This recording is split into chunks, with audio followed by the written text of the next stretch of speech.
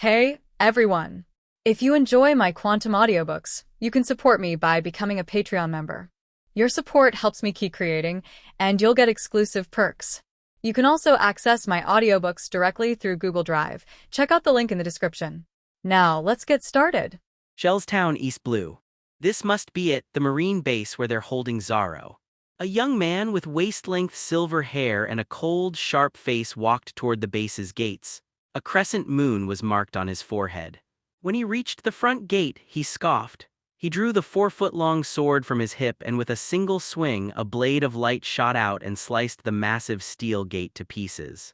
With a deafening crash, metal scraps flew everywhere and dust filled the air. Inside the base, the loud noise startled a green-haired man tied to a post. He stared toward the gate. As the smoke cleared, a tall, handsome man in white clothes walked through the wreckage. The silver-haired man, Ray, walked right up to the tied-up man. "You're Roronoa Zaro, right?" Zaro eyed him suspiciously. "Who are you? What do you want?" "I'm here to save you." "Save me? Why?" Ray didn't answer. Instead, he swung his sword again, slashing through the ropes holding Zaro. Then he tossed Zaro's 3 swords over to him. Just then, marine patrols spotted the commotion and the base alarm started blaring. "Warning, intruders at the execution grounds, they're trying to free Roronoa Zaro. All Marines, get to the execution grounds now and take them down." The piercing siren echoed across the entire island. On the streets, people who were shopping, running stalls, or just playing around all scrambled back to their homes, locking their doors and windows tight. One kid who wanted to go see what was happening got dragged back inside by his parents for a good spanking. After living under the Marines' thumb for so long, the townspeople were terrified of getting caught in the crossfire. Captain Morgan was a complete tyrant. If they didn't lay low, he'd find any excuse to throw them in jail or hit them with a massive fine. "Honey, who in their right mind would cause trouble for Morgan?" a woman whispered inside her home. "Quiet, don't even say his name, you never know who's listening," her husband hissed back. "Fine, I won't. God, you're such a coward." The husband took a long drag from his cigarette. "My older brother said one bad thing about the captain while he was drunk. Someone snitched and they threw him in prison. We never saw him again." The wife's face flushed with anger. "That Morgan is a monster." "Hey, be careful what you say." "HMPH, coward," she muttered. "I just hope whoever is crazy enough to attack the base today gets away safe." At the tavern in the middle of town, a little girl named Rika was ecstatic. She watched a distant figure with a straw hat running toward the base and giggled. "Hee hee, someone besides Luffy is trying to save Big Brother Zaro." "Good people always get help in the end," the tavern owner said, smiling as she patted Rika's head. Both of them looked relieved. For a little girl like Rika, stories about good people helping each other were always inspiring, no matter how they ended. At the Marine execution ground. "Quick, spread out. Surround them," a Marine lieutenant commander yelled. Dozens of Marine soldiers fanned out, cornering Ray and Zaro. Just then, a boy in a straw hat launched himself onto the scene. "Shishishi, look what's happening. This is getting interesting. Kobe, let's go join the fun." Luffy-san, I don't think that's a good idea." "Gum Gum Rocket." With a whoosh, Luffy shot himself right into the middle of the execution grounds. "Fire!" the lieutenant commander ordered. Dozens of guns opened fire on Ray and Zaro. Zaro tensed up, even he couldn't just ignore a bunch of guns. Suddenly, Luffy flew in front of them. The bullets hit his body, but instead of hurting him, they just made his skin stretch like rubber before bouncing off. "Whoa, what is this guy?" Zaro's eyes nearly popped out of his head. "Shishishi, I'm a rubber man." "Bullets don't work on me," Luffy grinned, having blocked all the shots. He then turned to Zaro. "Hey Zaro, wanna join my crew?" "That kid with the chin strap told me the Marines were going to execute you tomorrow anyway," Luffy added. Hearing that, Zaro finally understood. It didn't matter if he kept his promise, the Marines were never going to let him go. The soldiers started freaking out, terrified by Luffy's strange power. "Don't panic," the lieutenant commander shouted. "Captain Morgan will be here any second." Ray didn't seem to care one bit. 2 months ago, Ray had been dropped into the world of One Piece and got a system that let him copy characters.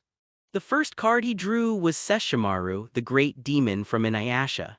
He got Sesshomaru's natural abilities like a super sharp sense of smell and the power to coat his attacks with demon poison. He also got Sesshomaru fighting skills and insane good looks he never had before.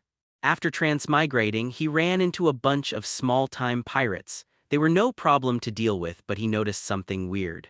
Every pirate he beat, whether they had a bounty of millions or were just nobodies, would always scream that they worked for Buggy the Clown before he finished them off. From what he gathered, Buggy had somehow become the big boss of the East Blue. Rumor was, even Smoker couldn't handle him. Everyone seemed terrified of the guy, and it felt like more than just luck. Ray realized this version of the One Piece world was way different from the story he knew, and a lot more dangerous. As the 2 months went by, Ray found that the more he acted like the cold and noble Sesshomaru, the higher his sync rate with the character would go. As the rate went up, he unlocked new skills. Poison Claws, a claw attack laced with a poison strong enough to melt steel. Light Whip, a whip of energy that shot out from his fingers. He also got Sesshomaru's legendary sword, Takajin. His current sync rate was 39.9%, but when he hit that number, he realized just acting the part wasn't enough to raise it anymore. The system told him he needed to defeat a major boss tied to a big event in the One Piece story to break through the limit. So, after checking the timeline with the system, Ray came to Shell's town to find Zoro, hoping to raise his sync rate. Now that Luffy had shown up, everything was falling into place. "You damn brats, how dare you cause all this trouble? Are you trying to start a rebellion?" A huge guy with a metal jaw and a giant axe stomped onto the scene, an officer's cape flowing behind him. "Are you telling me you're actually fighting back against me, the great Captain Morgan?" he bellowed, glaring at the three of them. "Who's the one who started this mess? Step forward." The lieutenant next to him immediately pointed at Ray. Morgan roared, "A pretty boy like you think you can mess with me? Do you have any idea what happens to people who cross me?" Ray didn't even blink. He calmly sheathed his sword, Takajin. Ignoring Morgan's threats completely, he glanced at Luffy and Zoro, then turned and started walking toward the busted gate. Luffy watched him, fascinated by how bold he was, and let out a big laugh. Then, puffing out his chest like he was imitating Ray, he grabbed Zoro and started walking out too, not paying the Marines any mind. Zoro just tightened his grip on his swords while keeping a sharp eye on Morgan. Being completely ignored made Morgan finally snap. He let out a furious roar, raised his axe and charged at Ray, who was the closest to him. "I'll chop all three of you into dog food," he screamed. The giant axe was about to come crashing down, but Ray didn't even flinch. Everyone else watched, holding their breath. Not a single emotion showed on Ray's handsome face. But in his mind, he had already decided Morgan was a dead man. The massive axe whistled through the air, creating a powerful gust of wind. "Whoa, look at that power! Captain Morgan isn't messing around," someone in the crowd of soldiers yelled. "That white-haired guy isn't even moving. Is he frozen in fear? It's over for him."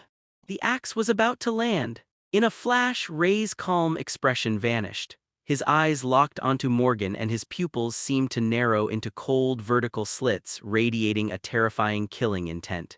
Suddenly, Morgan felt a wave of pressure so immense it was like he was facing a giant beast about to eat him alive. With one hand on his sword, Ray flicked his wrist and swung the blade in a blur of motion. A second later, the two men stood still, back to back. Morgan was frozen in his attack pose, while Ray had already slid his sword back into its sheath. The entire scene was dead silent. Nobody moved. What happened? "Why'd they stop?" a soldier whispered. Did the captain let him go?" "No way, you know Morgan. He would have finished that pretty boy for sure." "Dude, shut up, you want to get thrown in the brig." I mean, Captain Morgan is an upstanding Marine who would never go easy on a criminal." While the soldiers were whispering, Luffy and Zoro already knew what had happened.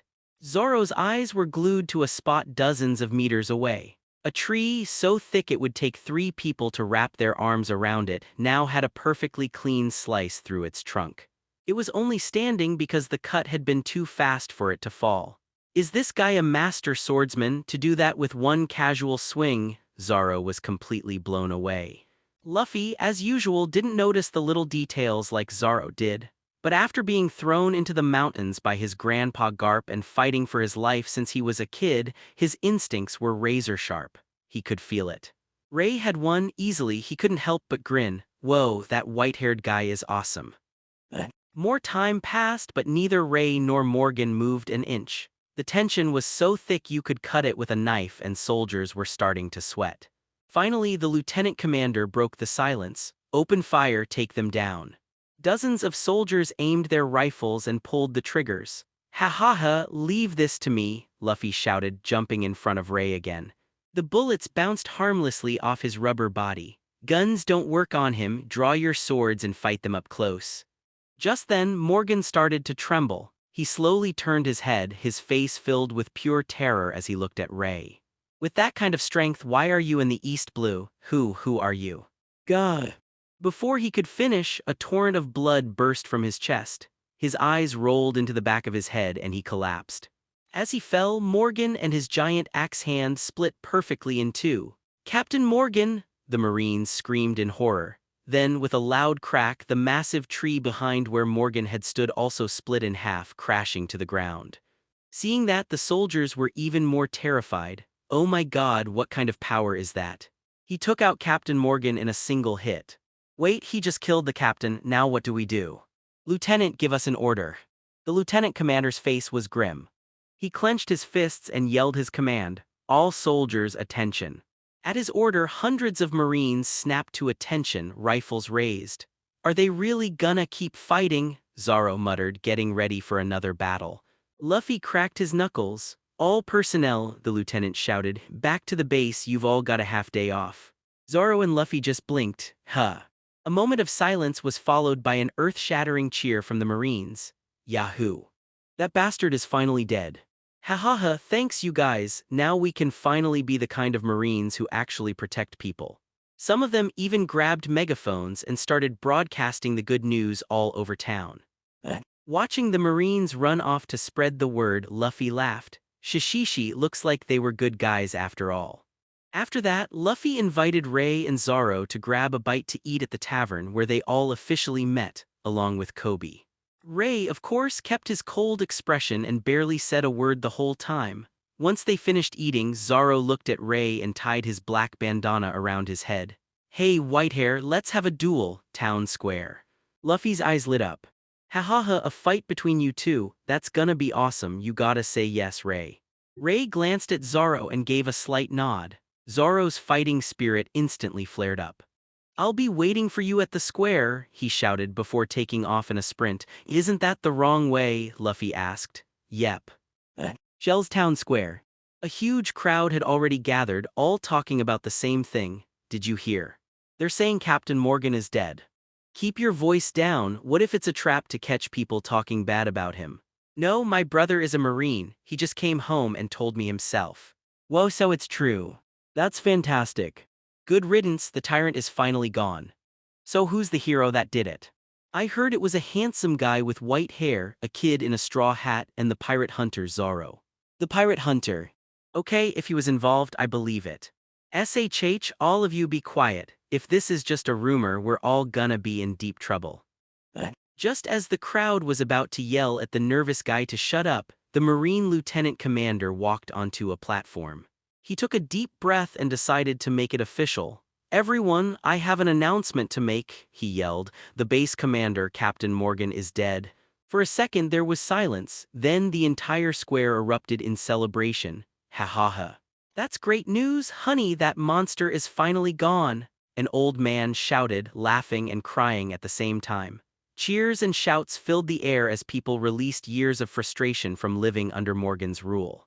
Watching the people celebrate, the lieutenant smiled, risking his career was worth it. He went on to explain that 3 people were responsible: Zoro, the pirate hunter, the kid in the straw hat, and a handsome man with white hair. Woohoo! Thank you, saviors, you avenged my brother. The same guy who was just telling everyone to be quiet yelled, jumping for joy. Suddenly, a green blur shot through the crowd and landed in the center of the square. It was Zoro, who had finally found his way back after getting lost. Wow, is that really Roronoa Zoro the pirate hunter? He looks so cool. A moment later, Ray and Luffy arrived. Whoa, look at the silver-haired guy. He's so handsome but looks so cold. Oh my God, it's not fair for someone to look that good. Weren't you just fangirling over Zoro a second ago? Who, me? Nope, I've always been a fan of the silver-haired hottie. Wait, look. The pirate hunter is drawing his swords. And the silver-haired guy is drawing his sword too. Are they going to fight? More and more people rushed over, completely surrounding the square to watch. The town square was now so packed with curious people you couldn't move an inch. What's going on? Looks like they're about to fight. Fight, but why didn't they just save us together? I heard they're pirates. A murmur of fear spread through the crowd. If they're pirates, then are they?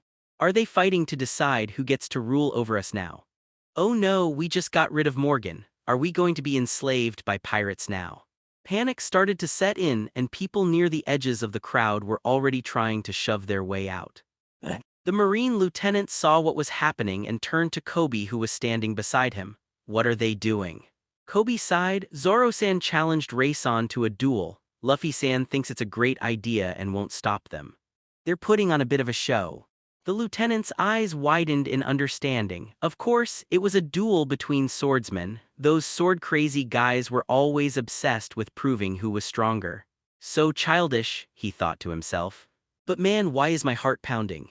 For some reason, he was getting hyped up too. He grabbed a megaphone and shouted to the crowd. Everybody, listen up. The three men in the square are the heroes who saved our town. Let me introduce them. The kid in the straw hat is Monkey D. Luffy, the swordsman with the silver hair is Ray, and the green-haired guy with 3 swords is the pirate hunter, Roronoa Zoro. Right now, he continued, his voice booming like a ring announcer's. Zoro and Ray are about to have a friendly sparring match. Let's give them the biggest cheer this town has ever seen and enjoy the show. The crowd, realizing they had misunderstood, let out a collective sigh of relief. That relief quickly turned into pure excitement. Whoa. After being oppressed for so long, the townspeople let all their pent-up emotions loose, screaming and cheering for the fighters. Who do you think will win? My money's on the pirate hunter. Zoro's taken down pirates worth millions. Now Ray will definitely win.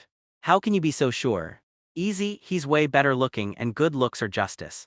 Justice always wins. Go Ray, take down that seaweed head.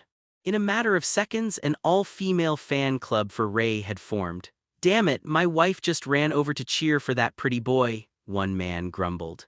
Well, us men can't lose. Zoro, show him what a real man can do. Beat that pretty boy. The crowd instantly split into 2 roaring factions, most of the men cheering for Zoro and all of the women plus a few guys screaming their heads off for Ray.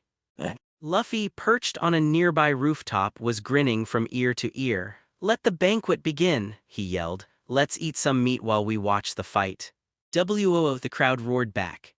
In a flash, market stalls were turned into a massive party with food and drinks passed all around. The whole town was buzzing with energy.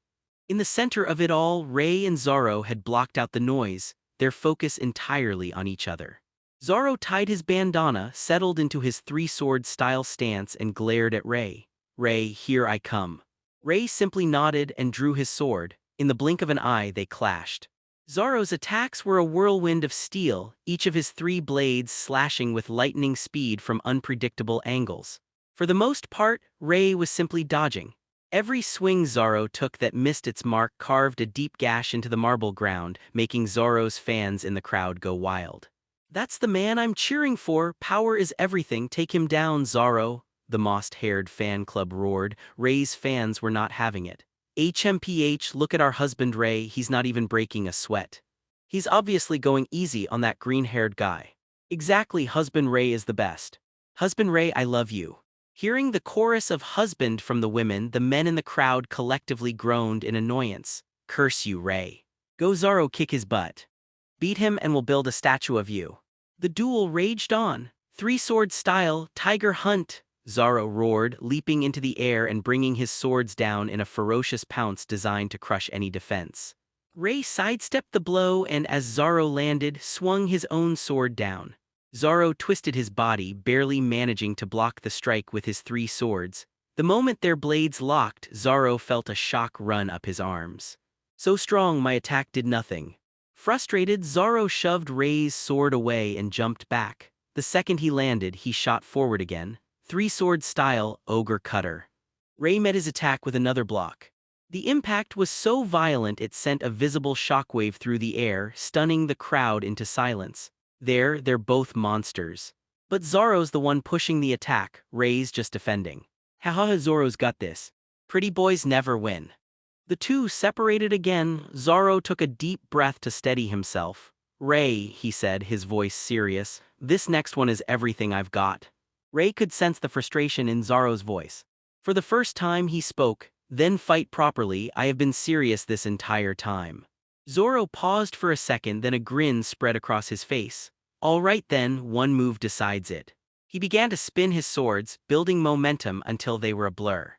Then at the peak of his power he charged, three-sword style secret technique 3000 worlds. Rei could feel the incredible power in the attack. This, he had to take seriously. Sword pressure. As Rei swung his sword down, an overwhelming force slammed into Zoro's attack. Boom, the collision was immense. It didn't just create a shockwave, it sent dozens of stray blades of energy flying in every direction, right toward the crowd. Crap, all three of them, Rei, Luffy, and Zoro, realized the danger at the same time. If they didn't stop those blasts, the townspeople would be torn to shreds. Luffy shot forward with a gum-gum rocket, smashing one of the energy blades with his fist just before it hit a woman. There was no time to worry about his bloody knuckles as he looked for the next one.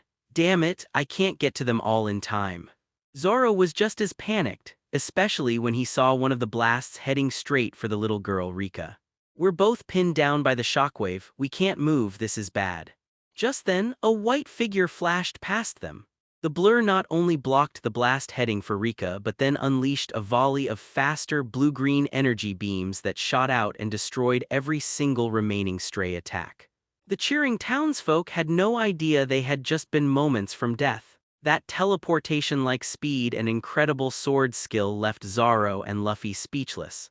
Luffy grabbed a skewer of meat and took a huge bite. Rei's so strong, he said with his cheeks full. And he's fun too, shishishi. Luffy had been a little worried when Rei killed Morgan so coldly, thinking he might be a bad guy, but now he was happy, he's actually a really kind person. A moment later, the shockwave subsided and Zoro could move again. He sheathed his swords and walked slowly toward Rei. Rei, you weren't fighting seriously at all, were you? Rei just frowned. I was serious the whole time. Seeing Zoro still wasn't satisfied, he sighed and added, I was serious about fighting you up close. Your skill in close quarters combat is impressive.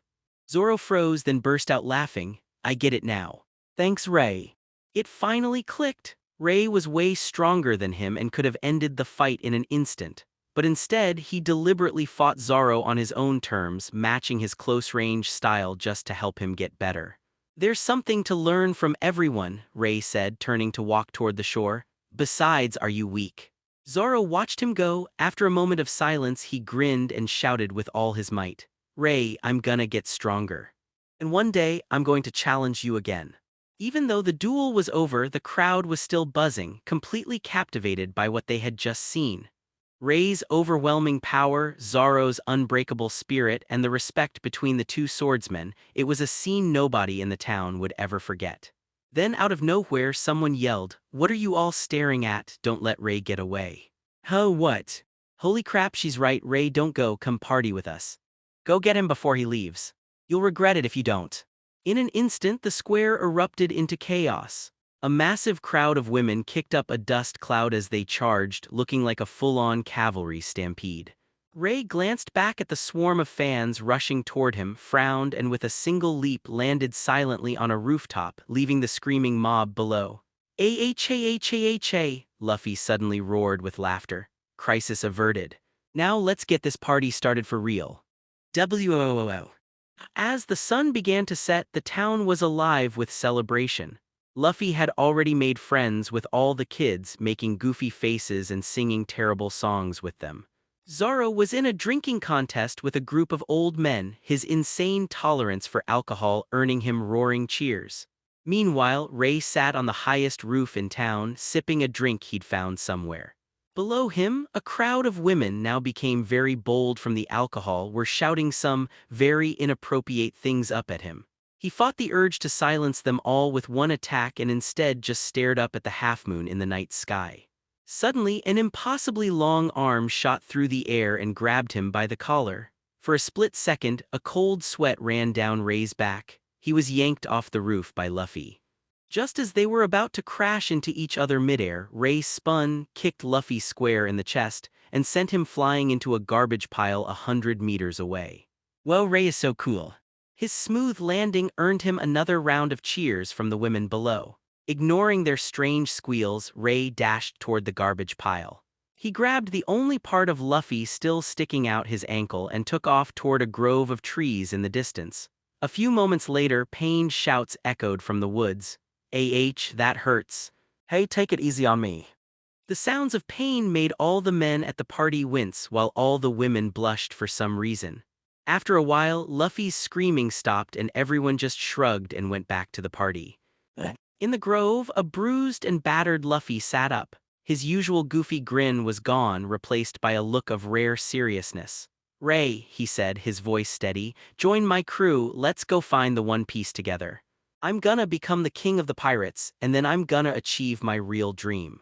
Ray knew Luffy had another secret dream that went beyond being the pirate king. He had his guesses, but he wasn't sure. What dream? He asked. Luffy just grinned, I'll tell you when we get there. He looked at Ray with eyes full of hope. So, what do you say? Ray was quiet for a few seconds before giving a slight nod. Fine. The real reason Ray agreed was simple.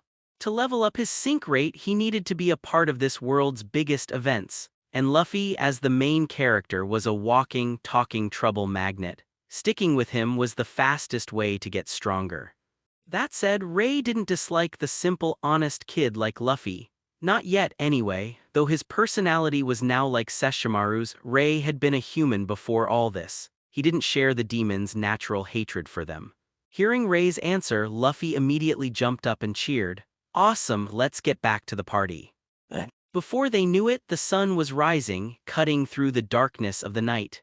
The ground was littered with people passed out from the celebration.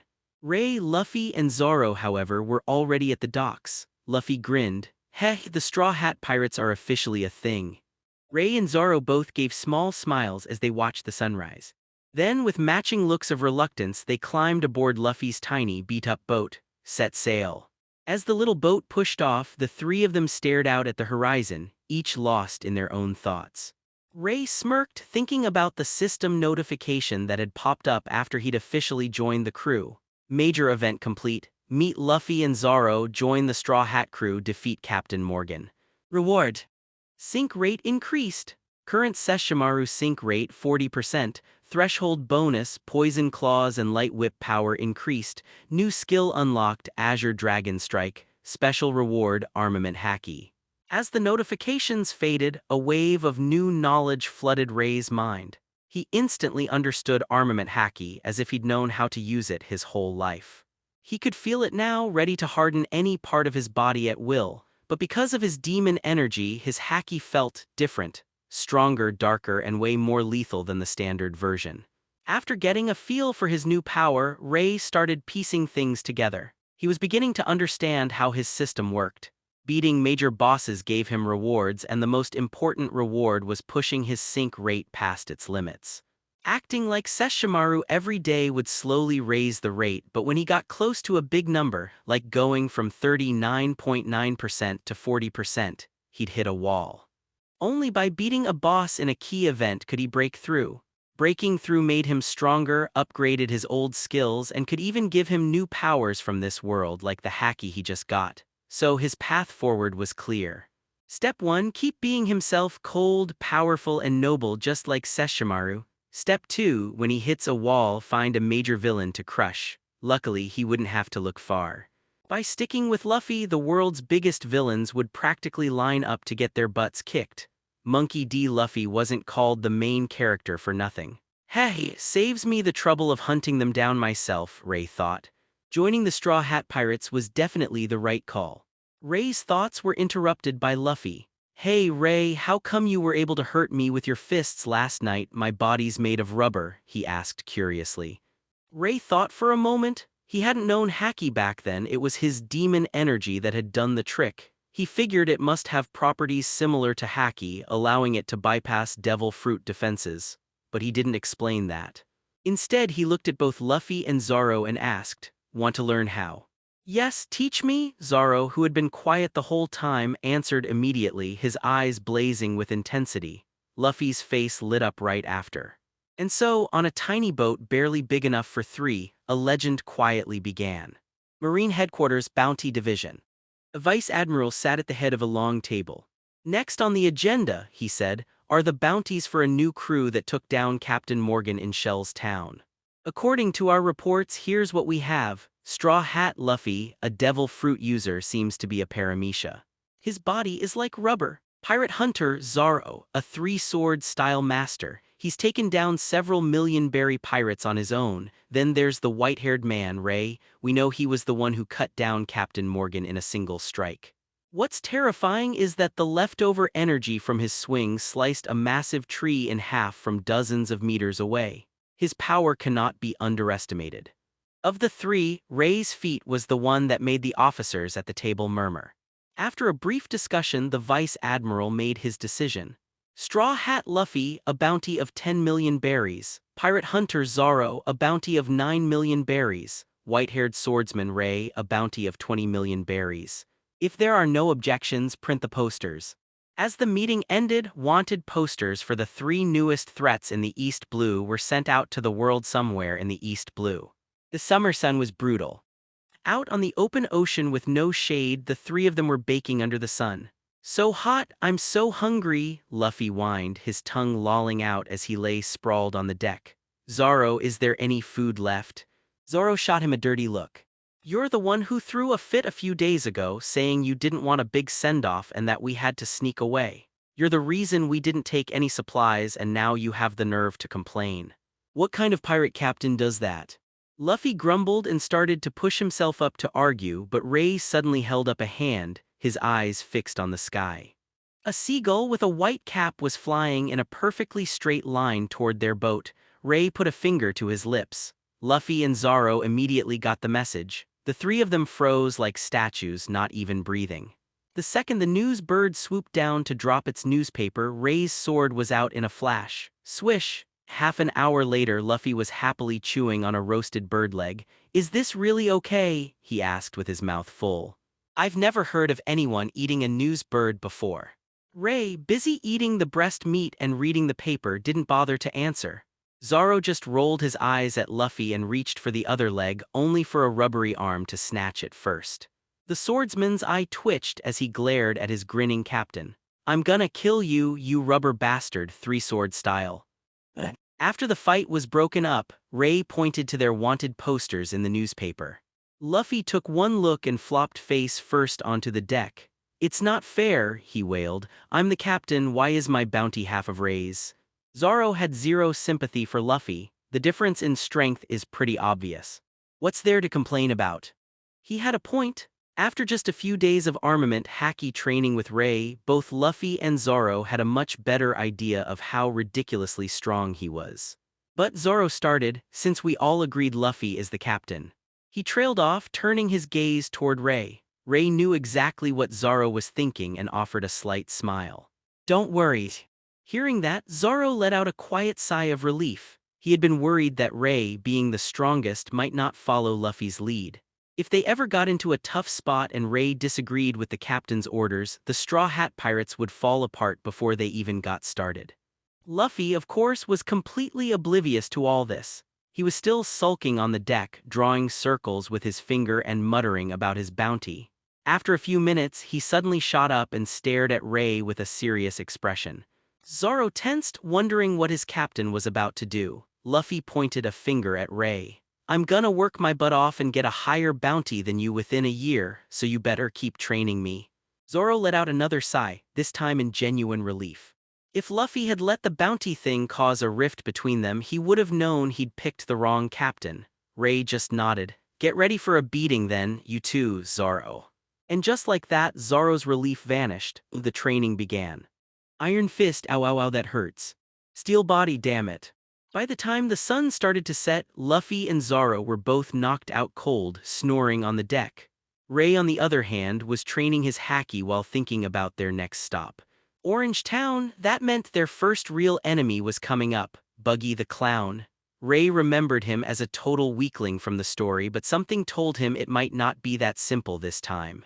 The next day, when they were just a dozen miles from the island, Luffy started whining again. "I'm starving. Is there another news bird we can eat today?" Just then, a bird even bigger than the last one flew overhead. Before Ray could even move, Luffy launched himself at it with a gum-gum rocket and got his head stuck right in the giant bird's beak. The bird squawked and flew off with Luffy dangling from its mouth. Zoro facepalmed. Ray was speechless. "After them," Ray said calmly to Zoro. "Right." Zoro grabbed the oars and started rowing like a man possessed, making the tiny boat skip across the water like a jet ski. After a few minutes of furious rowing, Zoro was panting heavily. He glanced back at Ray, who was just sitting there enjoying the ride. "Hey Ray, why aren't you rowing?" "This is your training," Ray replied without opening his eyes. "Now try coating the oars with armament haki." "You damn it, Ag." Ray leaned back, feeling the cool sea breeze. "Nice," he said to himself. Zoro just kept rowing. On the streets of Orange Town, a young woman with short orange hair was sprinting for her life, chased by a group of scruffy-looking pirates. "Give us the map, you damn thief." "Stop running. Captain Buggy will kill us if we lose it." Just as they were about to grab her, WAAH. A scream came from the sky and Luffy came crashing down, landing right on top of the pirates and knocking them all out.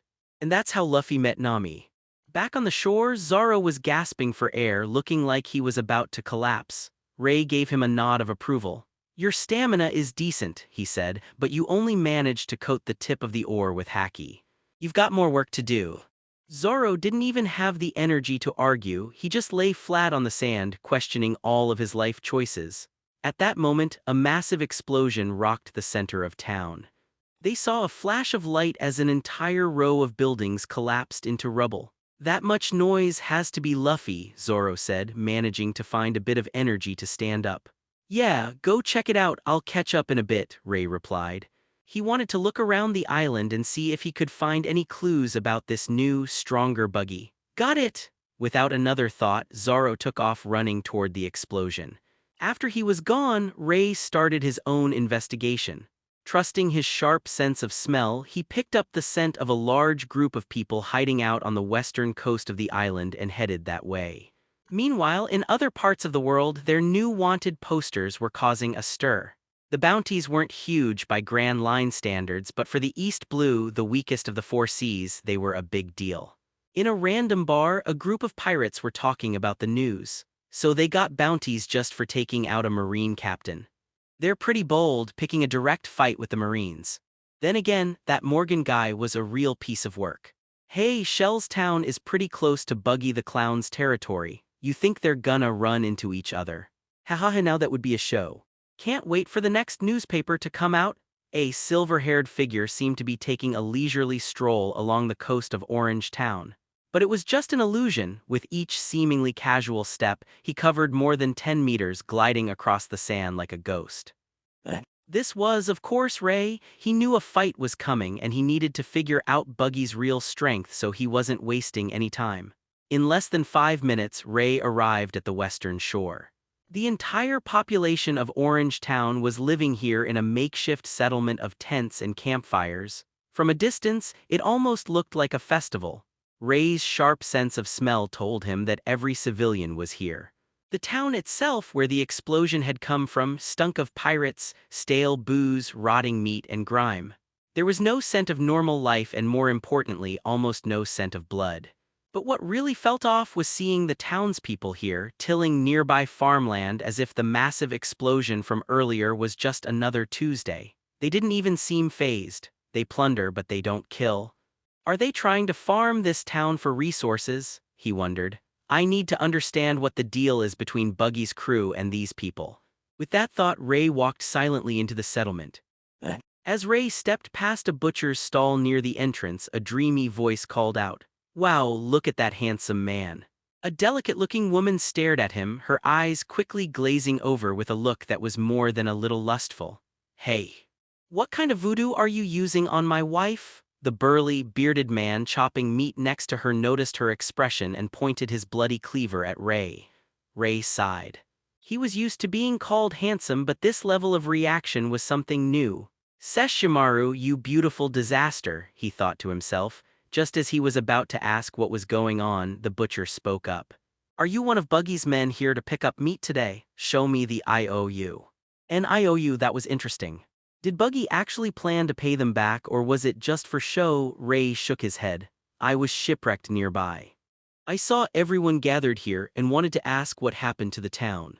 The butcher hesitated, but his wife didn't. She suddenly shouted, I'll tell you, handsome, just come inside with me for a bit, I'll tell you everything.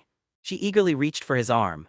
The butcher beside her looked like his world was crumbling. A moment later he snapped out of it and raised his cleaver. I'll chop you into pieces, you pretty boy. As the couple charged at him, Ray let out a cold breath, releasing a wave of pure killing intent. They both froze in their tracks, a deep chill running down their spines. Are you calm now? Ray's icy voice felt like death itself was whispering in their ears. Tell me about Buggy. They both nodded frantically and started talking. Inside their tent, the couple finished explaining the situation. So you're saying Buggy hasn't killed a single person in this town? Ray confirmed, finishing a bowl of fried noodles they'd given him. That's right. At first, they took about a tenth of our food. But after that, they started leaving IOUs every time they took something. They haven't paid any of them back yet, though. It didn't ruin us, the butcher added. We usually have a surplus of food anyway, but they kicked us all out of our homes. They turned our town into their personal playground for testing bombs. Ray processed the information. Buggy kills no one, leaves IOUs for supplies, doesn't touch the farms, and makes sure the townspeople have enough to survive. No ordinary pirate operates like this, Ray concluded. Buggy must be hiding his true strength and has some bigger goal in mind. I'll need to be careful. Just then, a loud voice called from outside the tent. Hey, butcher, we're having a party for a new girl joining the crew tonight. We need 200 pounds of pork, here's your IOU. Two pirates dressed like clowns were standing at the stall. The butcher, clearly used to this, went out to fill their order without a word. But just as he finished cutting the pork and put it in their cart, one of the pirates, who wore a fake black nose, suddenly pressed a knife to his throat. Hey boss. My brother and I asked you before about maybe letting us borrow your wife for a night. Have you thought about it? The butcher scoffed. Buggy doesn't allow his men to bully the townspeople. That trick won't work on me. Is that so? The pirate sneered. Well, Captain Buggy is far away and the guy he left in charge here had a little accident. Right now on the west coast, I'm the boss. That's right, the other clown chimed in. We can tell the captain anything we want, he treats us like brothers, and as for you and your wife, it'd be best if you just disappeared.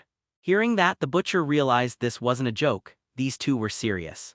Cold sweat dripped down his forehead, but the thought of what they planned to do to his wife filled him with rage.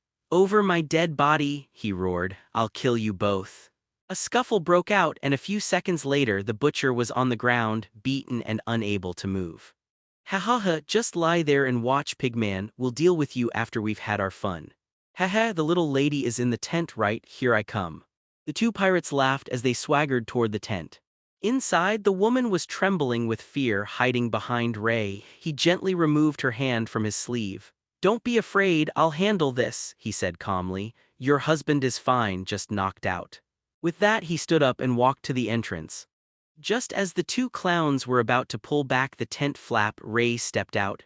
Who's this pretty boy? He looks kinda familiar, one of them muttered. The other one didn't recognize him at all. His face was flushed with ugly desire as he snarled, Where the hell did you come from? You trying to stop us from having a good time? Then you can die. He swung his sword wildly at Ray. At that exact moment, the pirate with the black nose finally placed Ray's face. His eyes went wide with terror. No, don't, that's the white-haired swordsman Ray, he's got a 20 million berry bounty. The clown with the knife heard his friend's warning, but it was too late. His blade was already whistling through the air, aimed right for Ray's head. Oh crap, I'm dead, the pirate thought in a panic. In the East Blue, anyone with a bounty in the tens of millions was a monster you shouldn't touch.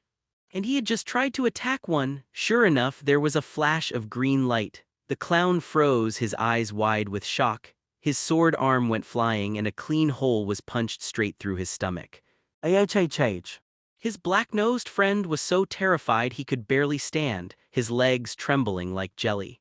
A second later, a thought seemed to strike him. Ignoring the screams of his now one-armed buddy, he dropped to his knees and started slamming his forehead into the ground in front of Ray. "Ray-sama, we were idiots, we were blind. Please, for Captain Buggy's sake, spare our lives." Ray paid him no attention. He walked slowly over to the butcher who was still lying on the ground.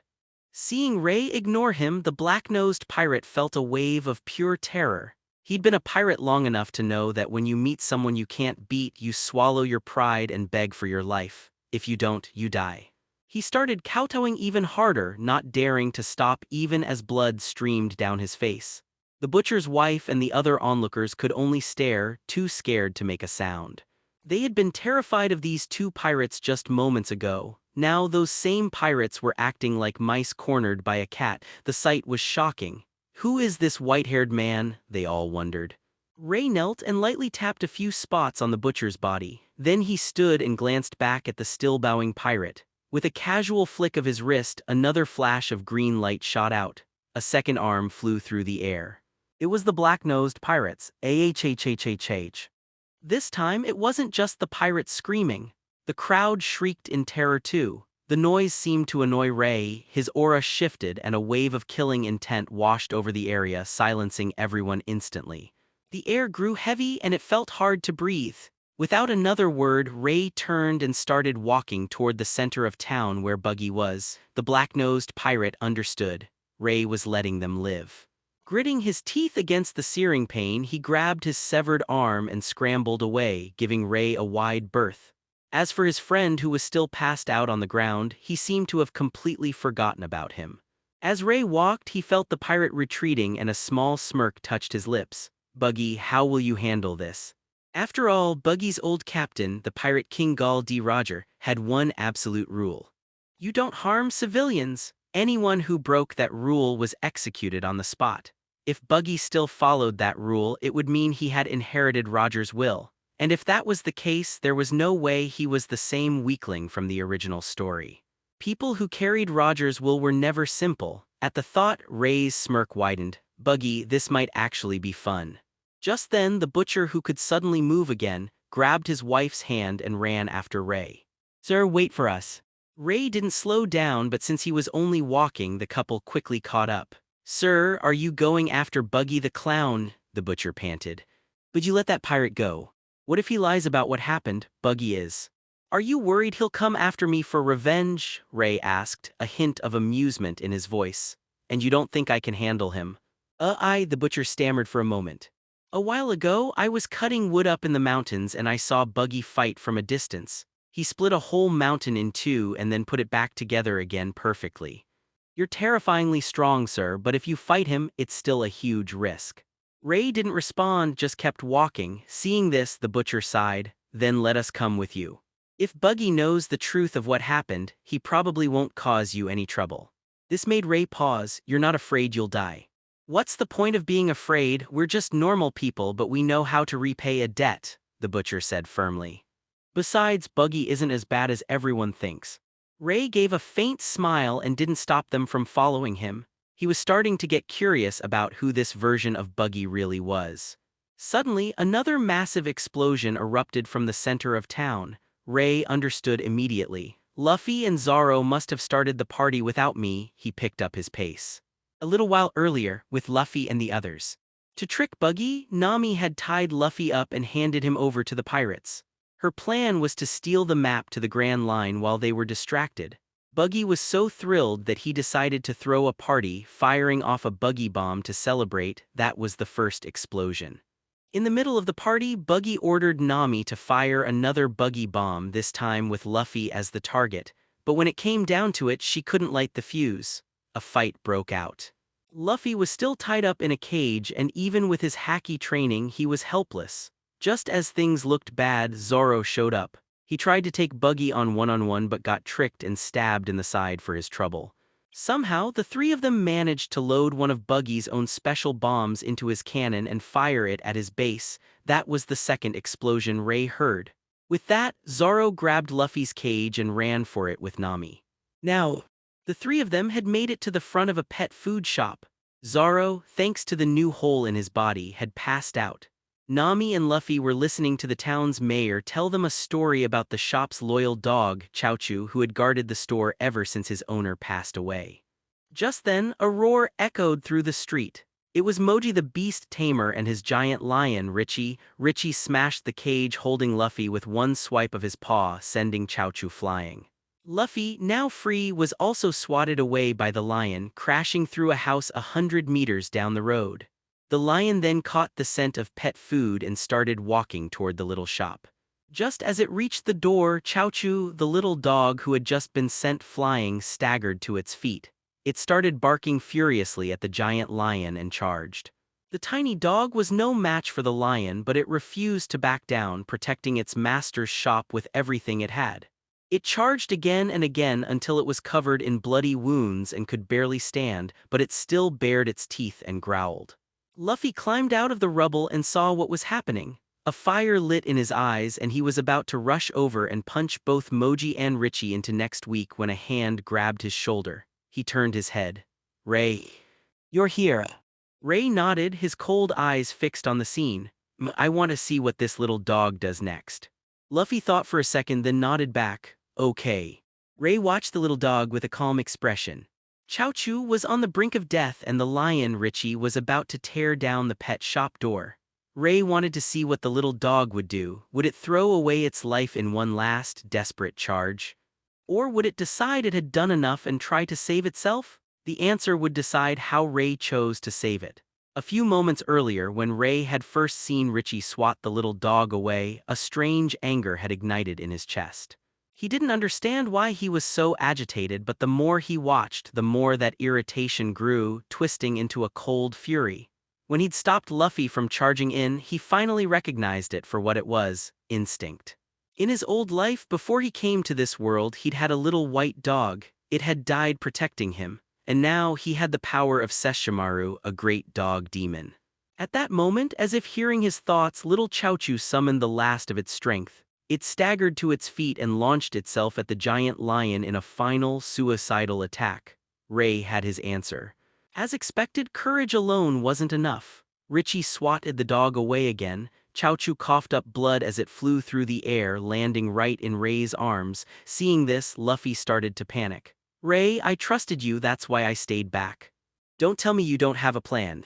Ray looked down at the tiny, broken body in his arms and the fire in his chest burned hotter. He gently placed Chowchu in Luffy's arms. "Watch him. When I'm done, I can save him." In the distance, Nami and the mayor, who had been hiding, saw the dog get hit and started running toward Luffy. Suddenly, a silver-white blur shot past them at blinding speed, and the gust of wind it created nearly knocked them off their feet. "Hey, watch where you're going, can't you see a lady is wearing a skirt here?" Nami shrieked, but her anger was quickly replaced by concern for the little dog. She ignored the figure that had just rushed past and ran straight to Luffy. "I thought you wanted to be king of the pirates," she said angrily. "How can you let a little dog get hurt like this?" Luffy just looked at her calmly. "I believe in my crew," he said simply, his eyes locked on Ray in the distance. This just made Nami even angrier. "Of course, pirates are all the same, useless, give Chowchu to me." "No way," Luffy said, holding the dog protectively. "Ray told me to watch him. He said he can save him, and I'm not letting go until Ray comes back." Nami frowned. "Ray, you mean that guy who just tried to blow my skirt up?" She turned to look where Luffy was staring and her eyes went wide with shock. In front of the pet food shop, the white-haired man had plunged his hand straight through the giant lion's head. The skull was already starting to melt. Ray stared coldly at Richie the lion as his poison claws did their work, subjecting it to a slow and agonizing death. "What have you done?" Moji, whose legs had been broken earlier, roared from the ground. "Richie was my partner, how dare you kill him? I'll tear you apart, aaah." Moji desperately clawed his way toward Ray, his face twisted with grief and rage. Ray watched him and for a second his cold expression flickered. A memory surfaced, his own helpless anger when his dog had been killed. The regret, the fury, it was the same. He had planned to finish Moji with a single strike, but now he changed his mind. He turned and walked back toward Luffy. In the distance, a figure in a gaudy clown outfit floated in the air, a sinister grin on his face. Oh. He didn't kill Moji? What a shame. I was hoping he'd take care of that trash for me. It's always awkward killing an old comrade yourself, you know. Well then, white-haired swordsman, straw hat, pirate hunter, you've laid your hands on my men. I assume that means you're ready for a real fight, kahahaha. Back at the pet shop, Ray reappeared beside Luffy. He gently took Chowchu and laid the little dog on the ground. Nami was about to scold him, but when she saw his face, her words caught in her throat. Her gaze went hazy and she stared at him, completely captivated. The butcher and his wife, who had just caught up, saw the look on her face. The butcher was finally starting to understand his wife's reaction earlier. Luffy, however, didn't notice Nami's dazed state at all. He just watched Ray intently. Ray drew his sword, Takajin, and made a small cut on his own wrist. He let his blood drip slowly into Chowchu's mouth. A moment later, the little dog, which had been completely limp, started to thrash violently. The movement snapped Nami out of her trance. "What's happening to Chowchu?" she shouted nervously. "Hey, you better explain." Never mind, you don't have to explain." She trailed off, her expression turning dreamy again as she watched Ray. "He is so handsome when he's focused," she muttered. The butcher couldn't help but comment, "Seems the prettier the woman, the harder they fall for him. Ouch, that hurts." His wife, who was mostly over her initial shock, had just pinched him hard on his side. Ray ignored all of them, his full attention on the little dog. Finally, Chowchu's body went still. Luffy, the mayor, the butcher couple, and the love-struck Nami all held their breath. After a few tense seconds, the little dog's legs started to twitch. It slowly opened its eyes and shakily got to its feet. Chowchu looked right at Ray and started wagging its tail. "Whoa!" Luffy jumped up, ecstatic. "Ray, your blood can heal people. That's amazing." Tears streamed down the mayor's face. "That's wonderful, just wonderful." The look Nami was giving Ray was now something else entirely. She was completely confused. "What is wrong with me today?" she thought. "He's just a handsome guy, why do I keep losing my cool? Damn it, I can't hold it back anymore." As if moved by an unseen force, Nami reached her hand out toward Ray. Seeing it coming, Ray quickly sidestepped, dodging her groping hand. He was just as confused as she was. Ever since he'd arrived in this world, women acted strangely around him. Was it just his looks, or something else? This felt less like simple attraction and more like some kind of weird power at play. He decided he'd have to ask his system about it later. Just as Ray dodged another one of Nami's lunges, a loud laugh echoed from above. "Kahahaha, white-haired swordsman Ray, you've put on quite a show for me." High in the air, a flamboyant figure looked down on them all. Buggy the clown had arrived. "Kahahaha, can you believe this? Just 3 rookies and they think they can challenge me, the great Captain Buggy. You've got guts, I'll give you that." Floating in the air, Buggy was laughing like a madman. The menacing look on his face made the mayor break out in a cold sweat. Buggy's laughter snapped Nami out of her daze. She seemed to remember what she was there for and her expression turned serious. Luffy glanced at Buggy, then turned to Ray. "I'll take the clown." "Fine." Ray nodded, then casually grabbed Chowchu by the scruff of his neck and carried the little dog out of the way.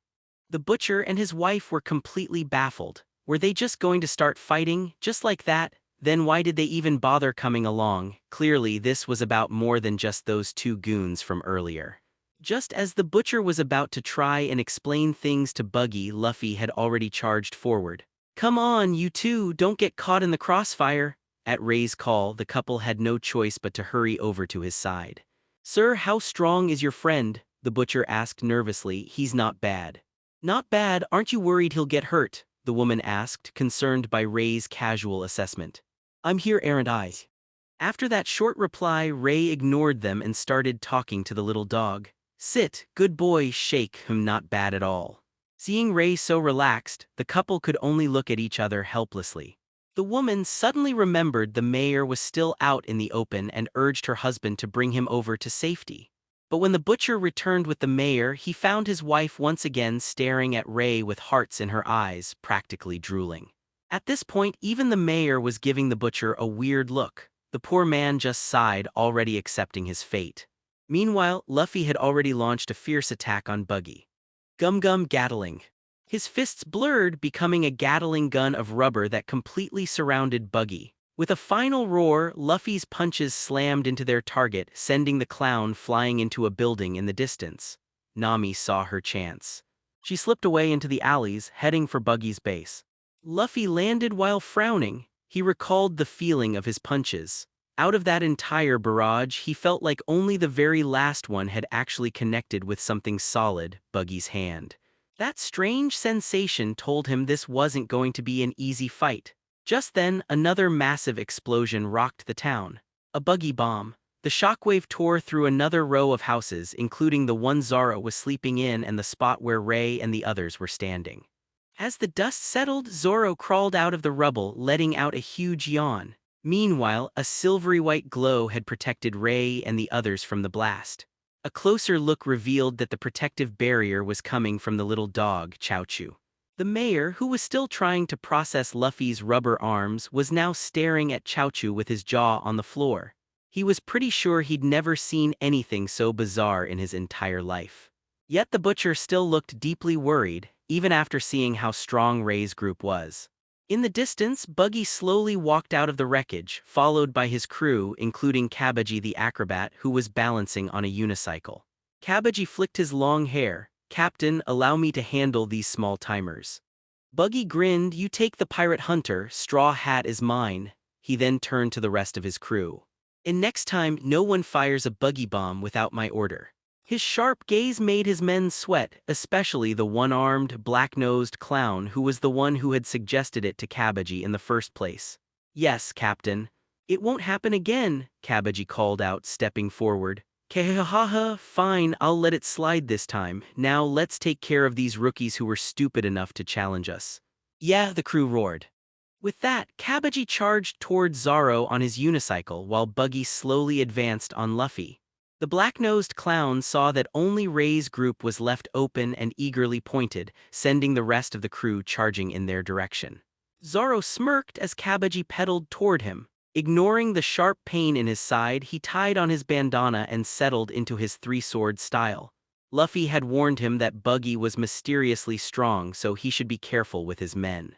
Let's see what the Buggy pirates are really made of. As Kabaji closed in, Zoro's eyes sharpened. Three-sword style, ogre cutter, onigiri. Their bodies flashed past each other. 3 bloody gashes erupted across Kabaji's chest, and his eyes rolled into the back of his head as he collapsed, out cold.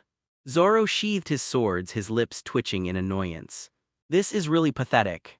The guy's speed and skill were worse than his own from years ago, not even worthy for a warm-up. But Luffy said to be careful. Cough. Zoro spat out some blood. His injury flaring up as he leaned against the rubble to catch his breath and watch Luffy's fight. As for Ray's situation, Zoro didn't waste a single thought worrying about it. And he was right not to. Ray hadn't moved an inch. Standing in front of him was Chaochu, who was now a 5-meter-long, 3-meter-tall white dog covered in glowing symbols. With casual swipes of its massive claws, it was sending waves of Buggy's pirates flying. The mayor wiped his glasses, his pupils shrinking to pinpricks. He'd lived for 60 years, and now he was seeing a mythical beast with his own 2 eyes. Chaochu's claws tore through the pirates and the rubble alike, painting the ground red. In less than a minute, only the black-nosed clown was left. Chaochu picked him up in his jaws, trotted over and dropped him at Ray's feet before sitting down like a good boy. Meanwhile, the real battle raged on. Buggy was using his chop-chop powers, splitting his body apart to dodge every one of Luffy's attacks. No matter how fast Luffy punched, Buggy's hands, feet, and torso would just float out of the way. "Is this all you've got, Straw Hat?" Buggy taunted, his head floating calmly in the air. Luffy was getting frustrated. If this kept up, he'd run out of energy.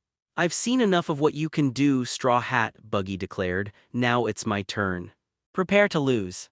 With that, Buggy's body split into dozens of pieces. Then, under Luffy's shocked gaze, every single one of those floating parts suddenly turned jet black and shot toward him.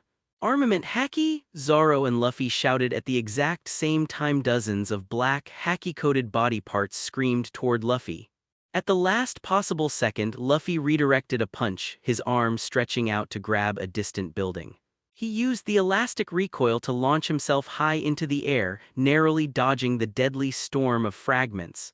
"Phew, that was way too close," Luffy panted, adjusting his straw hat as he cautiously eyed Buggy, who had already reassembled himself. Buggy just grinned mockingly. What's wrong, running away already? Let's see you dodge this. One of Buggy's arms began to split, breaking down into countless tiny black shards. Each minuscule piece was coated in dark armament haki, radiating a crushing pressure. Upgraded Chop Chop Buggy Machine Gun. As Buggy yelled the name, the dense swarm of black fragments shot forward, a hailstorm of obsidian bullets aimed right at Luffy. After his training with Ray, Luffy knew better than to try and block an attack like that. He could only dive for cover in the rubble, scrambling to evade the assault. The attack tore through the ruins, kicking up a massive cloud of dust and debris. When it finally settled, the buildings were obliterated and the ground was riddled with deep holes. Here and there you could see splatters of blood. The sheer destructive power was horrifying.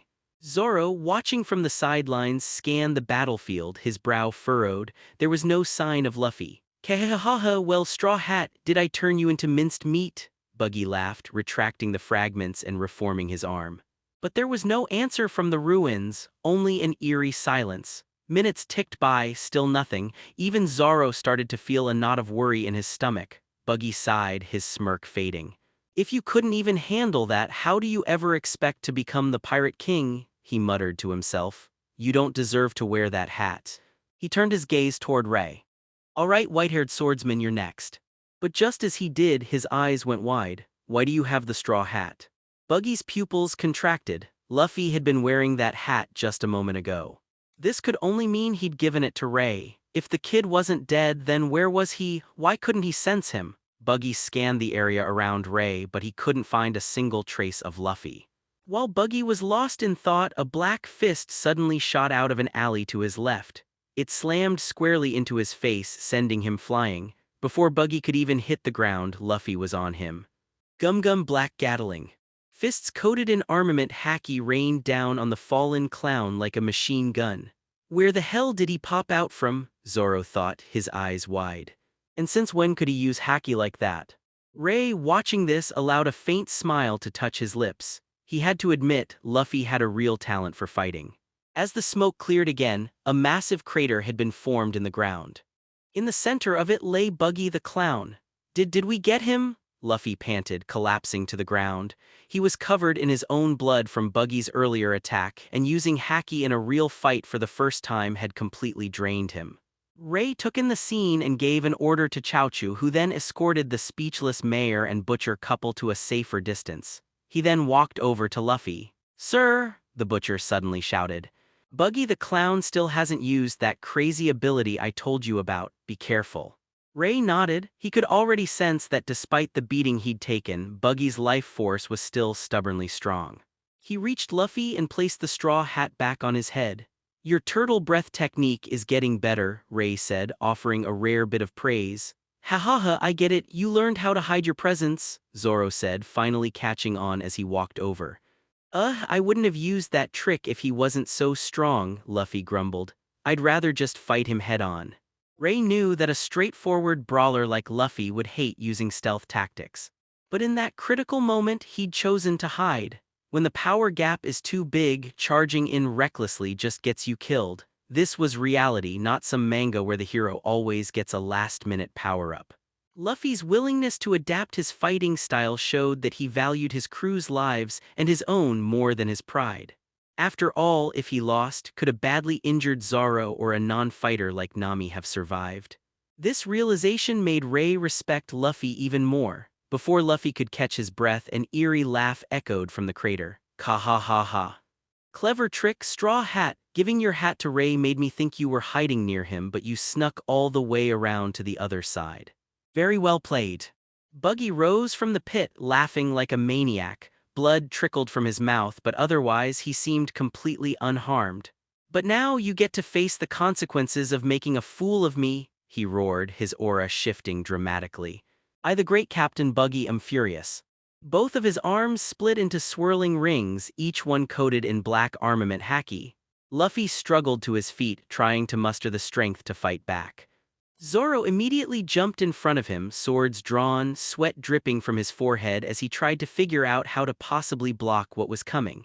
Double Buggy Gatling.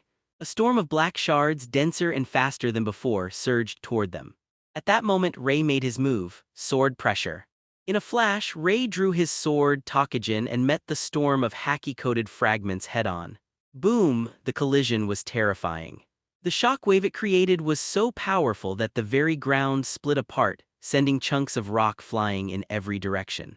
From that single clash, both Ray and Buggy got a clear measure of each other's strength. Buggy recalled his scattered body parts and stared at Ray, then burst out laughing. Kehahaha, white-haired swordsman Ray, at first I thought you just killed Morgan to get a bigger bounty than your captain. But my gut was right about you. You're the real monster in the Straw Hat Pirates. Ray's expression didn't change. He simply motioned for Zoro to get Luffy out of the way, then raised his sword, blocking Buggy's path.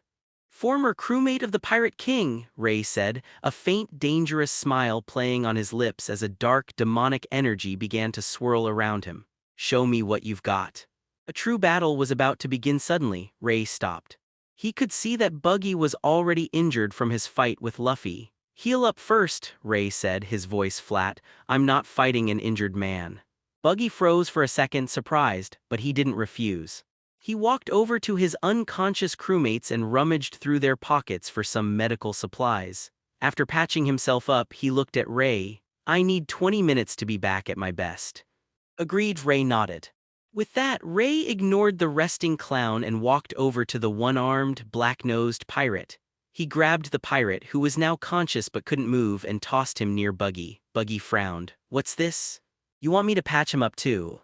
Do you know what he did? Ray asked. Buggy thought for a moment. You mean when he was stupid enough to get in your way and you cut his arm off? If that's all you know, then never mind. Ray had no interest in explaining.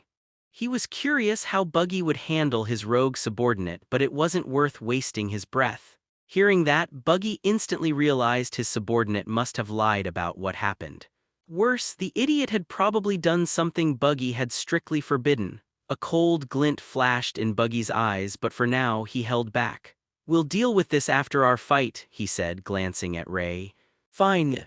Silence fell over the battlefield as both men began to focus, their breathing steady and calm. From a safe distance, Luffy, Zoro, the now giant Chaochu, the mayor, and the butcher couple watched this strange, honorable truce unfold, completely baffled. What are they doing? The mayor asked, confused. Luffy and Zoro, however, understood immediately. That's Ray for you, Zoro said with a hint of admiration, completely confident in his own strength. But Buggy is strong too, Luffy added, his expression uncharacteristically serious. I could tell he was holding back against me.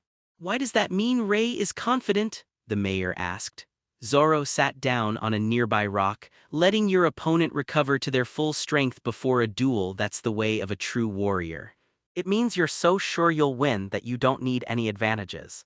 Whoa, so cool, the butcher's wife and the mayor exclaimed, but the butcher himself still looked deeply troubled. When I saw Buggy in the mountains in just an instant, he completely destroyed an entire mountain. Hearing that, even Luffy and Zoro fell silent for a moment, a flicker of concern in their eyes. Ray, you better win, Luffy muttered, leaning against Chaochu. The giant dog kept its eyes locked on the battlefield, clearly worried about Ray. 20 minutes passed in a flash. Let's take this to the mountain, Buggy said, suggesting they change locations. Ray nodded, fine. He figured Buggy just wanted to protect his unconscious crew from the crossfire. With that, Buggy levitated into the air and flew toward the mountain in the distance. This time his feet were firmly attached to his legs. He looks like he's getting serious, Ray smirked, then launched himself into the air and shot after him. The group watching from behind stared, their jaws on the floor. He's so cool, he's seriously so cool. Nami, who had returned with a bag full of treasure, was practically swaying with stars in her eyes. The butcher's wife wasn't much better. Zoro, Ray can fly, he can actually fly, Luffy yelled, his own eyes sparkling as he excitedly slapped Zoro on the back.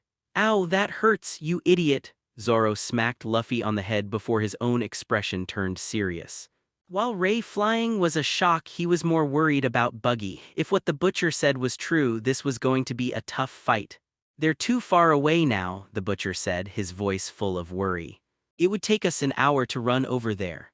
As if it understood them, Chaochu let out a loud bark and crouched down. Everyone immediately got the hint and climbed onto the giant dog's back. Once they were all settled, Chaochu took a few running steps and then soared into the sky. Everyone. At the back mountain, Ray had already drawn Takajin. Buggy held 6 daggers, 3 in each hand. "Here I come, white-haired swordsman," Buggy grinned, and his upper body instantly shot off his legs, using the propulsion to lunge at Ray. Ray sidestepped the attack and countered with his own sword, sending a fierce blue arc of energy tearing through the ground. But with his chop-chop powers, Buggy dodged it easily. "What a slash, you can already coat your attacks in haki." Buggy's expression turned serious. If that had hit him, he would have been badly wounded.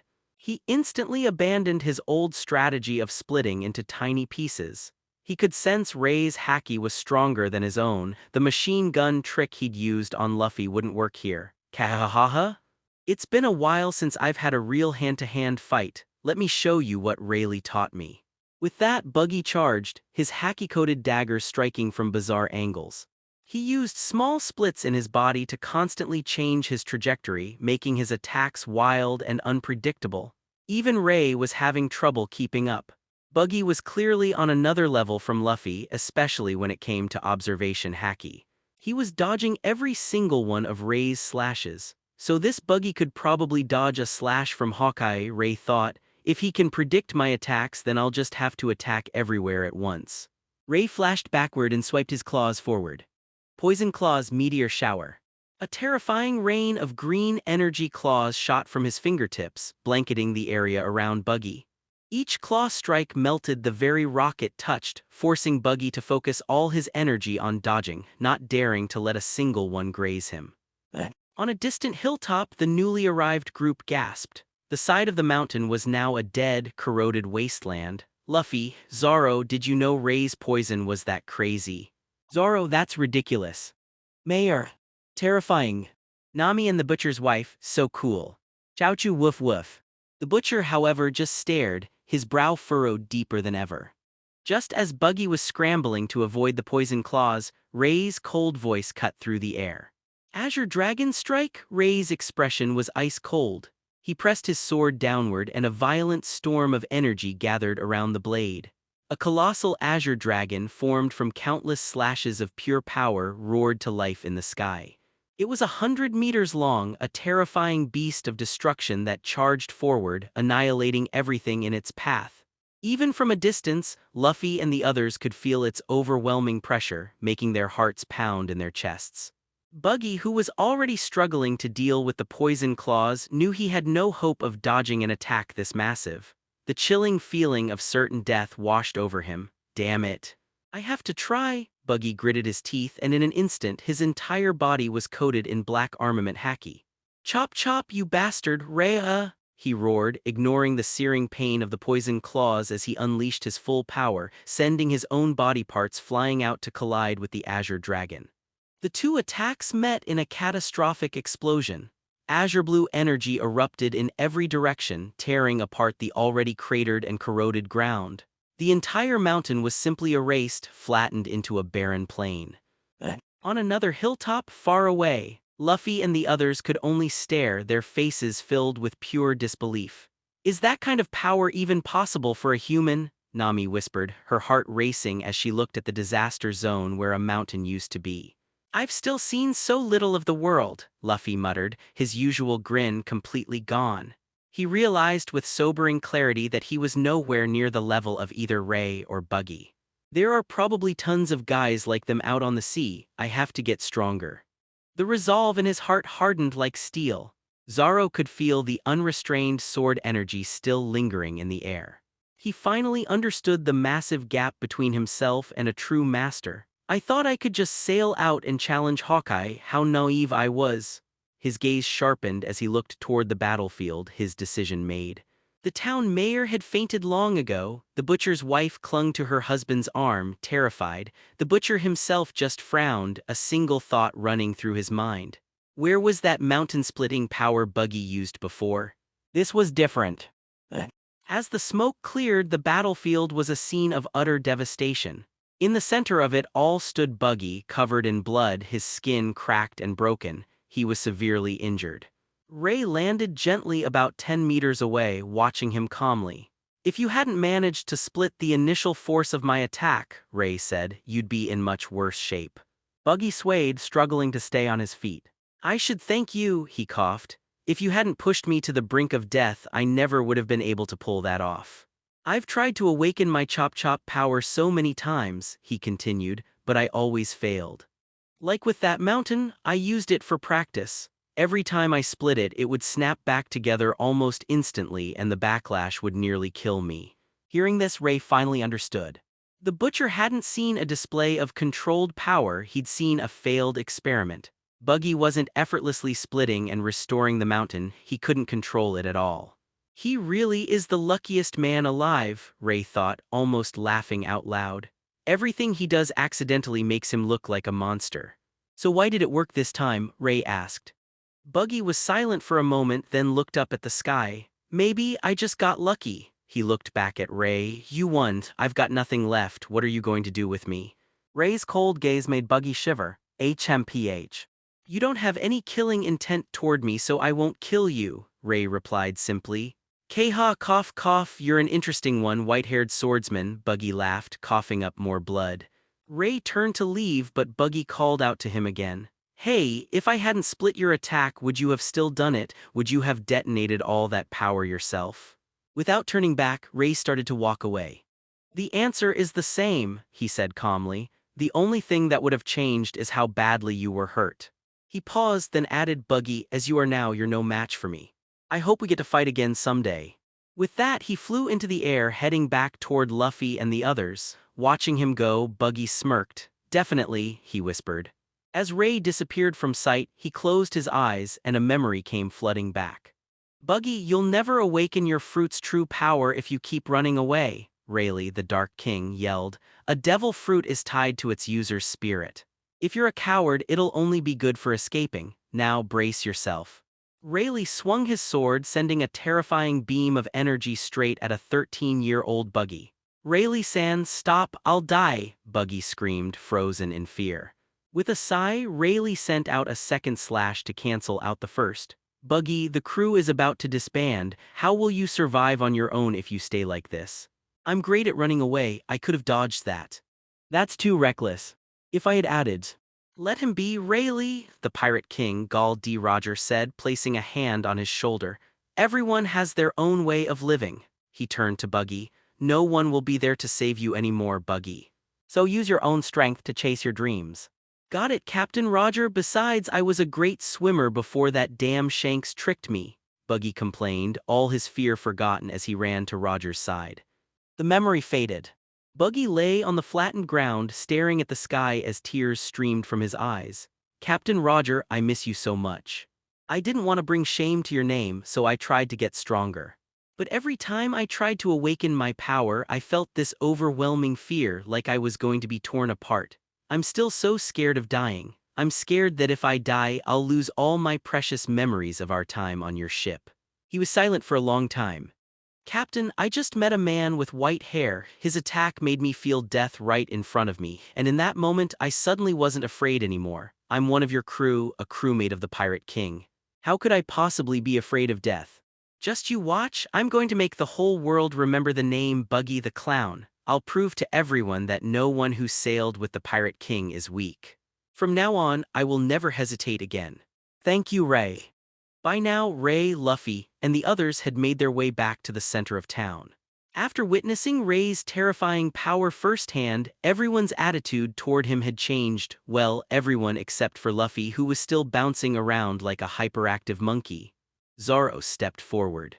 He drew his white-sheathed sword, Wado Ikamanji, and planted it firmly in the ground. Aside from Haki, he said with a solemn look, I want you to teach me swordsmanship. Ray wasn't surprised.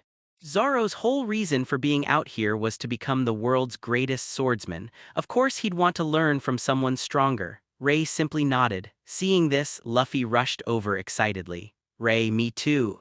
Besides Haki, can you teach me some other fighting stuff? Sure. After that fight with Buggy, Ray had realized this world was a lot different from the One Piece he remembered. Buggy had been way stronger than he was supposed to be. Thinking about it, it made sense. The guy had sailed with the Pirate King after all. It would be weirder if he hadn't learned Haki. If that's the case, Ray thought, then guys like Crocodile, Smoker, and CP9 will probably all know Hacky too. The first half of the Grand Line is going to be a lot more dangerous than I thought. Even with him around, their journey wouldn't be a cakewalk. To make it through, he'd need to whip Luffy and Zoro into shape. Besides, he was starting to genuinely like these idiots. Helping them get stronger wasn't a bad way to pass the time. After the boys were done, Nami hesitantly walked toward Ray, her steps slow and awkward. Ray looked calm, but he was already tensed up, ready to dodge whatever weird advance she was about to make. Ray-san, she started, could you do me a favor? I've already prepared the dowry. She pointed to the huge sack of treasure hanging off Chaochu's back. It's worth about 10 million berries. Ray let out a quiet sigh of relief, at least she wasn't trying to grope him this time. Then the word hit him, dowry, damn it, is she proposing to me? This Sesshomaru face is just too powerful. He briefly wondered how the real Sesshomaru dealt with all his admirers. The atmosphere turned instantly awkward.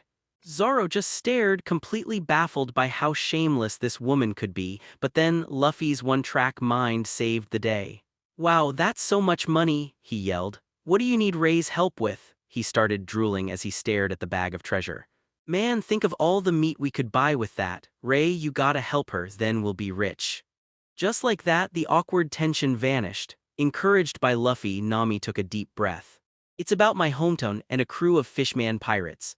As night began to fall, Nami finished telling them her story. She wanted them to defeat the Arlong pirates and save her village. In return, she'd give them all her treasure. Everyone who heard the story felt a surge of anger toward Arlong, even though they could tell Nami was leaving out the worst parts about her own suffering. So, will you help me? She asked, her voice trembling slightly. Just as Ray was about to answer, Luffy suddenly cut in. Help, of course we'll help. I'm gonna send those fishmen flying for bullying everyone, and after that, Nami, you're joining our crew as our navigator. Ray smiled faintly. I was thinking the same thing, he said to Nami. But that money isn't enough to hire me, you can pay off the rest by working as our navigator. The truth was, Ray had no idea how to navigate, and with two idiots on board who could get lost in a straight line, they'd be sunk without her. Nami hesitated. She hated pirates, but when she thought about Luffy, Zoro, and Ray, the feeling wasn't as strong. Then, images of Ray's fight flashed through her mind, and she quickly nodded. If I join their crew, she thought, I'll get to see that bewitching face every day. Oh my god, I'm so lucky. Her gaze started to get dreamy again. Noticing this, Ray calmly took several large steps away from her. With that settled, the Straw Hat Pirates had their first official mission. Just then, Zoro muttered sarcastically, HMPH, calling a payment a dowry. What kind of love-struck idiot logic is that? Hearing him, Nami blinked, then realization hit her. Her face instantly turned beet red. Oh my god, what did I just say? Ah, this is so embarrassing, she screamed, then spun around and slapped Zoro right across the face. Zoro just looked confused for a second, then a murderous green aura erupted around him as he glared at her. Ow! Before he could finish, he was hit by Nami's shy iron fist again. As the chaos died down, the mayor, who had finally processed everything, realized that this group had actually saved his town. He walked forward with tears in his eyes and bowed deeply. To show our gratitude, on behalf of everyone in Orange Town, I'd like to host a banquet for you. The second Luffy heard the word banquet, he was already cheering. Ray and Zoro didn't object, so the mayor and the butcher couple hurried off to the settlement to get the party started. As they followed behind, Zoro asked Luffy, Hey, how'd you learn to use armament hacky so fast back there? Luffy just laughed. It was an emergency, I just thought I have to use it now, so I did, but I can't do it again.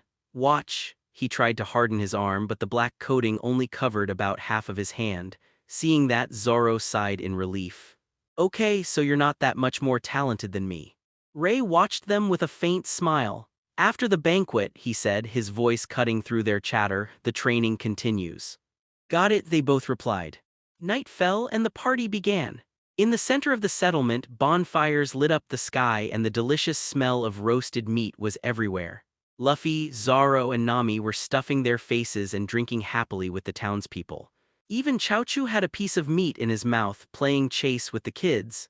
After the party got going, Ray quietly slipped away to a nearby hilltop. He sipped some alcohol he'd brought, occasionally glancing down at the happy scene below.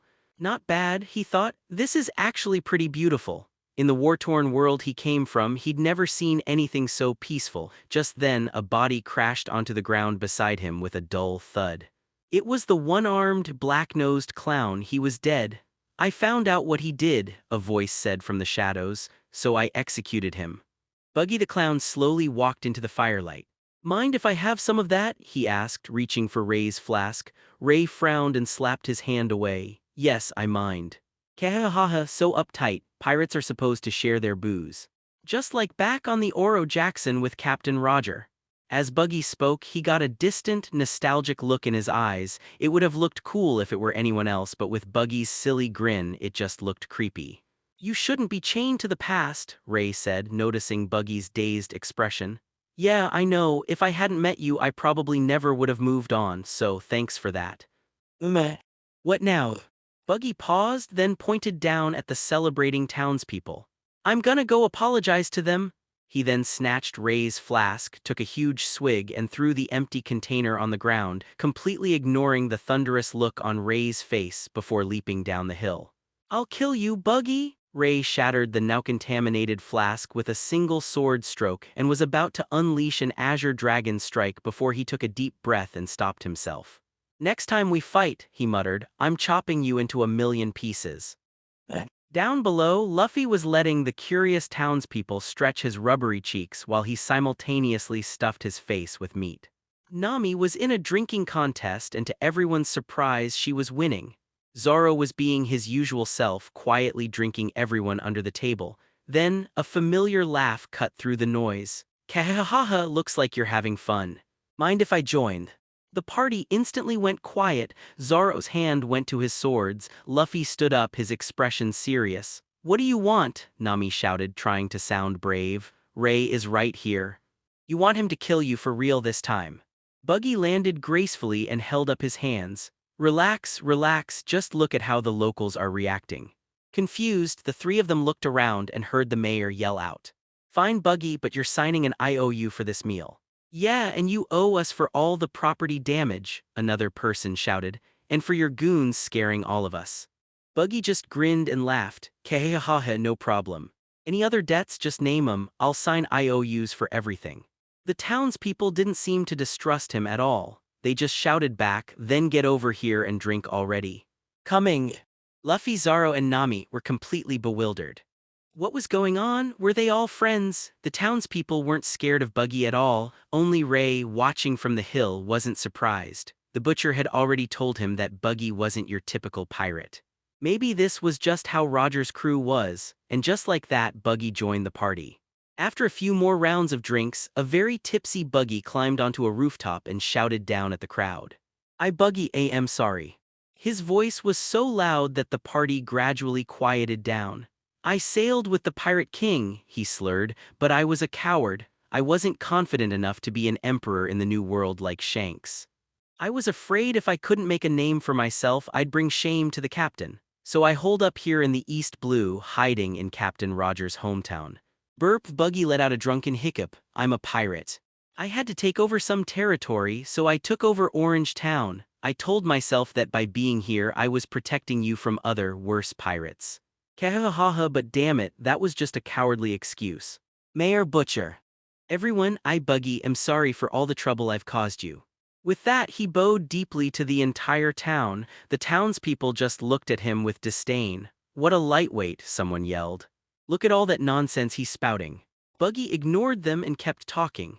I'll pay for all the damages. I have money in my warehouse. I'll go get it right now, and after I settle my debts, I'm setting sail.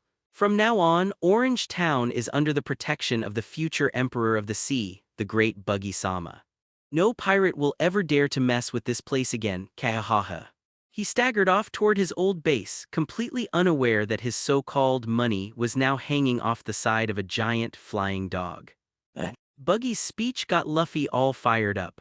Wow, he was really one of the Pirate King's crew, and he knows Shanks, plus he doesn't seem like such a bad guy after all.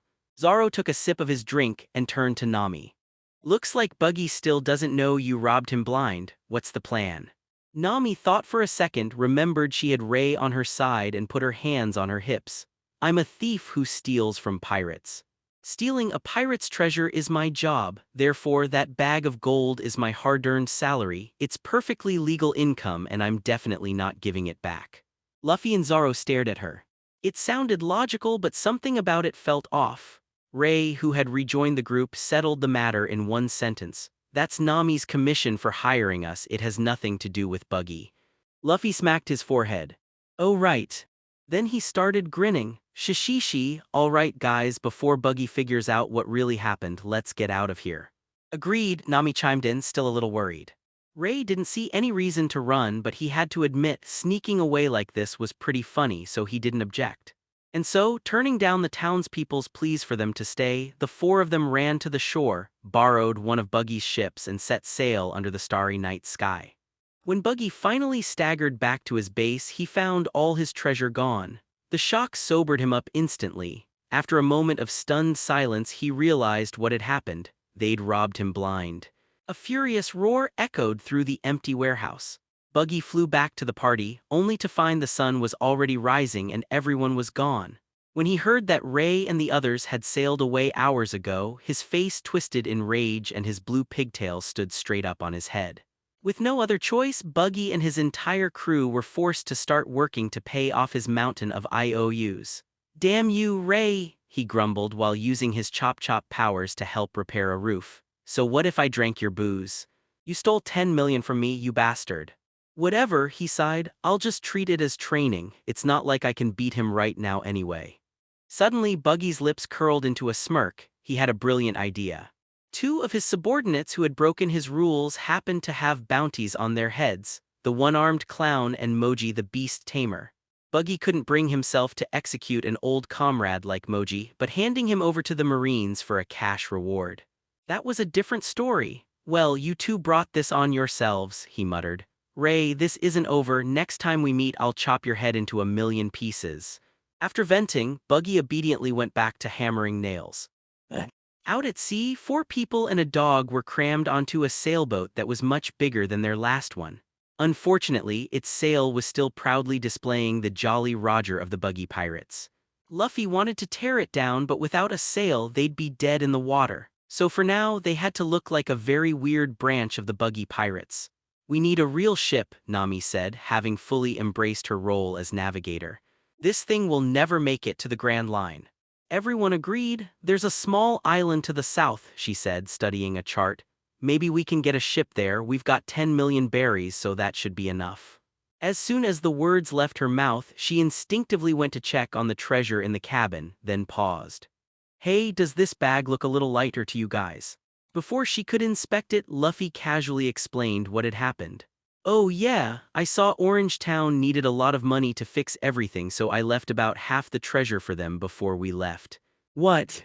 You wasteful idiot, Captain, Nami exploded, unleashing a flurry of punches and kicks on Luffy while yelling at Ray for not stopping him.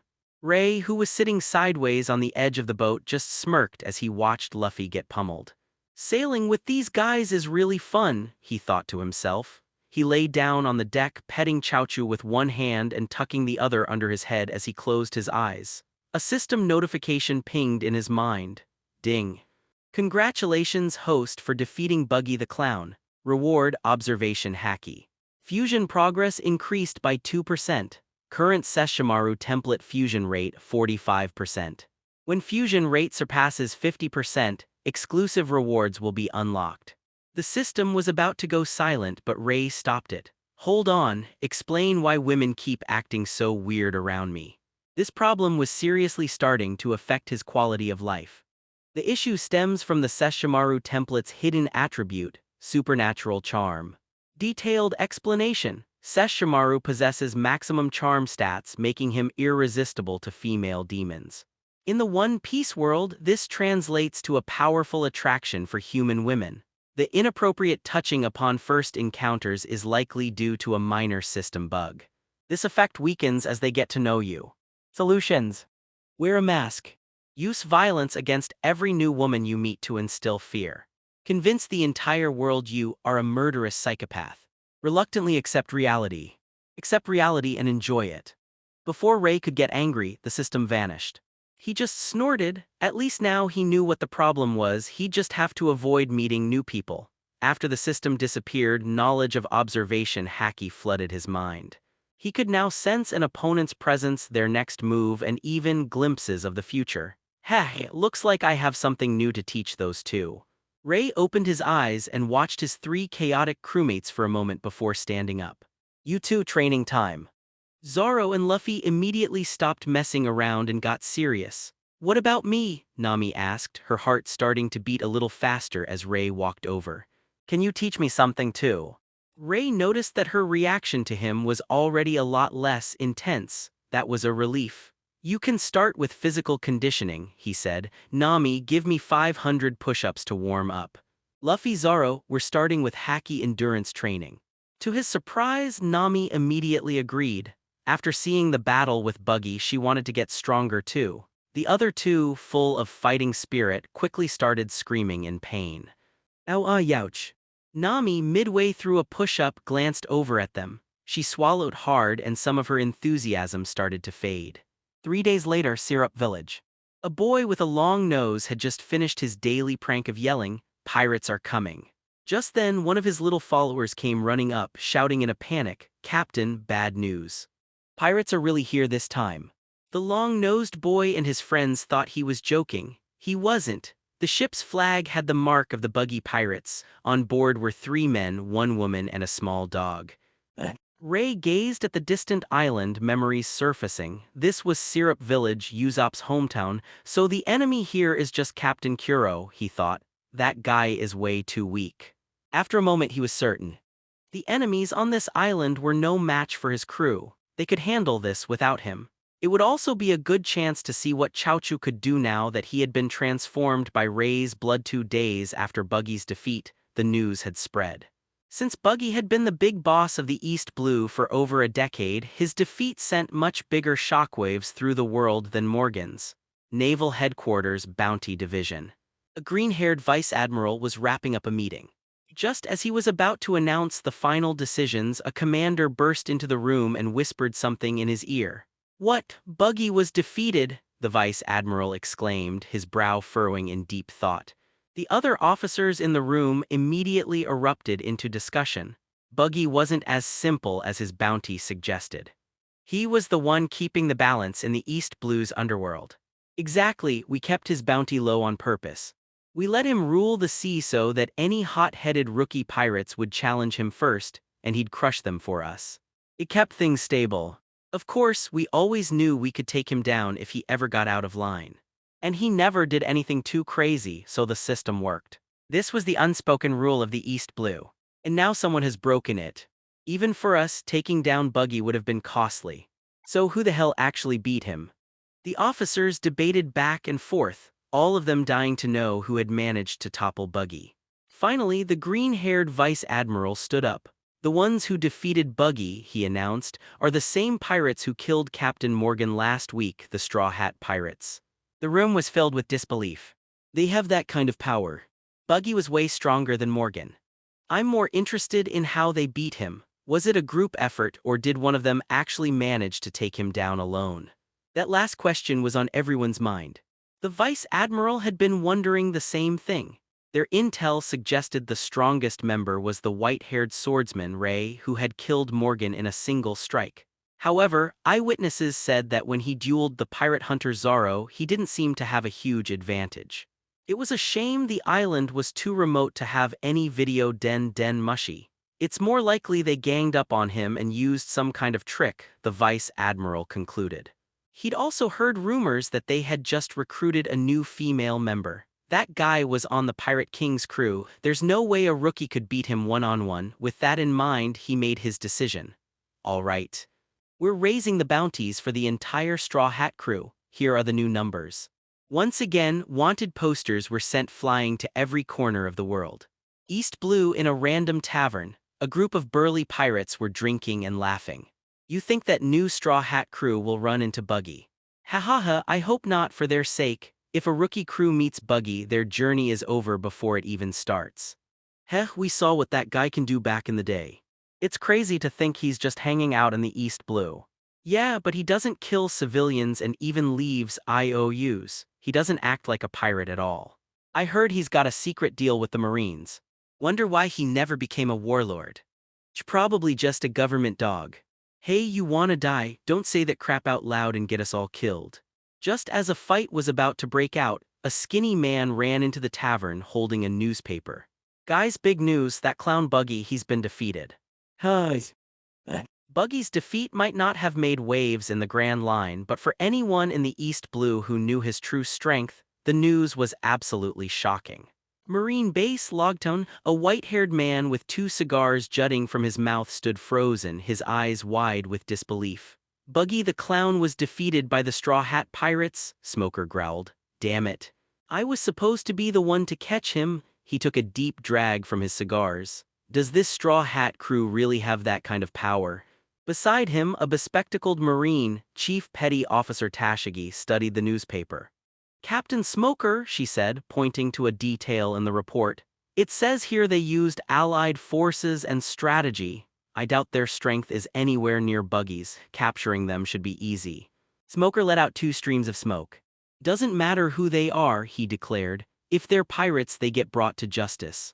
Just then, Tashigi answered a call on a den mushy. Captain, she said, her voice filled with frustration. HQ has denied our request to mobilize against Buggy. What the hell are those bastards in Marineford thinking? Smoker roared. They didn't give a reason, sir. Bastards. Captain Smoker, what should we do now? Tashigi asked. Smoker took another long drag. Forget what HQ thinks. Have our men keep an eye on Buggy. If he steps out of line, I'll deal with him myself. In the meantime, track the Straw Hat Pirates. We need to be ready to capture those villains at a moment's notice. Meanwhile, Ray, Luffy, and the others had no idea their bounties had gone up again. They had already landed on Syrup Village. An hour earlier, they'd met a boy with a long nose named Usopp who tried to convince them he was the captain of a pirate crew with 80 million men. Ray, Zoro, and Nami just stared at him. Only Luffy and Chaochu believed him.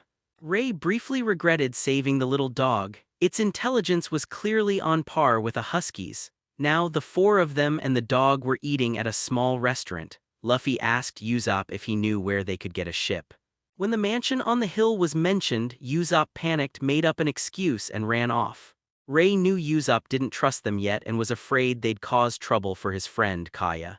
But to get a ship and recruit Usopp, who knew a thing or two about repairs, Ray knew what he had to do next. He had to deal with the butler at that mansion, the man who was secretly the pirate Captain Kuro, plotting to kill Kaya for her family's fortune. Just then, Usopp's 3 little followers barged in to confront them. In the end, Ray, the others, and the 3 kids all ended up heading toward Kaya's mansion together. Kuro, the former captain of the Black Cat Pirates, had a plan. 3 years ago, after being saved by Kaya's parents, he repaid their kindness by murdering them. Now, disguised as a harmless butler, he was patiently waiting for the right moment to kill Kaya and steal her family's fortune. Led by the 3 village kids, Ray and the others arrived at Kaya's mansion just in time to see Usopp being thrown out by the butler, Klahadore, who was, of course, Captain Kuro in disguise. After the butler insulted his father, Usopp lost his temper and punched him to the ground. That's when things got tense. All of you, get out of this mansion immediately. We don't welcome pirates here, Klahadore barked, dusting himself off. Luffy and Zoro weren't surprised. Most normal people hated pirates, but then Chaochu started barking ferociously at the butler. Klahadore recoiled in disgust. What are the guards doing? Why is there a filthy mud in the garden? Someone get rid of it now. A few servants, knowing how much their butler hated dogs, rushed forward to shoo Chaochu away. Just as they got close, Chaochu let out a furious roar. His body instantly swelled, transforming into a massive white dog 5 meters long and 3 meters tall. A terrifying, demonic energy rolled off him, sending the servants screaming and running for their lives. Monster. Even Kaya was frightened, hiding behind Usopp, whose own legs were trembling uncontrollably. Luffy, Zoro, and Nami, having seen Chaochu's true form before, weren't scared at all. A moment later, only the Straw Hats, the butler, Usopp, and Kaya were left. Captain Kuro adjusted his glasses with the palm of his hand, forcing himself to stay calm. Suppressing the intense discomfort he felt around dogs, he turned to Kaya with a look of feigned concern. "Young mistress, don't be afraid. Come over here." Zoro's eyes narrowed. A normal butler would be freaking out right now. How could this guy be so calm after seeing Chaochu transform? Not only that, Zoro could feel a sharp killing intent coming from the butler, aimed right at the giant dog. This guy isn't just unafraid, Zoro thought, he wants to kill Chaochu. He turned to Luffy. "Luffy, this butler is bad news." "Yeah, he's way too calm," Luffy agreed. Having been trained by Garp since he was a kid, he'd fought plenty of giant beasts. Even he wouldn't have been as composed as this butler. Calmness like that came from confidence in your own strength. A guy who could get knocked down by Usopp but wasn't fazed by Chaochu was definitely not normal. Ray, on the other hand, knew exactly why Chaochu was so hostile. The second he'd laid eyes on the butler, who reeked of a cat's aura, he'd wanted to kill him too. As much as he hated to admit it, he now had the instincts of a dog demon, and that meant he instinctively hated anything cat-related. "Well, thanks to Chaochu, I don't have to force this guy to show his hand," Ray thought. "I'll just give him one more little push." "The way you adjust your glasses reminds me of someone," Ray said, his voice cutting through the tension. "Captain Kuro of the Black Cat Pirates, the one the Marines supposedly executed 3 years ago." The moment Ray spoke, Captain Kuro's entire body tensed, and a drop of sweat trickled down his forehead. The atmosphere grew even stranger, though Kuro's reaction was subtle. Both Zoro and Usopp caught it. As a frequent follower of pirate news, Usopp knew the name Captain Kuro well. And the timing, Kuro was executed right around the same time Klahadore showed up at the mansion. It was all too suspicious. Whether he is or isn't, Usopp thought, stealing his resolve, "I have to protect Kaya." He stood firmly in front of her, even though his legs were still shaking. After a moment, the butler regained his composure. He smiled and told Kaya not to believe a word these pirates were saying. But Kaya was a smart and sensitive person. She had already seen his reaction, and a seed of doubt had been planted in her mind. Ray knew dragging this out would get them nowhere. He looked at Chaochu and gave a simple command. "Go."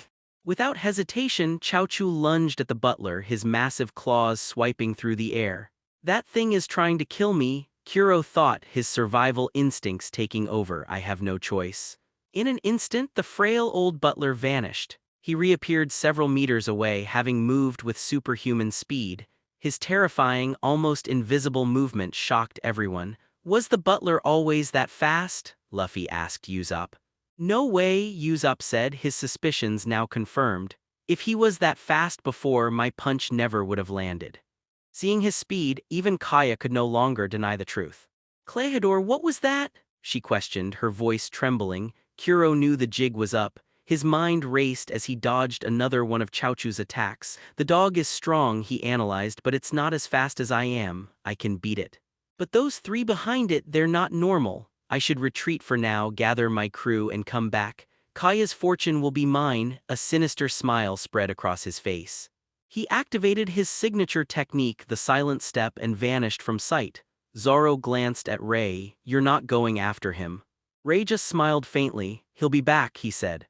"And when he does, you guys can handle him." Luffy didn't question it. If Ray said Kuro was coming back, then he was coming back. He just laughed. "Haha, no problem. I've been wanting to test out my new training anyway." "Good," Ray added, "and let Chaochu get some more practice in." Luffy agreed instantly. He was curious to see what else the giant dog could do. Even though the butler's identity as Captain Kuro was all but confirmed, Kaya was still a mess. After all, the man had been taking care of her for a year, ever since her parents died. She desperately clung to a sliver of hope. Even if Klahadore is Captain Kuro, what if he's changed? What if he was just defending himself earlier? Kaya sobbed. Usopp understood. To suddenly find out that the person you've trusted for a year is a vicious pirate, that's not something you can just accept. Seeing how distressed she was, an idea suddenly struck him. He turned to Ray. "You said he'd be back to kill us," Usopp said. "That means you know why he's here, right?" Ray glanced at them. They might as well know the truth, he thought.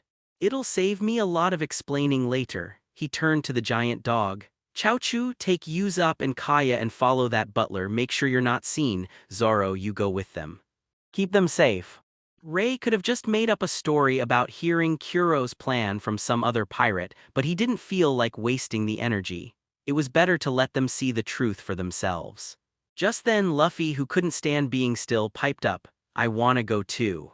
"You stay here, don't cause trouble." "No way I'm going." "There's meat if you stay." "Okay, I'll stay." Ray knew that if Luffy went, their chances of being spotted would skyrocket to 100%. The guy would definitely jump out and start a fight on the spot. If that happened, they'd lose their chance to wipe out the entire Black Cat pirates at once. He needed to lure them all in and end this for good. Suddenly, another thought occurred to him. He called out to Zoro, who was already a good distance away. "Zoro, stick close to Chaochu, don't get lost." From the distance, Zoro yelled back, his voice full of annoyance.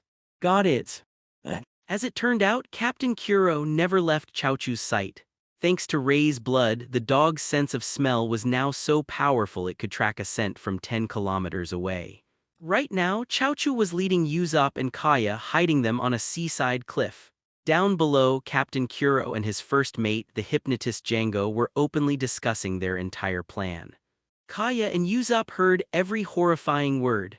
At dawn, the Black Cat pirates would land, kill some villagers to cause a panic, and force Kaya to sign a will leaving her fortune to Klahadore.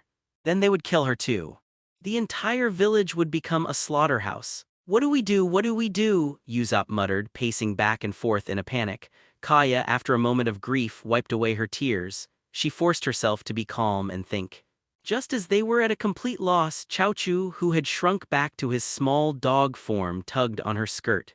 She immediately understood, grabbed Usopp's hand, and they hurried back to find the others. On the way, Usopp was still confused. Wait, where did that green-haired swordsman go? Kaya suddenly realized it too. Where is Mr. Zoro? Chaochu, who was trotting ahead of them, just sighed with a look that could only be described as a helpless dog face. That evening, inside Kaya's mansion, another butler, Mary, was pouring drinks for Ray and the others as Usopp explained everything he and Kaya had heard. Upon hearing the plan, Luffy was furious. "I'm gonna beat that Kuro guy to a pulp tomorrow," he swore. Usopp looked at him, puzzled. "Why are you guys helping us so much?" Luffy just grinned, "Because you treated us to a meal." Usopp, Kaya, and even Nami were stunned silent for a moment. They had never met pirates like these before. For Nami, it was especially complicated. She hadn't officially joined the crew yet and still hated pirates, but Luffy's simple, honest words chipped away at that hatred. These guys, she thought, are more like adventurers who just happen to be flying a pirate flag. She found herself smiling. After they finished eating, the group finalized their battle plan. They would set traps on the two slopes leading up from the coast where the pirates might land. "Okay, here's the plan," Nami said, taking charge. "Step 1, we all work together to set the traps. Step 2, we split up. Luffy and Usopp, you guard the north. Zoro and Chaochu, you guard the south. Ray, you'll be our backup. As for me and Miss Kaya," she added with a wink, "we'll stay with Ray. It's definitely the safest spot." Usopp immediately protested, insisting he should be the one to protect Kaya, but he was quickly overruled. With the plan set, everyone prepared to get a little rest before the big fight. Suddenly Nami asked, "Hey, where's Zoro?" Luffy's eyes went wide as if he just had an epiphany. Whoa, Zoro's missing. Everyone just stared at him. Dawn broke. Zoro, as it turned out, had already been carried by the giant Chaochu to the southern slope. He currently had a very dark look on his face, most likely because he'd missed out on all the free drinks last night. To the north, Luffy and Usopp looked down at the slope they had covered in cooking oil and nails, then gazed out at the sea. Luffy was confident in his own strength. Usopp was confident in Luffy's strength. Before long, a ship with a Black Cat figurehead appeared on the horizon. Usopp immediately fired a signal flare into the sky. Seeing it, Zoro and Chaochu took off toward the north. Zoro, of course, was still being carried. Chaochu wasn't taking any chances. The battle was about to begin. Meanwhile, Ray leaned back on the sofa in the villa, sipping red wine with his legs crossed. He closed his eyes, his senses stretching out to the battlefield. Even though he'd already mastered observation haki, he still needed to practice to make it second nature.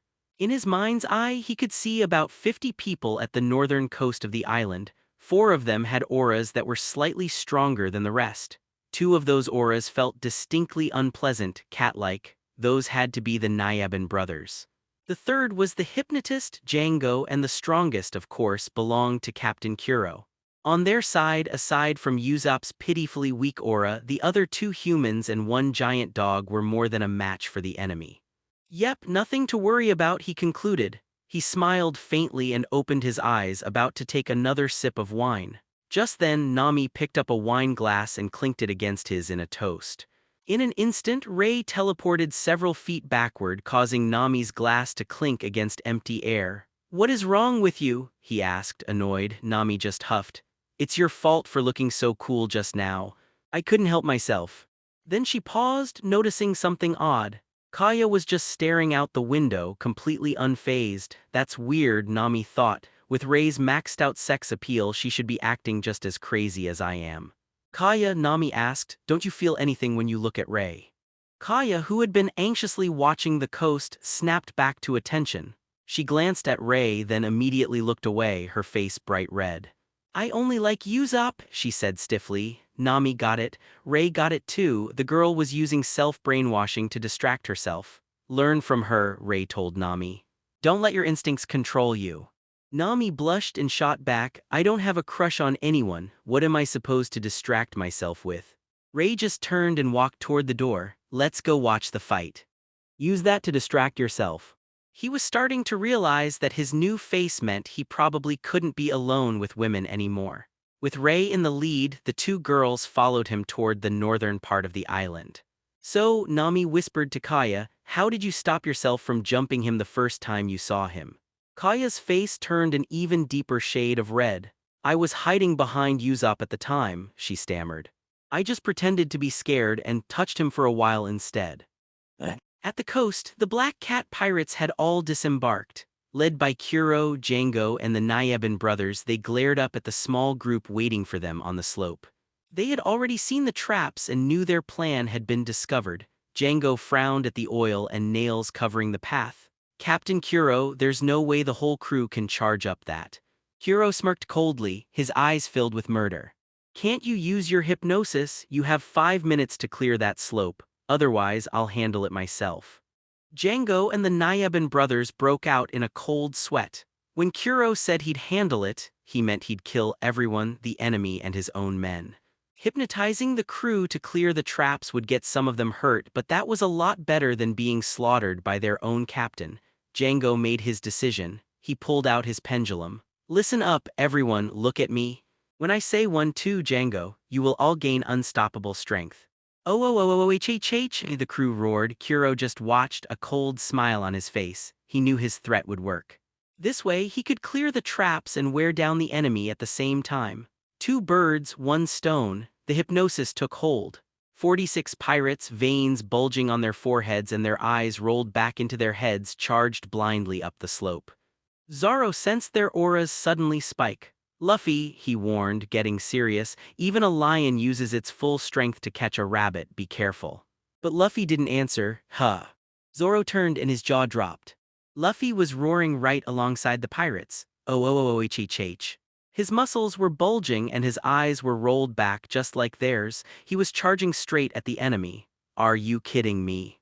"You got hypnotized too?" Zoro screamed, his entire worldview crumbling around him. Usopp just facepalmed. "I've never met anyone so unreliable in my life." Just moments ago, he'd been feeling confident. Now he was terrified. "If Zoro and Chaochu weren't here, I'd be fighting all of them by myself." The hypnotized Luffy had no idea he was charging straight into his own trap. He slipped on the oil, got impaled by the spikes, and was covered in blood in seconds. But thanks to the hypnosis, he didn't feel a thing. He just started wrestling with the other pirates on the slippery, spike-covered slope. Between Luffy and the pirates, they somehow managed to mop up all the oil with their bodies along with a lot of blood. With the oil gone, Luffy could finally get some traction. His real power was unleashed. Gum Gatling. A flurry of fists sent the pirates flying, snapping them out of their trance. They all started howling in pain. Kuro, Django, and the others watched in shock. "What? A devil fruit user?" Kuro's eyes narrowed. "He's the priority target." With all the small fry out of the way, Luffy's hypnotized brain locked onto the only enemies left, Kuro and his officers. "Ah-h-h-h-h," he roared, charging at them. Django, thinking fast, swung his pendulum again. "When you hear 1-2, Django, you will fall asleep. 1-2 J-N-G-O." Sure enough, the charging Luffy immediately went limp and collapsed to the ground, fast asleep. Up on the slope, Zoro and Usopp's eyes nearly popped out of their heads. This idiot. While they were cursing their captain, Kuro saw his chance. He slipped on his cat claw gloves, each finger tipped with a meter-long blade. In an instant, he was beside the sleeping Luffy, raising his claws to slice off his head. "Damn it, I'm not gonna make it," Zoro yelled, sprinting forward as fast as he could, but it was no use, he was too far away. Luffy's life was about to end. Just as Zoro and Usopp watched in horror, helpless as Luffy was about to lose his head. Crack, a golden-green whip of pure energy shot out of nowhere. It wrapped around Captain Kuro and flung him over a dozen meters through the air, slamming him headfirst into the massive cat figurehead on his own pirate ship. Atop the slope, Ray had appeared. Seeing him, Zoro instantly relaxed. He stopped his desperate charge toward Luffy and instead turned to face Django and the Nyaban brothers. Usopp, however, was completely stunned. The attack had come from the top of the slope, a full 100 meters away. "Who the hell is this guy?" he thought, swallowing hard. He just yeeted Captain Kuro from that far away. Django and the Nyaban brothers were just as shocked. How could this tiny village have another devil fruit user? Still, they weren't too worried. They knew how strong their captain was. Sure enough, Kuro slid down from the cat head and landed on the beach. His suit was torn and bloody marks lined his chest, but the wounds weren't melting. Ray hadn't used his poison. He was saving Kuro as a training partner for Chaochu. Kuro wiped the blood from his mouth and stared up at Ray. He looked calm, but inside he was panicking. He hadn't even seen that whip attack coming. If the white-haired man attacked again, he had zero confidence he could dodge it, let alone win. He hadn't felt this helpless since 3 years ago when Buggy the Clown had nearly killed him.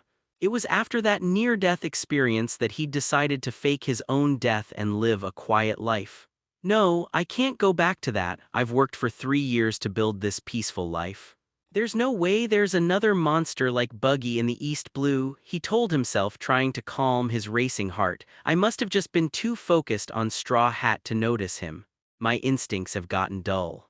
I just need to be sharper." He pushed his shattered glasses up with the palm of his hand and settled into a combat stance. Meanwhile, Zoro was already in a fierce battle with the Nyaban brothers. They were fast, swiping and clawing like actual cats, but Zoro was in peak condition.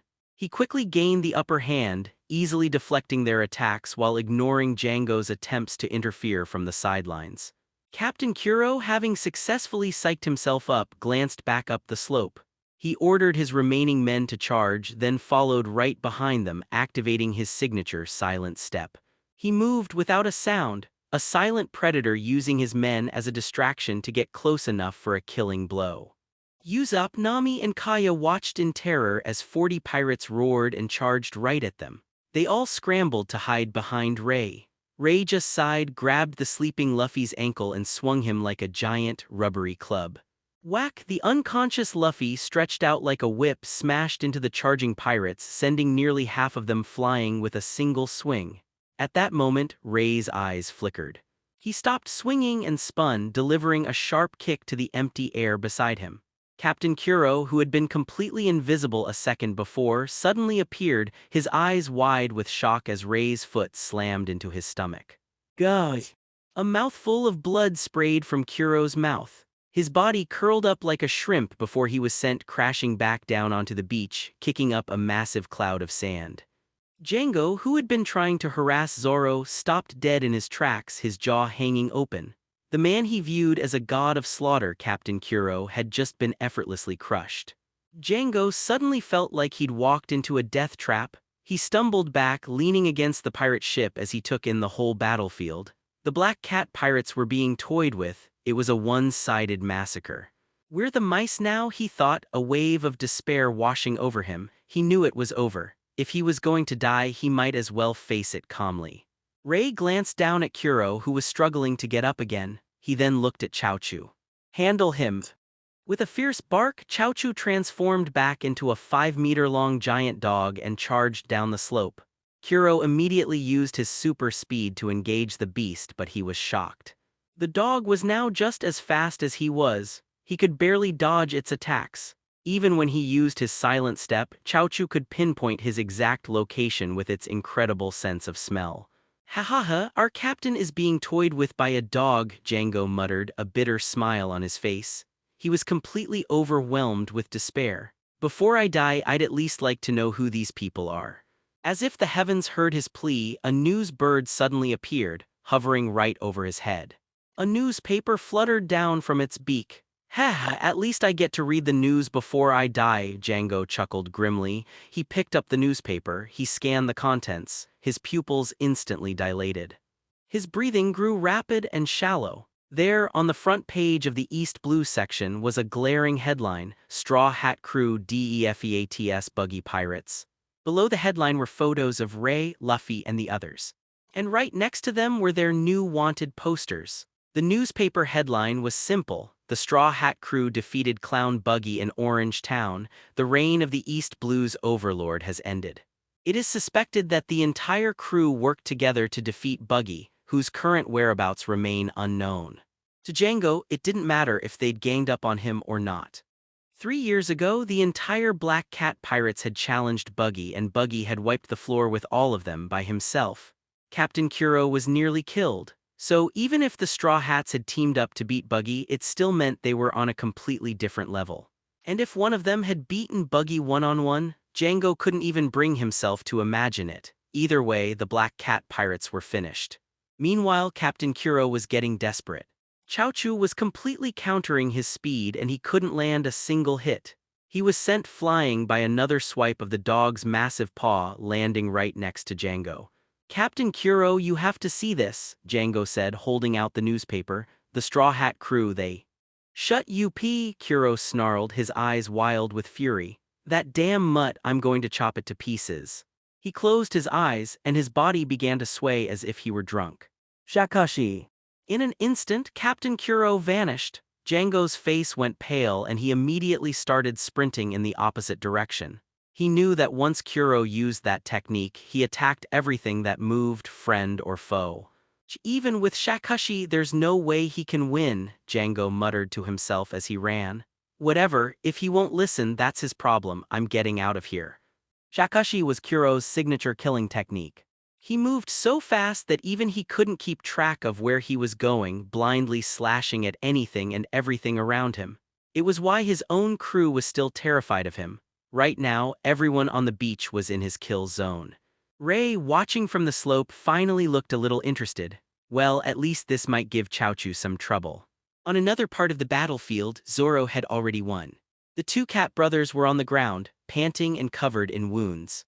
Just as Zoro was about to deliver the final blow, they suddenly dropped to their knees and started bowing. "Zoro-sama, we were wrong. Please spare us." Zoro just sighed. He sheathed his sword and walked away. "I'll let Luffy deal with them later." The moment his back was turned, the cat brothers shared a sinister grin. They lunged, their clawed gauntlets aimed right for Zoro's back. "Damn it!" Zoro's hair stood on end. He turned around, drawing his swords to meet the attack head-on, even if it meant getting hit. But then, something strange happened. Two invisible slashes cut through the air, piercing the chests of the cat brothers. They coughed up blood and collapsed dead on the spot. "Who's there?" Zoro yelled, his swords at the ready as he scanned his surroundings. The attack, of course, had come from Captain Kuro's Shakashi. Not only had he killed his own men, but he was also slashing up the other pirates Ray had knocked down the slope earlier. Chaochu, thanks to his massive size, had taken a few shallow cuts as well. The giant dog's nostrils flared, his eyes darted around, tracking the invisible movements. Suddenly, he let out a thunderous roar in the direction of a large boulder where Django was hiding. Roar. A terrifying sound wave, infused with demonic energy, shot out from his mouth. It slammed into the rampaging Captain Kuro, sending him flying. The blast was so powerful it carved a 3-meter-wide, 30-meter-long trench in the beach, stopping just short of the boulder Django was hiding behind. Ray smiled faintly. "Not bad." Usopp, Nami, and Kaya, however, were frozen in shock. "A single roar changed the shape of the island," Usopp muttered, a cold sweat dripping down his forehead. Then a spark of inspiration hit him. He turned to the dazed Kaya. "See, Kaya, that dog just like the giant lion I fought when I was 10, only that one was even scarier." Hearing his ridiculous lie, Kaya actually burst out laughing, and some of the tension left her shoulders. As she relaxed, her eyes drifted back to Ray, who was still smiling faintly. Her head instantly started to spin. With the last of her strength, she grabbed Usopp's arm. "I feel dizzy, can you take me somewhere to rest?" Usopp, thrilled to be holding her arm, immediately picked her up and carried her behind the large rock. Nami watched them go, then suddenly leaned forward dramatically. "Oh my, Ray, that was so scary," she exclaimed. "Quick, catch me." Ray shuddered at her flirty tone and simply sidestepped. Nami face-planted right into the dirt. Down below, Captain Kuro had crashed into the boulder, a broken mess. Blood gushed from his mouth and he was completely incapacitated.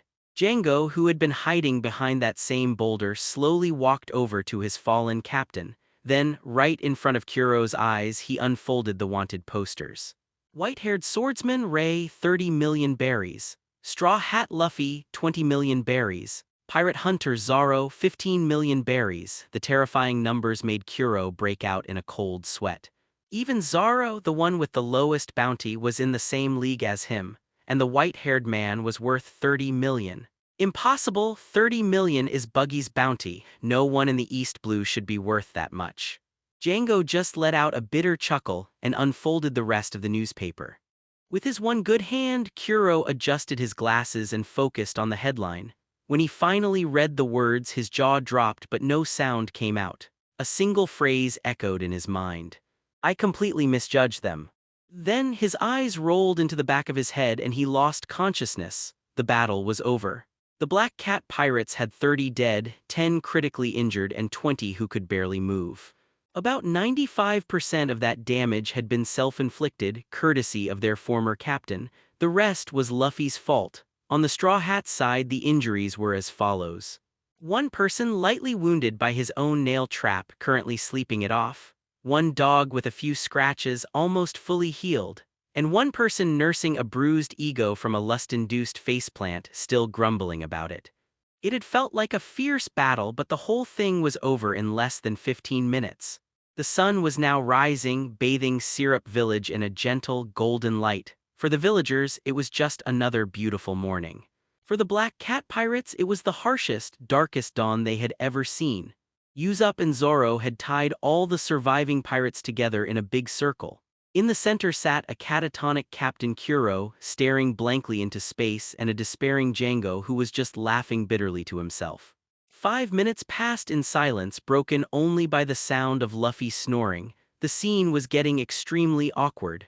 "Is our captain ever going to wake up?" Zoro muttered, his eye twitching as he walked over to the sleeping Luffy. Nami, having also reached her limit, cracked her knuckles and joined him. After a series of loud thwacks, a swollen-faced Luffy finally woke up. "Huh, is it morning already?" he mumbled groggily, which earned him another heavy punch from Nami. Now fully awake, Luffy looked around. With a quick explanation from Zoro, he finally understood what had happened. It was time for him to make a decision. He turned to Ray. "Ray, what do you think we should do with them?" "You're the captain," Ray replied calmly. At this critical moment, none of them acted on their own. The captain of the Straw Hat Pirates was Luffy. He might not be the sharpest tool in the shed, but the big decisions were his to make. Luffy adjusted his straw hat, looked seriously at Kuro and the others, and then spoke. "After we leave, Kaya can hand them over to the Marines." And with that, they hid the defeated pirates by the cliff and headed back to Kaya's house. Inside Kaya's mansion. After Kaya and Usopp thanked them profusely, everyone gathered around the table for a huge breakfast. Luffy immediately brought up the topic of finding a ship. Unsurprisingly, as a thank you gift, Kaya and her butler Mary gave them the sailboat Mary had been building. They decided to set sail before noon to avoid any trouble with the Marines. Down by the shore, a beautiful caravel with a sheep's head figurehead was docked. This was the Going Mary. Mary proudly gave them a tour, explaining all its features, from the cannons and living quarters to the galley and even a proper bathroom. After spending so much time on tiny, barebones boats, even Ray was impressed. The only thing he wasn't thrilled about was the idea of sharing a room with so many guys. Just as they were about to board, they saw a small figure in the distance, rolling toward them like a snowball, carrying a massive backpack. It was Usopp. After the adventure, he had decided to follow in his father's footsteps and become a pirate. He'd come to say goodbye before setting off on his own. He stood on the beach, ready to wave them off when Luffy suddenly yelled from the ship. "What are you still doing down there? Hurry up and get on board. We're comrades now, aren't we?" Zoro just smiled, leaning against the railing. Usopp was stunned for a second, then a massive grin spread across his face as tears of joy streamed down his cheeks. And just like that, the Straw Hat Pirates grew to 5 humans and 1 dog. Not long after the Going Merry disappeared over the horizon, the Marines arrived. They were shocked to find the entire Black Cat Pirates tied up, especially their infamous captain Kuro, who looked like his soul had left his body. They all remembered the report from 3 years ago. Captain Kuro had been executed by Captain Morgan. Who defeated them? The Marine captain in charge asked Kaya. It was a very strange group of pirates, she replied carefully. Pirates, they didn't harm you. No, they saved our village and then left. I don't know why. Can you tell me their names or what they looked like? The captain asked. Kaya thought for a moment. I don't know their names, but I remember a silver-haired man, a boy in a straw hat, and a man with 3 swords. Hearing that, the captain's eyes widened slightly. He remembered them. I think I know who you're talking about, he said with a small smile. If it's them, then it makes sense they'd do something like this. He ordered his men to take the Black Cat Pirates away. On the way back to their warship, one of his subordinates asked, Sir, how should we report this? The captain looked out at the sea. The report will say the Black Cat Pirates were shipwrecked and we just happened to capture them. Yes, sir. After the matter was settled, the captain gazed at the sky, lost in thought. He was the same Marine who had been a lieutenant under Morgan in Shell's Town. After Morgan's downfall, he had been promoted. The Straw Hat Pirates, he thought. You ended Morgan's tyranny, you defeated the Overlord Buggy, and now you've crushed the cunning Captain Kuro. You really are a strange bunch of pirates. He remembered the 3 of them clearly. From the bottom of my heart, thank you. I'll keep your names out of this report to help you on your way. The next time we meet, we will be enemies. But personally, I can't wait to see what kind of legends you'll create. With that, the captain turned and walked toward his cabinet ship with a sheep's head figurehead drifted across the waves. On its sail, a new Jolly Roger had been painted, a skull wearing a straw hat. The flag of the Straw Hat Pirates had officially risen. Over the next few days, the crew had a strange adventure on the island of rare animals, where they befriended a man named Gaiman who was stuck in a treasure chest. Interestingly, the rare beasts on the island, which had been hostile at first, immediately bowed down and started following Chaochu around after he let out a single roar. Everyone figured it had something to do with the demonic power in his bloodline. Zoro, however, gave Ray a long, searching look. Chaochu's transformation was all because of Ray's blood. Just who is this guy, he wondered. But out of trust for his crewmate, he kept his questions to himself. Meanwhile, life on the Going Merry had settled into a brutal routine. Every day, Ray put Luffy and Zoro through hellish endurance training to help them master armament haki. If they failed to coat the part of their body he was about to hit, the pain was, in their words, soul-piercing. The deck was often filled with their agonized screams. When Usopp first boarded the ship, he was so terrified by the scene that he was convinced he'd made a huge mistake. It wasn't until he saw Nami also pushing through an insane physical training regimen every day that he realized this was why the Straw Hat Pirates were so strong. And the strongest one on the ship wasn't the captain. It was the impossibly handsome guy Ray. Ray, being fair, designed a training plan for Usopp too. In addition to Nami's workout 1,000 push-ups, 1,000 sit-ups, etc., he had to shoot down at least 1 bird from the sky with his slingshot for their dinner. If he failed, he got the same special training as Luffy and Zoro. For the first 2 days, Usopp barely even saw a bird, let alone hit one. Soon, a 3rd set of pained howls joined the daily chorus on the deck.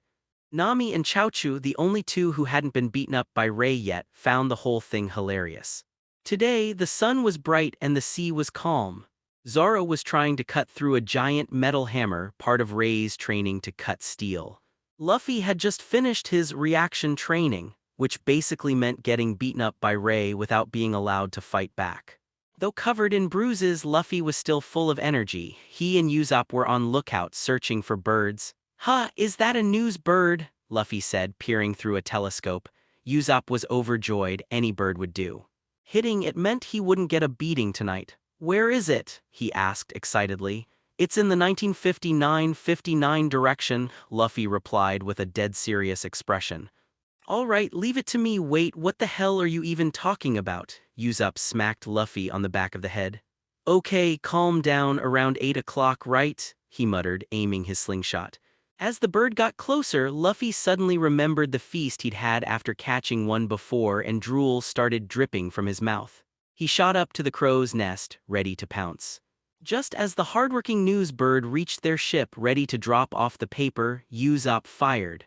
The steel pellet shot through the air and shattered the poor bird's skull, sending it plummeting to the deck.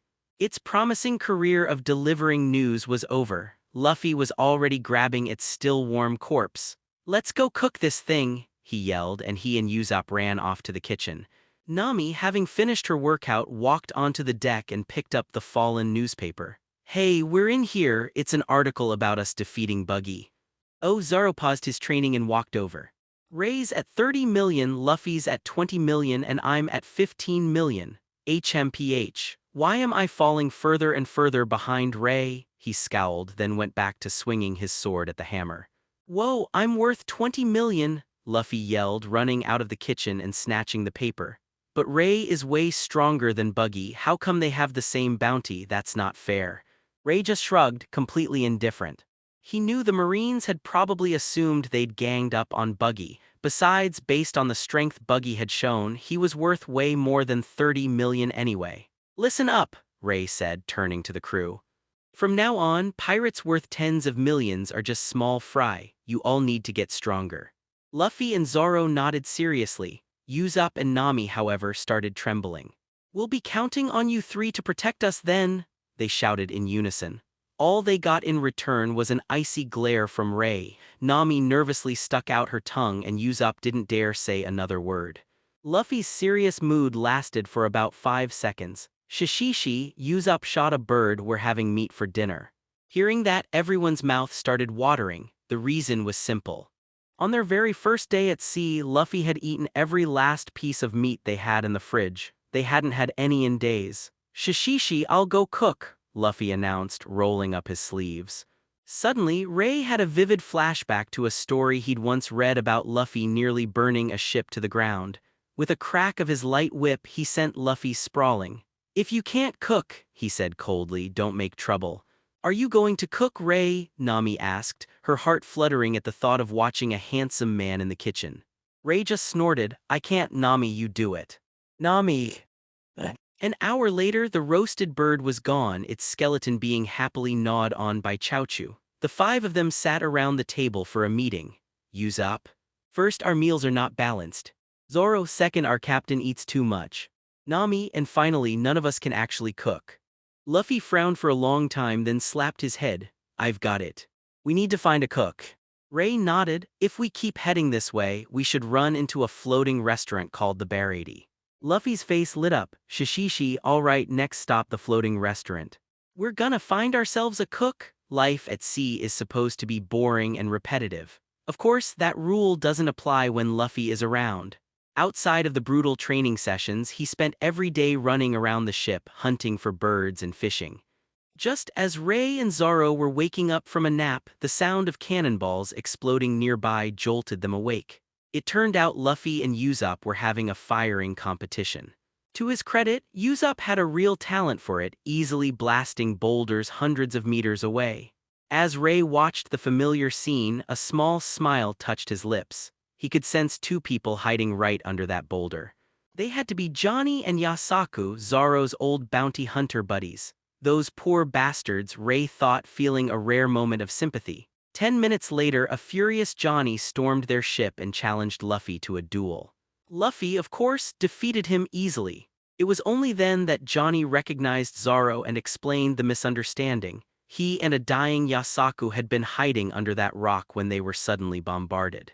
Luffy and Usopp's jaws dropped. "Sorry, we're so sorry," they yelled over and over. everyone then saw Yasaku. His teeth were missing, he was covered in bruises, and his skin was dry and cracked. Nami immediately recognized the signs. It was scurvy, a common disease for sailors who don't get enough vitamin C. Luckily, she had packed plenty of limes before they set sail, and they were able to save Yasaku's life. After that scare, everyone was more determined than ever to find a real sea cook, so they continued their journey toward the floating restaurant. A day later, Yasaku had made a full recovery. He and Johnny excitedly introduced themselves to the crew. They were shocked to see that their old friend Zoro was now a big-shot pirate with a 15 million berry bounty. Then they saw Luffy and Ray, who were worth even more. Sailing with a crew whose total bounty was 65 million berries was a very strange feeling for a pair of bounty hunters. In the galley, Johnny suddenly asked Zoro a question. "Big bro Zoro, why'd you end up becoming a pirate with these guys?" Zoro was silent for a moment. Before he met Luffy and Ray, he thought he was strong enough to challenge Hawkeye Mihawk. But in Shell's Town, he met Ray, and for the first time since he'd set sail, he was completely outclassed. Then, in Orange Town, he witnessed the terrifying power of Ray's Azure Dragon Strike. It made him realize just how big the world really was. He was lucky to have met them. The silence ended. Zoro looked up, a firm smile on his face, because being with this crew will make me stronger. Stronger, but big bro Zoro, you're already so strong, Yasaku said, looking incredulous. Heh, compared to those two, especially Ray, I'm still a long way off. Johnny and Yasaku were shocked. Who is this Ray guy, they wondered, to make someone as strong as Zoro say that? Zoro didn't explain. He just stood up and walked out of the galley. As he did, his whole aura seemed to change. Ray, let's continue the training, he said, a new confidence in his voice. Ray, who was in the middle of beating up Luffy, turned to look at him. Oh, it seems you've had a breakthrough.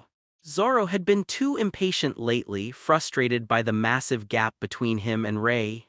But now he'd let go of that. He just needed to be stronger than he was a second ago. At that moment, he felt like he was one step closer to his goal of cutting steel. Ray looked at the confident swordsman and nodded. Good, then prove it. Right. Zoro adjusted his breathing, drew his sword, and swung it at the giant metal hammer. Another day passed. The midday sun was scorching. Just as everyone was falling asleep after a short lunch break, Chouchou started barking. Everyone walked out onto the deck and saw it. A huge, fish-shaped restaurant floating on the ocean just a few hundred meters away. Sea Restaurant Barity was written clearly on its side. Whoa, we finally found it, Luffy yelled, jumping up and down. Nami was so excited she started crying. Finally, I don't have to eat only fruits and seabirds anymore. Ray, does this mean I don't have to hunt birds anymore? Usopp asked, tears of joy in his eyes. He'd recently gotten good enough to hit his daily quota, but then Ray, being a ruthless bastard, had increased it to 2 birds a day. Fine, you can have a break while we're at the restaurant. Hooray for Boss Ray, Usopp cheered. Eat meat, eat meat, eat meat, Luffy chanted, drooling. Everyone full speed ahead to the Barity. Just as the Going Merry was about to pull up to the restaurant, a dark shadow appeared beside them. It was a marine warship. On its deck, a marine lieutenant wearing iron knuckles stood with his arm around a beautiful blonde woman. Where did you pathetic pirates come from? He yelled down at them. Let your captain speak. Luffy responded, my name is Luffy. Usopp immediately followed up with, and my name is Captain Usopp. Luffy, the flag is new. Usopp, I drew the flag. Their childish bickering made the marine lieutenant, Iron Fist Fullbody, sneer in contempt. He was too busy with the woman beside him to pay close attention to the crew's faces. He just dismissed them as a worthless, no-threat pirate crew. He ordered his men to open fire, then turned and walked toward the Barity's entrance with his date. The warship's cannon fired. Luffy jumped up, inflated his body like a rubber balloon, and blocked the shot. But because they were so close, the cannonball bounced off him way too fast. He couldn't control its direction. It went sailing right into the side of the Barity, blowing a massive hole in the restaurant's upper floor. Everyone on the Merry just slapped their foreheads. Luffy stared at the damage, his eyes wide. Oh no, he shouted. We're in big trouble? Naturally, Luffy ended up having to work at the Sea Restaurant to pay for the damages. It didn't matter if it was an accident or not. If you break something, you pay for it. Ray found the whole situation strangely familiar. Even with his presence changing the story, some things like Luffy blowing a hole in the barriere seemed destined to happen. He didn't dwell on it.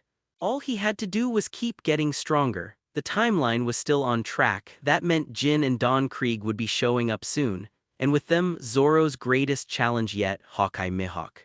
As he ate his steak, Ray considered the possibilities. He would never stop Zoro from challenging Mihawk, but what if the Hawkeye in this world was different? What if he didn't spare Zoro? With Zoro's current strength, he stood no chance. But if his crewmate's life was truly in danger, Ray would step in no matter what. HMPH, so what if he's the world's #1 swordsman? A confident smirk touched Ray's lips, a flicker of anticipation in his eyes. As for Don Krieg's fleet, they were nothing more than clowns. Across the restaurant, Marine Lieutenant Fullbody was in full-on date mode. He took a sip of wine, swirled it around, and began to lecture his date on its vintage and origin with the air of an expert. Unfortunately for him, he was immediately called out by the blonde waiter serving their table. Humiliated, Fullbody slammed his fist on the table and lunged at the waiter, Sanji. "Oh. Is a Marine lieutenant really about to attack a waiter?" a guest whispered. Fullbody swung his iron-knuckled fist at Sanji's face. Sanji, completely unfazed, dodged the punch with effortless grace. In a blur of motion, he swung his long leg up and brought it crashing down on Fullbody's head, planting him face first on the floor. Zoro grinned. "Hey, this waiter's got some skills." "I didn't expect a random waiter to be that strong," Nami added, surprised. "This restaurant is definitely not simple." Usopp, chewing on a chicken leg, offered his analysis. "Well, any place that serves both Marines and pirates has to be tough." Fullbody, a lieutenant from Marine HQ, was used to being praised and respected. Being beaten by a waiter in front of his date was an absolute outrage. "How dare a mere waiter do this to me, a great lieutenant of the Marines?" he roared, his face beet red. Sanji just smiled coolly. "Sir, I'm the sous chef of this restaurant." Fullbody staggered to his feet. "Sous chef, waiter, who cares? You're dead," he seethed. "Just you wait, I'll call my warship over here and blow this whole place to kingdom come." Sanji's smile vanished. "Then I guess I'll just have to make sure you never leave," he said, his voice suddenly cold and full of murderous intent. That one sentence scared Fullbody so badly he sobered up instantly. He swallowed hard, staring at the blonde chef. Fortunately, the other chefs in the restaurant intervened and Fullbody's men helped him stumble shakily toward the exit. Just as he was about to escape, he saw the straw hats at their table. Now that his head was a bit clearer, he felt a jolt of familiarity. White hair, green hair, and wasn't there a guy in a straw hat earlier? Thinking of this, a cold sweat broke out all over his body. At that exact moment, Ray glanced over at him. Fullbody's mind broke. He collapsed to the floor and started crawling back into the restaurant away from the door. "What is that Marine doing?" a man asked. "He was acting like such a gentleman before, but now he's a mess," a woman commented. "Why would he run back inside when he was already at the door?" a pirate wondered. "I saw him," a little kid said. "That Navy uncle looked at the people at that table right before he fell down." Everyone turned to look at the table by the entrance. A wave of gasps and whispers spread through the restaurant. "Oh my God, it's them. The one with the green hair is the pirate hunter Zoro. His bounty is 15 million. Wow, and the white-haired man is Ray. He's even more handsome in person than on the wanted poster." At the sight of Ray, all the women in the restaurant began to lose their composure. His wanted poster had become a collector's item, and now, seeing him in person, their minds went blank. The men in the restaurant noticed their dates staring dreamily at Ray, and their faces darkened. "He's the 30 million berry man, all right," one woman sighed, clutching her chest. "He's so captivating, damn it, I can't control myself anymore." With that, she charged toward Ray. Her cry broke the dam. A whole swarm of beautiful women in dresses and high heels rushed at Ray's table. Seeing this, Nami immediately whipped out her staff. "You shameless husses," she shouted. "You're not allowed to touch him." She then jumped into the fray, wrestling with the mob of fangirls. Faced with this chaotic scene, even Ray couldn't stay calm. "Chaochu, transform and scare them off," he muttered, then turned and walked out of the restaurant and back to the Mary. "I really need to start wearing that mask," he thought with a shudder. Back in the restaurant, Chaochu transformed into his giant dog demon form. Roar. A terrifying roar filled with demonic power swept through the restaurant. Everyone, especially the rampaging women, froze in fear and instantly calmed down. Even Sanji and the other chefs stared at the giant dog with caution.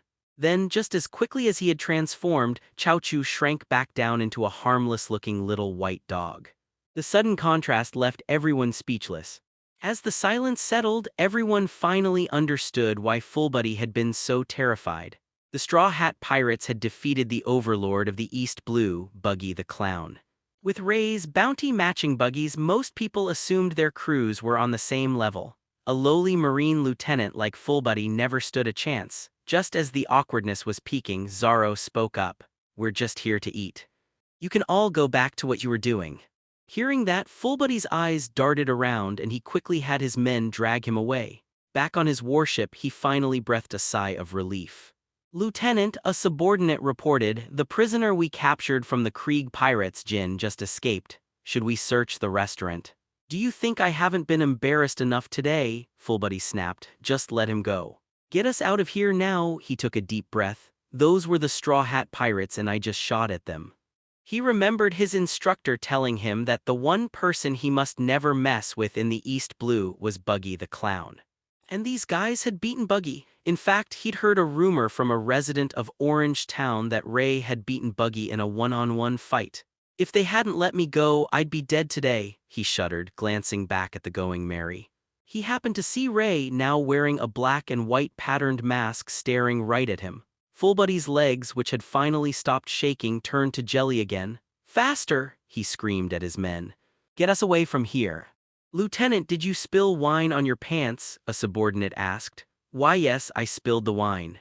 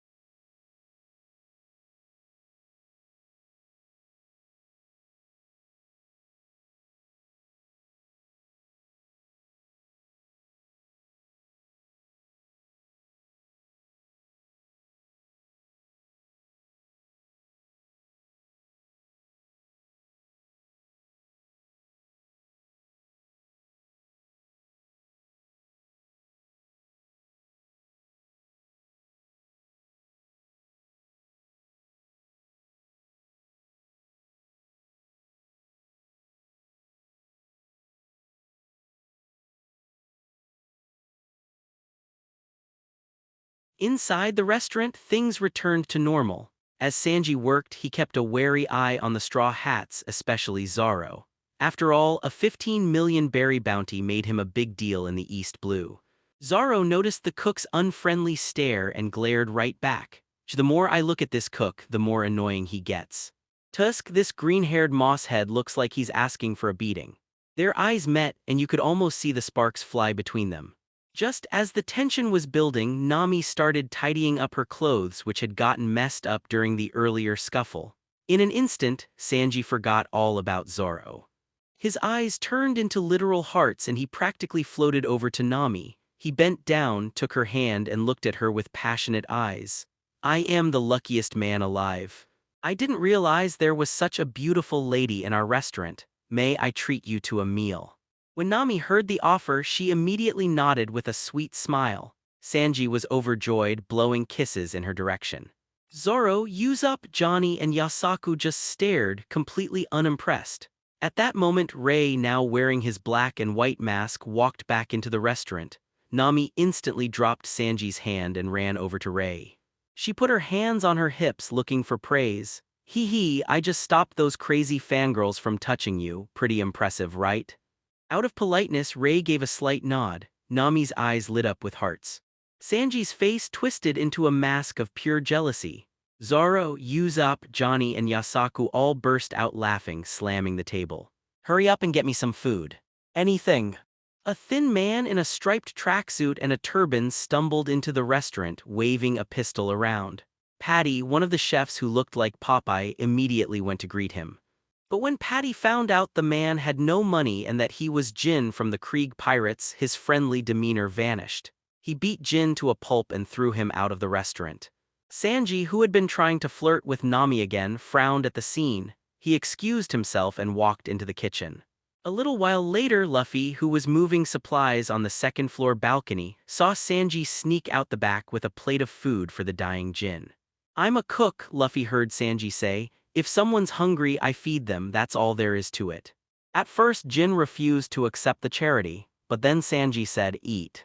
You can't fight on an empty stomach." After a moment of silence, Jin devoured the food, tears streaming down his face as he thanked Sanji. Watching from above, Luffy made up his mind. Sanji had to be the chef for the Straw Hat Pirates. Ray, his mask covering the upper half of his face, appeared beside him. "A battle might happen in a couple of days," he said calmly. Luffy thought for a second and understood what he meant. "Hee, then let them come." Just then, Zoro walked up to them with a bottle of wine. "What are you two talking about?" Ray looked at him, his expression unreadable behind the mask. "Your target is coming soon." Zoro froze. The wine bottle stopped halfway to his lips. Then a slow grin spread across his face, his shock turning into raw anticipation. "Good, I'll be waiting." Out of concern, Ray added, "You might die." Zoro just took another big swig of wine. "That was the promise I made to my best friend. The day I set sail, I left the fear of death behind." He turned and walked back into the restaurant. Luffy, who had been grinning a moment before, fell silent, a new look of respect on his face. Sanji, who had just come back inside, had overheard their conversation. He was puzzled by Zoro's attitude. "Is this green-haired guy a fool?" he thought with disdain. "What kind of dream is worth dying for?" But as he scoffed, a hint of self-mockery touched his own lips as he thought of a long-forgotten dream. All blue. He frowned, his eyes filled with memories. 6 days later. Luffy was still working off his debt and the rest of the crew was getting antsy. "Do we really have to stay here for a year?" Usopp complained. Only Ray and Nami didn't seem to mind. Nami was enjoying the fact that Sanji wouldn't let her pay for any of her meals. Ray, on the other hand, knew that her days of getting free food were about to end. Sure enough, a scream suddenly echoed through the restaurant. That flag, it's the Krieg pirates." The entire restaurant panicked. Buggy might have been the overlord of the East Blue, but he mostly stuck to his own territory. The Krieg pirates were different. They were infamous for burning, killing, and looting their way across the sea. They had only been driven out of the East Blue a few months ago after picking a fight with Buggy. Now they were back. Luffy, still wearing his waiter's apron, ran into the restaurant. "Ray, they're here," he said with a grin. Ray, wearing his mask, simply nodded. "Yeah." If they want to fight, Luffy said, his grin widening, leave them to me. Okay, Ray replied. Finally, the main ship of the Dawn Krieg fleet arrived. It was a massive galleon that dwarfed the Barady. The Going Merry, docked beside it, looked like a chihuahua next to a bear. As the diners stared in shock, someone noticed something odd. The ship is completely wrecked. An extremely burly man who looked like a gorilla, supported by Jin, stumbled into the restaurant. Before anyone could figure out why the infamous Dawn Krieg was in such a miserable state, he fell to his knees. Please, he begged the chefs, his voice weak. Give us food, we're starving. Dawn Krieg knelt, his head bowed. Please, he begged, give me food. This was the man who was once the second most feared pirate in the East Blue, a brutal and bloody tyrant whose name was used to scare children at night. And now he was on his knees, begging like a common vagrant. The bizarre scene left everyone in the restaurant completely confused. What in the world could have happened to a fleet of 5,000 men to end up like this? Is that really the terrifying Dawn Krieg? He looks like a beggar. But they say he's a monster who'd do anything to get what he wants. If the chefs save him, won't he just turn on them? You're being too naive, another diner scoffed. This is the man who killed his own commander just to rise through the ranks. Gratitude isn't in his vocabulary. The chefs were having their own heated debate. Let him starve out there. It'd be a favor to the rest of the world, one of them yelled. But it was too late. Sanji had already brought a plate of hot food out to Krieg, who immediately began to devour it like a wild animal. The other chefs screamed at Sanji, but he wouldn't listen. For him, a cook's duty to feed the hungry was absolute. The moment Krieg finished his meal and felt his strength return, he struck. He sent Sanji flying with a single punch, then threatened the other chefs. Prepare food for 100 of my men now, he roared, and then hand over this ship, it belongs to me. Insidious, cruel, and ungrateful. He was exactly the monster everyone said he was. Ray, Luffy, Zoro, and the others were still at their table, watching the whole scene unfold. That ungrateful bastard is so hateful, Usopp whispered. You three should go take him out. Luffy remained silent, his eyes fixed on the unfolding drama. Ray's attention, however, was already 2 kilometers away. With his observation haki, he could sense an incredibly powerful aura lingering out on the ocean. So he's here, Ray thought. Hawkeye. Sanji, after being knocked down, simply lit a cigarette. Prepare food for 100 people, he ordered the other chefs. Patty and Karn immediately protested, but Sanji just yelled back, isn't it our job as cooks to feed anyone who's hungry? Just as the argument was getting heated, the head chef, Zeph, appeared and sided with Sanji. Defeated, the other chefs went to the kitchen. Krieg recognized the old man. Your red leg, Zeph. For a moment he was intimidated, but then he noticed Zeph's prosthetic leg. He's a washed-up cripple, Krieg thought, his fear turning to arrogance. After you bring out the food, all of you will get off this restaurant, Krieg declared. This ship is mine. Anyone still here in half an hour is an enemy of the Krieg pirates. With that, he turned and walked back toward his galleon. In less than 10 minutes, all the customers had fled the Barady, but none of the chefs left. They stood their ground, armed with kitchen knives and meat cleavers, ready to die for their restaurant. Sanji noticed that Ray and his crew were still sitting at their table, looking completely unfazed. Hey, you guys. Why are you still here? He asked. This has nothing to do with you. Zoro just smirked. Whether we get involved or not is up to our captain. Me, I'm just waiting for someone. Luffy adjusted his hat. I work here now, he said with a grin. Ray didn't say anything, his expression hidden behind his mask. After a moment, he spoke. You should all get out of here. If you stay, you'll get caught in the crossfire. The chefs immediately started shouting that they would never abandon their restaurant. Ray simply said, I've said my piece. In the end, Luffy made a deal with Zeph. If the chefs couldn't handle it, the Straw Hats would step in, and in return, Luffy's debt would be cleared. Heh, then leave it to us, Luffy said, his grin widening. As they waited, Zoro suddenly recalled Ray's ominous warning. Ray, why did you say they'd get caught in the crossfire? You'll see, Ray replied simply. His attention wasn't on Krieg at all, it was on Mihawk. And he was 100% certain that when Zoro inevitably lost to the world's greatest swordsman, he would have to step in. Since joining the crew, he had come to see Luffy and Zoro as his partners. He wouldn't stop Zoro from risking his life for his dream, but if his partner was about to be killed, he would fight back. even if it was against an opponent he might not be able to beat. The crossfire he was talking about wasn't from Krieg, it was from his fight with Hawkeye. The half hour was almost up. Zoro began to warm up, planning to use the Krieg pirates as a warm-up for his real opponent. Luffy looked out at Krieg's massive ship, a wide grin on his face. Then he remembered something and turned to the bounty hunter duo. Johnny, Yasaku, go get the Mary and move it somewhere safe. Nami and Usopp wanted to go too, but Ray stopped them. You've been training for a while now, he said. It's time for some actual combat. The two of them slumped down by the restaurant door, nervously waiting for the fight to begin. At that moment, Ray suddenly stood up. Luffy, I'm leaving this to you, I have something to take care of. No problem, we can handle it, Luffy replied. With that, Ray walked toward the stairs leading to the top floor of the barrady, a fierce fighting spirit beginning to build around him. The half hour was up. Standing at the bow of his ship, Don Krieg issued the command. Men, kill every last one of these chefs, seize this ship, and we're on our way to the Grand Line. Oh, his underlings roared, charging down from the galleon like a pack of wolves. Jin hesitated, but after a fierce glare from Krieg, he too joined the battle. On the Baraty's side, Patty and Karn had raised the ship's fins, creating a makeshift fighting platform. The chef stood ready, armed with everything from meat cleavers to frying pans.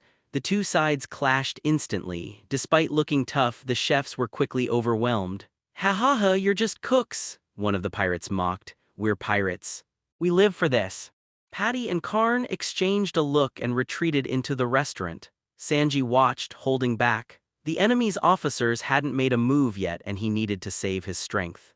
From the start, the battle was completely one-sided. Ray, who had already taken his position on the restaurant's rooftop, watched the chaos below, a thoughtful expression on his face. According to my memory, he thought, Hawkeye should have shown up by now and sliced Krieg's ship to pieces. Why the delay? Is he just watching? No matter, what's meant to come will come. As the chefs were about to be completely defeated, Sanji could no longer stand by. With a series of spinning handstand kicks, he sent a dozen pirates flying off the platform. His intervention gave the chefs a chance to regroup and fight back. Just then, a strange, turtle-like man covered in steel shields emerged from the sea. This was Pearl the Iron Wall, an officer of the Krieg pirates. Alongside him was Jin, now wielding two massive, spiked tonfas. Sanji-san, Jin said, I'm grateful for the meal. If it weren't for Captain Krieg's orders, I wouldn't be doing this. Please just surrender. Sanji lit a cigarette. I will never let anyone destroy this restaurant, he said, settling into a fighting stance, no matter who they are. With Sanji occupied, the chefs were once again at a disadvantage. Patty and Karn, who had gone to get the Baraty's cannon, saw the situation and had to return to the fight. Leave the guy with the iron balls to us, they yelled to Sanji. You take the turtle. The battle raged on. Sanji quickly overpowered Pearl, knocking him to the ground in just a few moves. Patty and Karn, however, were sent flying the moment they clashed with Jin, both knocked out cold. Distracted by his fallen comrades, Sanji let his guard down for a split second, long enough for Pearl to land a heavy blow to his head, leaving him dazed. It looked like the chefs were done for. Ray, however, wasn't worried. He knew this was the cue for the Straw Hat crew to finally join the party. Luffy grinned, all right guys, our turn. Zoro gripped his swords and followed right behind him. Nami pulled out her staff, positioning herself at the restaurant's entrance to block any pirates who broke through. Usopp hid by a window, ready to provide support with his slingshot. Chaochu trotted forward, keeping pace with Zoro. Krieg looked down at them from his ship, his expression full of contempt. And who the hell are you supposed to be, getting in the way of the great Don Krieg? Zoro, Nami, and Usopp were all taken aback. Wait, this guy doesn't recognize us. Zeph, the head chef, was surprised at first too. The Straw Hats were the hottest topic in the East Blue right now. But then he realized Krieg and his men had just barely escaped the Grand Line with their lives. They probably hadn't had time to read a newspaper. A smirk appeared on his face. This was going to be interesting. Zoro intercepted Pearl. With a fierce roar, Chaochu transformed into his 5-meter-long dog demon form, his terrifying presence alone sending a wave of fear through the pirate crew. Meanwhile, Luffy strode toward Sanji, who was now lying unconscious at Jin's feet. Even though the pirates didn't recognize them, the appearance of the straw hats, especially the giant demon dog, completely changed the battlefield. As the pirates started to back away from Chaochu in fear, Krieg shot one of them dead. "Anyone who retreats will die," he bellowed. "Are you really scared of a single animal?" Intimidated, the pirates realized that facing Chaochu might be better than facing their captain's wrath. With renewed battle cries they charged. Zoro looked at Pearl and smirked. "Don't disappoint me." He didn't even bother with his bandana, drawing only 2 swords. Enraged at being looked down on, Pearl charged, swinging his massive shields to smash Zoro's head. Zoro sidestepped easily and one of his swords flashed out, leaving a deep gash on Pearl's exposed shoulder. "Bastard!" Pearl roared, ignoring the pain as he leaped into the air to crush Zoro from above. Zoro just smiled. This time he didn't dodge. He crossed his swords and met the attack head-on, stopping the massive officer in midair. Pearl was now stuck, balanced precariously on Zoro's blades. "If this is all you've got," Zoro said, "then let's end this." With a powerful shove, he sent Pearl flying. As the officer got to his feet, bleeding from his nose, he completely lost his temper. All of his shields burst into flames. "Damn you, green hair, I'll kill you!" he screamed, charging forward like a flaming meteor. Zoro just looked bored. "So your ultimate move is to light yourself on fire? How disappointing." Two-sword style Rhino's return. Zoro thrust both swords forward, his body low to the ground like a charging rhino. The two collided in a shower of sparks. "You rushed right into the fire," Pearl screamed. "Aren't you afraid of getting burned?" "The pain from these flames is nothing," Zoro said coolly, "compared to Rei's daily training. And your shell has too many openings." With that, the shield on Pearl's chest shattered, and Zoro's swords plunged deep into his abdomen. Pearl's eyes rolled back and he collapsed, defeated. Zoro sheathed his swords and turned away. Nearby, Luffy had already pulled Sanji to his feet. He looked at Jin, who was still standing guard. "Aren't you going to help your friend?" Jin just shook his head. "You can't beat Captain Krieg. As for me, I just want to be the one to bury my benefactor, Sanji." Hearing this, Luffy glanced at Sanji. "Krieg is yours," Sanji said, lighting a cigarette. "I'll settle things with Jin here." Luffy was quiet for a moment. He then adjusted his straw hat and said to Sanji, "Don't die. You're my cook after all." Sanji looked annoyed but didn't argue. He just prepared for his fight with Jin. With that, Luffy clenched his fists and looked up at Krieg. "Ready, you heartless bastard gorilla?" As Zoro's battle ended, Chaochu's fight was also wrapping up. Under Krieg's retreat and you die order, the pirates had charged at the giant dog. They quickly realized how naive they had been. Their swords, guns, and axes couldn't even scratch Chaochu's hide. With a single swipe of his claws, Chaochu would disembowel anyone who got too close. Some of the smarter pirates quickly caught on. They would pretend to get hit, deliberately letting Chaochu's attacks send them flying into the sea where they'd float, feigning serious injury. A previously unthinkable thought started to spread through their ranks. Maybe we'd have a better chance of survival if we all just attacked Captain Krieg instead. Soon, most of the pirates were faking it, leaving only a few truly suicidal ones still charging at the giant dog. From the bow of his ship, Krieg frowned. Something felt off, but before he could investigate, Luffy's voice cut through the air. "Hey, you ungrateful gorilla, it's your turn now." At Luffy's taunt, Krieg's attention snapped to him. His vicious face was eerily calm. "I don't care what a dead man says because I, Don Krieg, will always win." Luffy just grinned. "So you're saying you ran back to the East Blue from the Grand Line because you were scared, not because you got your butt kicked." That hit a nerve. Losing to that man was the greatest shame of Krieg's life. His composure shattered and a vein bulged on his forehead. "I'll kill you, you skinny monkey." Before Krieg could move, Luffy shot forward, his fist aimed right at the armored pirate. So fast, Krieg thought, surprised by the burst of speed. He immediately went on the defensive, pulling a massive, spiked iron shield from under his cape and wrapping it around his body. The pirates floating in the sea grinned. "That's our Captain Krieg, he never takes any risks." "Ha ha ha, that straw hat kid won't dare punch that, he'll shred his own hands." Even Sanji, who was facing off with Jin, looked worried. With armor like that, how is he supposed to fight? Meanwhile, on the restaurant's rooftop, Rei just shook his head. "Boring," he muttered. By choosing to defend, Krieg had just given Luffy all the time in the world to prepare. The old Luffy would have punched the armor anyway, not caring if his hands got mangled, but this Luffy was different. He'd still throw the punch, he just wouldn't get hurt. Armament haki. Hardening. Luffy's right fist turned pitch black as it slammed into the spiked armor. Clang, a deafening metallic sound echoed across the sea. A massive figure was sent flying backward and everyone froze. What? The Straw Hat Kid is still standing. That means our captain was the one who got sent flying. But his hand isn't even hurt. What was that black fist just now? Ray and Zoro just smirked.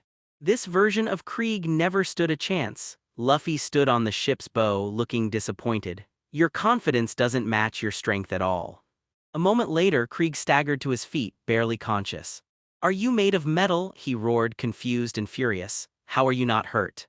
You don't need to know, Luffy replied curtly. Now I'm sending you flying for real. He charged again. Krieg, his spiked armor shattered, quickly detached 2 shields from his shoulders and combined them with a spear. Luffy didn't even bother stretching. He just swung a normal punch which collided with Krieg's great battle spear. Boom! An explosion erupted and this time Luffy was the one sent flying back. How's that, Straw Hat? Krieg laughed. My spear weighs a full ton, the harder you hit it the bigger the explosion. Ray, who was preparing for his own fight, wasn't worried about Luffy at all. In fact, another thought occurred to him. I wonder if I could give that spear to Chaochu. He could probably swing it with his tail. Poor Krieg, he was destined to be robbed. As the smoke cleared, Luffy brushed the dust off his clothes, completely unharmed. Whoa, that was a big bang, he said cheerfully, but it didn't even hurt as much as one of Ray's training clubs. You're giving me way too much time to prepare. Ha ha ha, it's over now, Krieg. Before Krieg could even retort, he felt his hair stand on end. In a flash, Luffy had appeared less than a meter in front of him, his rubbery arm already stretched far behind, fully charged with haki. The attack was so fast Krieg didn't have time to react. Gum Gum Pistol. Luffy's haki-coated fist smashed directly into Krieg's chest plate, shattering it instantly.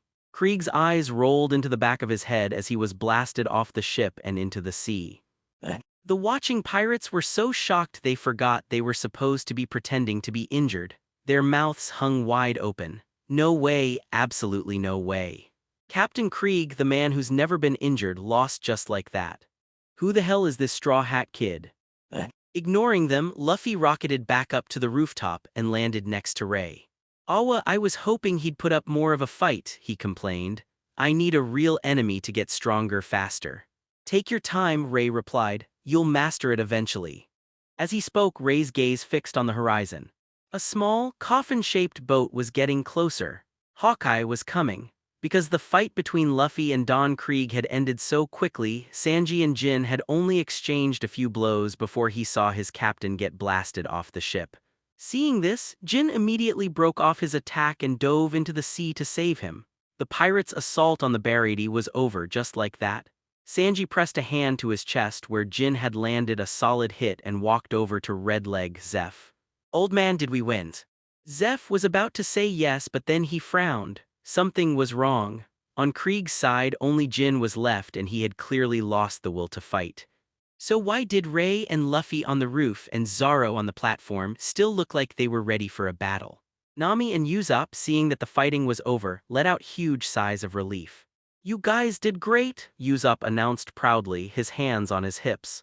The only shame is that you didn't get to see me and Nami in action.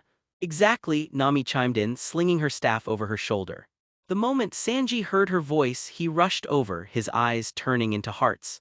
With me here, I would never let such a beautiful lady get her hands dirty with those pirate scumbags. Ray and Luffy, still focused on the horizon, completely ignored the boastful duo below. Zoro was the same, his entire body tense, his gaze fixed on the sea. The only sounds were the wind and the flapping of flags. The atmosphere was getting awkward. Seeing his goddess being ignored, Sanji flew into a rage. How dare you disregard Nami Swan? You mosshead are going to pay for this. But Zoro didn't even look at him. Shut up, he said calmly, his voice was dangerously low, a vein bulged on Sanji's forehead. What did you? Before he could finish, 2 sharp clangs of a sword being swung echoed across the water. In the distance, Don Krieg's massive galleon suddenly split apart. The enormous ship was sliced into several clean sections which then collapsed into the sea, sending huge waves crashing violently against the barrier. Luckily, Johnny and Yasaku had already moved the Going Merry a safe distance away, or it would have been sunk on the spot.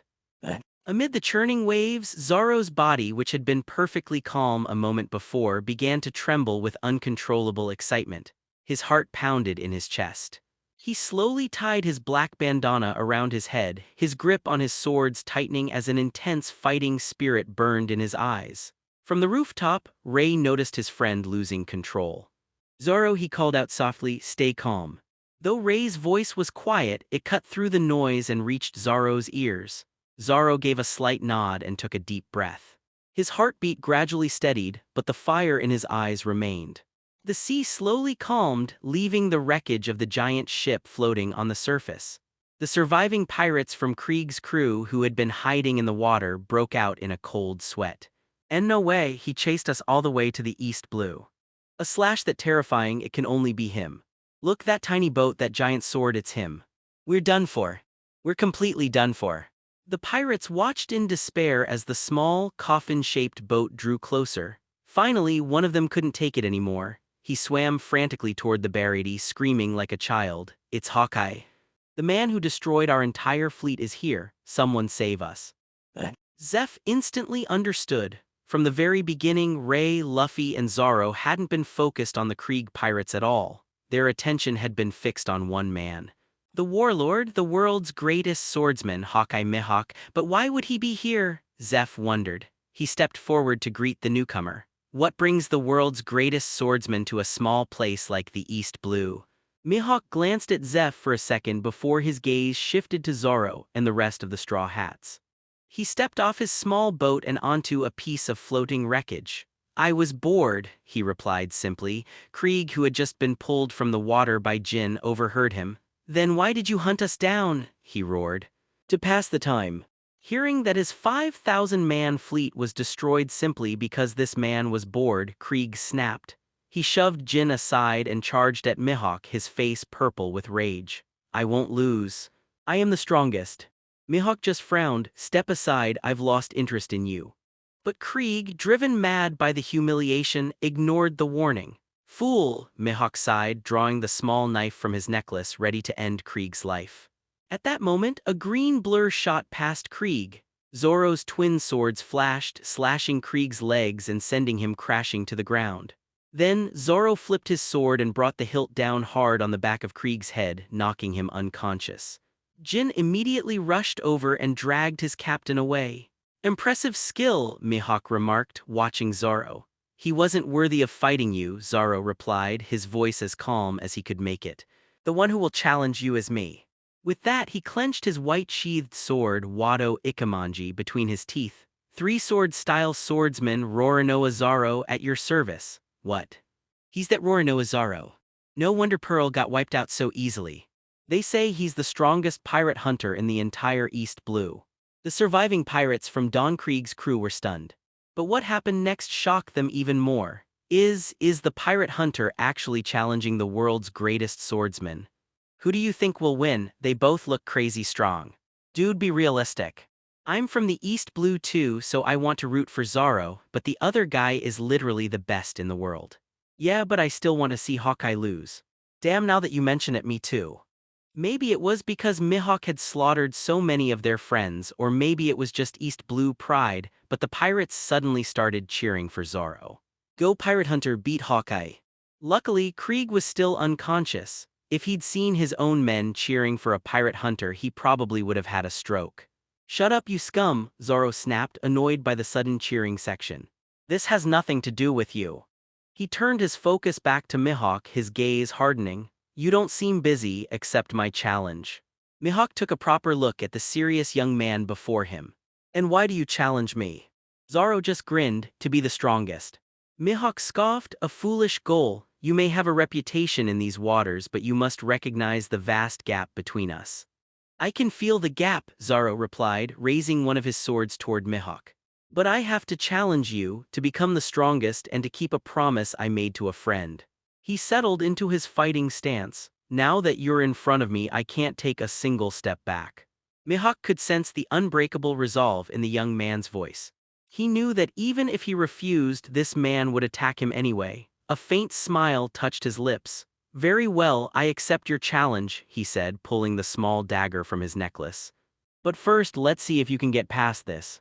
"You bastard," Zoro growled, his anger flaring despite Rei's earlier advice. "You're looking down on me." Three-sword style onigiri. He swung his three swords forward.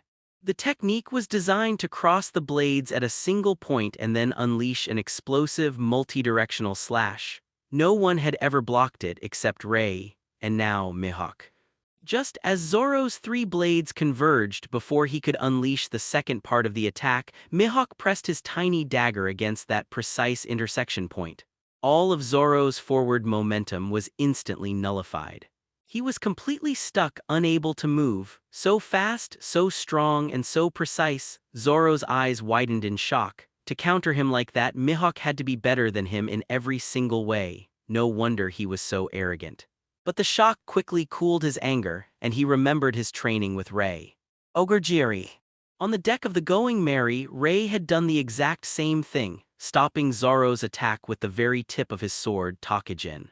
"Your techniques are too aggressive, Zoro," Rei had said. "Against weaker opponents they're unstoppable, but against someone stronger and faster than you, they're useless. Now that I've completely shut you down, what do?" Sweat dripped from Zoro's forehead. He had no answer. All of his techniques were designed to charge forward with no room to adapt. "There's nothing wrong with charging forward," Rei had continued, "but true swordsmanship is also flexible." The memory faded. Feeling the immense pressure from Mihawk's dagger, Zoro knew that Rei had been right. There were only two ways to break through this. The first was to get stronger and faster. The second was to adapt. A faint smile touched his lips. Two methods.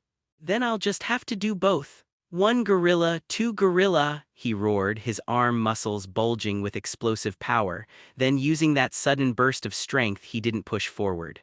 Instead, he twisted, changing his momentum and spinning away into the air. Watching from the rooftop, Rei nodded slightly. It was a simple trick, using momentum to create an opening. Mihawk, underestimating his opponent, was caught off guard for a split second. As Zoro pulled away, Mihawk's body was involuntarily pulled forward a single step. With a longsword, that wouldn't matter, Rei thought. But with a dagger, that one step is enough to put him right in the middle of the storm. Zoro seized the opportunity, three-sword-style tornado. He channeled his power through his three blades, stirring the air into a vicious whirlwind. Even Mihawk, caught in the center of it, was forced to use his dagger to defend against the swirling cuts. As the world's greatest swordsman was momentarily trapped, Zoro unleashed his most ferocious attack. Three-sword style. Tiger Hunt. Mihawk's heart chilled. This kid, even after my mistake for him to push me this far. He was completely surrounded. If he kept using the dagger, he might be able to block the tiger hunt, but the tornado would still cut him. And for the world's greatest swordsman to be injured here, that was unthinkable. "Well done, boy," Mihawk said, his voice low. "I acknowledge you." With that, he reached behind his back. Shing, a metallic ring echoed across the water. The tornado shattered instantly, and Zoro was sent flying back by a single, powerful slash from a massive black blade. Mihawk watched as Zoro slowly got back to his feet, as a wide, excited grin now on his face. "Ha ha ha ha. Roronoa Zoro, I should not have underestimated you," Mihawk declared, holding the legendary black sword Yoru. "Come, I formally accept your challenge with the world's strongest blade." Zoro, now standing tall, smirked, his fighting spirit blazing. "Wouldn't have it any other way." "Whoa, that's the pirate hunter Zoro for you. What an incredible attack." "That tornado was terrifying. I can't imagine what would happen if you got caught in that." "But Hawkeye is just as scary." All of that, and he's only just now drawn his real sword. The pirates from Krieg's crew were murmuring in awe. Johnny and Yasaku, who had returned to the scene, were watching with wide eyes. "So that's Zoro's target. He looks strong, but big bro Zoro is stronger. He'll definitely win." Usopp, standing beside them, couldn't help but feel that his two new friends had way too much blind faith. "If you guys were actually watching the fight," he muttered, "you wouldn't be saying something so stupid." Nami frowned. She had seen fights like this almost every day during their training. This was exactly what it looked like when Zoro fought Rei. As much as it sucks to say it, she sighed, Zoro has basically no chance of winning. No way, Johnny and Yasaku shot back, didn't you see? Big bro Zoro had him on the ropes earlier. Whatever, Nami gave up. Luffy, watching from the rooftop, knew she was right. This was a one-sided beatdown just like the ones he and Zoro got from Ray every day. Ray, Luffy said, his voice tight, in a swordsman's duel if the challenger loses, the winner can kill them, right? Ray's eyes remained fixed on the battle. So, are you going to stop him? He asked calmly. Luffy clenched his fists, his teeth grinding in frustration. How could I? This fight means more than life itself to Zoro. I can't stop him. Damn it. Agitated, Luffy leaped down from the roof to get closer to the fight, landing beside Johnny and Yasaku. On the wreckage of the ship, Zoro and Mihawk stood facing each other, blades drawn. An eerie silence fell over the sea, broken only by the sound of waves lapping against the wood. I'm coming, Zoro said and charged. Mihawk didn't move from his spot, effortlessly blocking Zoro's assault with his massive black blade. Zoro's 3 swords moved with different patterns, slashing, thrusting, parrying. It was a whirlwind of steel that actually forced Mihawk onto the defensive. With a swift leap backward, Mihawk swung his sword, creating a gust of wind that sent Zoro stumbling back. A faint smile touched his lips. Impressive swordsmanship, you must have a good teacher. Zoro smirked, a teacher, yeah, you could say that. This new, more versatile style was something Ray had drilled into him to fix his previously one-dimensional attacks. If I hadn't met Ray, Zoro thought, I wouldn't have even made it past that tiny dagger. He refocused his attention just in time to see Mihawk charge, his black blade held to one side. A terrifying wave of wind pressure slammed into Zoro, making it hard to even move forward. He gritted his teeth, his arm muscles bulging as he roared, 3-sword style. Tiger Hunt. He used the raw force of his own attack to shatter the wind pressure, but the recoil left him stiff for a split second. That was all Mihawk needed. He closed the distance in an instant, his blade swinging down. Damn it. Zoro thought, his eyes widening. Too fast, I can't block it. A seemingly ordinary slash sent Zoro flying, a massive gash opening up on his chest. Having felt the gap between us, Mihawk asked, his voice holding a hint of warning, do you still intend to fight? Zoro forced himself to his feet. Of course, he declared, Mihawk sighed. You could have died 100 times in that last exchange. If you come at me again, I won't hold back. An overwhelming aura of power began to radiate from him. Zoro just settled back into his stance. I can't retreat, he said, his voice firm. Even if I die, if I take even one step back now, I'll never be able to face you, my best friend, or myself ever again. Hearing this, not only did Mihawk smile, but so did Ray in the distance. Though they were far apart, they both spoke at the same time, their assessment of Zoro identical. Such unwavering resolve, well said. But Ray added one more sentence. But don't you dare treat death as an escape. Watching them, Ray knew the next exchange would be the last. His own fighting spirit, which he'd been building this whole time, was finally ready. He leaped down from the roof, landing beside Luffy. Red leg, Zeph tensed. What are you planning? He asked. Ray just glanced at the old man. Get this restaurant further away. Zeph's eyes widened as he understood. Don't tell me you're going to. Ray didn't answer, his gaze fixed on Zoro. Zeph took a deep breath. Patty, Karn, prepare to weigh anchor. The second their fight is over, we're moving out. Thanks for giving me time to prepare, Zoro said to Mihawk. Consider it an apology for using that small blade on you, Mihawk smirked. Come, Roronoa Zoro, show me the depth of your resolve. Zoro grinned back, then I'll show you armament haki. Coding. With his unwavering determination, all 3 of his swords turned jet black. Mihawk's eyes widened slightly. To have learned haki in the weakest of the 4 seas, I look forward to your future even more now, Zoro. He gripped his sword with both hands. Opposite him, Zoro brought his 3 swords together, the blades rotating as he suddenly charged. 3-sword style secret technique. 3,000 worlds. At the same time, Mihawk swung his own blade. They clashed in an instant and passed each other by. The force of their attacks tore the rest of the ship's wreckage to pieces. A gust of wind blew past. Zoro stood up straight. The moment he did, multiple jets of blood erupted from his body. So strong, he gasped, the vast, insurmountable gap between them now painfully clear. Mihawk turned to face him.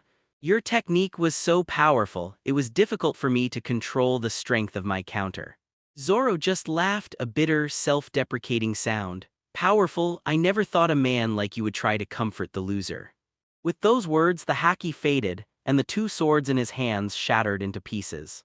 Zoro didn't get it, but Ray did. Mihawk wasn't comforting him, he was telling the truth. In the original story, Mihawk had left a single, deep wound. This time there were multiple, shallower cuts. It meant that Zoro's attack had been so strong that Mihawk couldn't perfectly control the focus of his own slash, causing the damage to scatter. A small smile curled beneath Ray's mask. Zoro, you really have gotten stronger.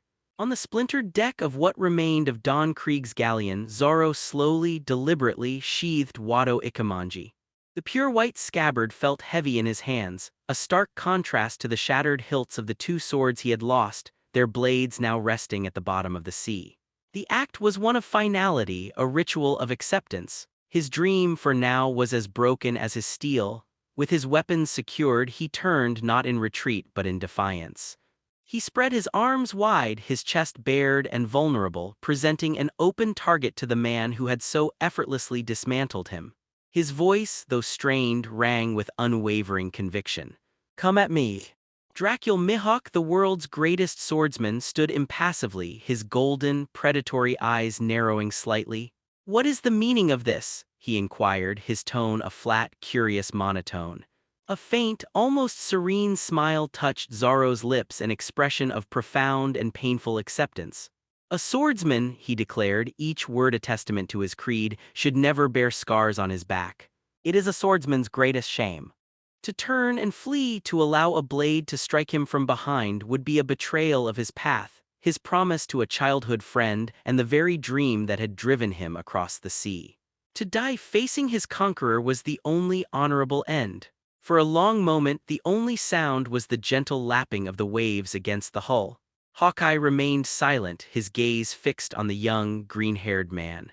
Then, a faint, almost imperceptible glint of admiration sparked in his piercing eyes. This was not the arrogance of a fool, but the unyielding spirit of a true warrior. Magnificent, Hawkeye breathed, the word carrying a weight of genuine respect. A noble resolution, very well, I shall grant you the dignity you seek. He took a single, measured step forward, closing the distance to a mere 3 meters.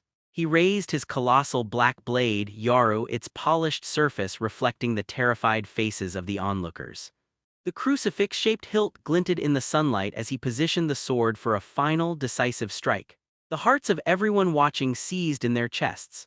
On the deck of the floating restaurant Barady, Luffy's entire body tensed, his muscles coiling like compressed springs, ready to launch himself into the fray to save his crewmate.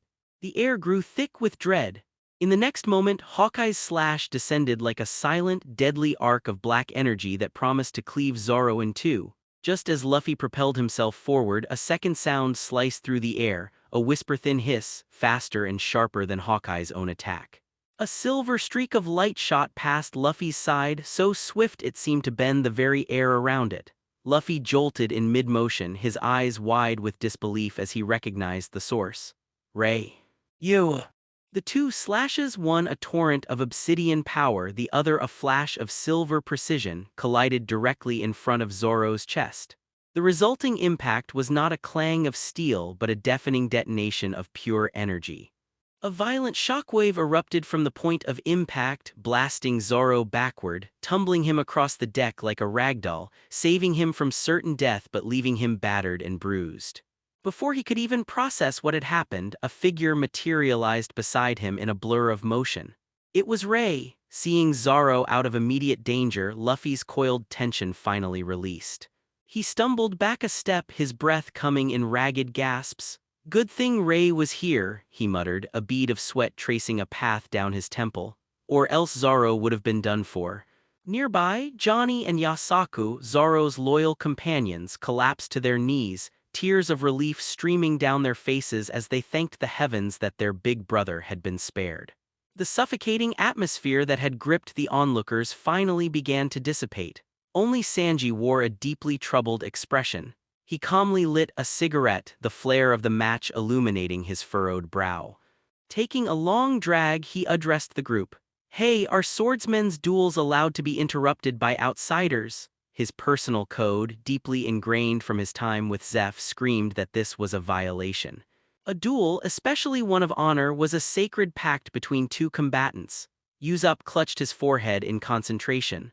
From what I've read in books, no, you definitely can't interrupt, he confirmed, his voice laced with newfound anxiety.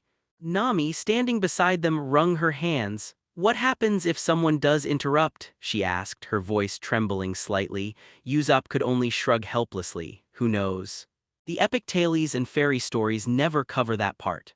His nonsense answer earned him a gentle but firm smack on the arm from Nami. Sanji frowned, clicking his tongue in annoyance before exhaling a perfect ring of smoke. If I had to guess, he mused, an interruption of that magnitude might cause both duelists to turn their anger on the intruder. The implication of his words hung heavy in the air. Nami's panicked breathing gradually calmed as she considered it. Then it should be fine, she reasoned with a sigh of relief. Zoro would never turn on Ray. But Yuzup's face remained a mask of worry. Yeah, but what about Hawkeye? A collective gasp swept through the group.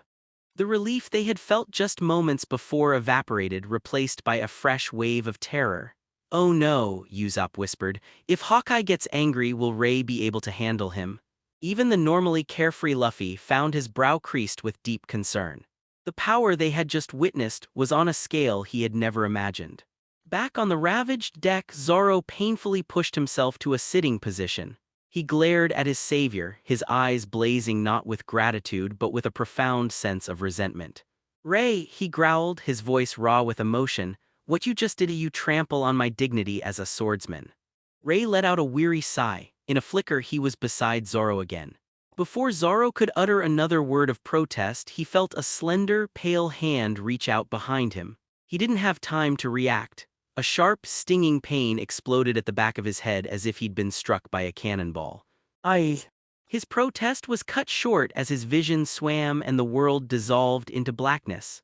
Zoro slumped forward, unconscious. A flicker of genuine anger crossed Ray's usually placid features. He grabbed the back of Zoro's belt and unceremoniously hurled his limp body toward Luffy and the others. Someone who so carelessly throws their life away doesn't deserve to talk about dignity, at least not with that kind of foolish behavior, he called out, his voice sharp and cold. In Ray's eyes, Zoro's decision to challenge Hawkeye despite the chasm in their strength was a testament to his unbreakable conviction. It was a quality Ray deeply admired.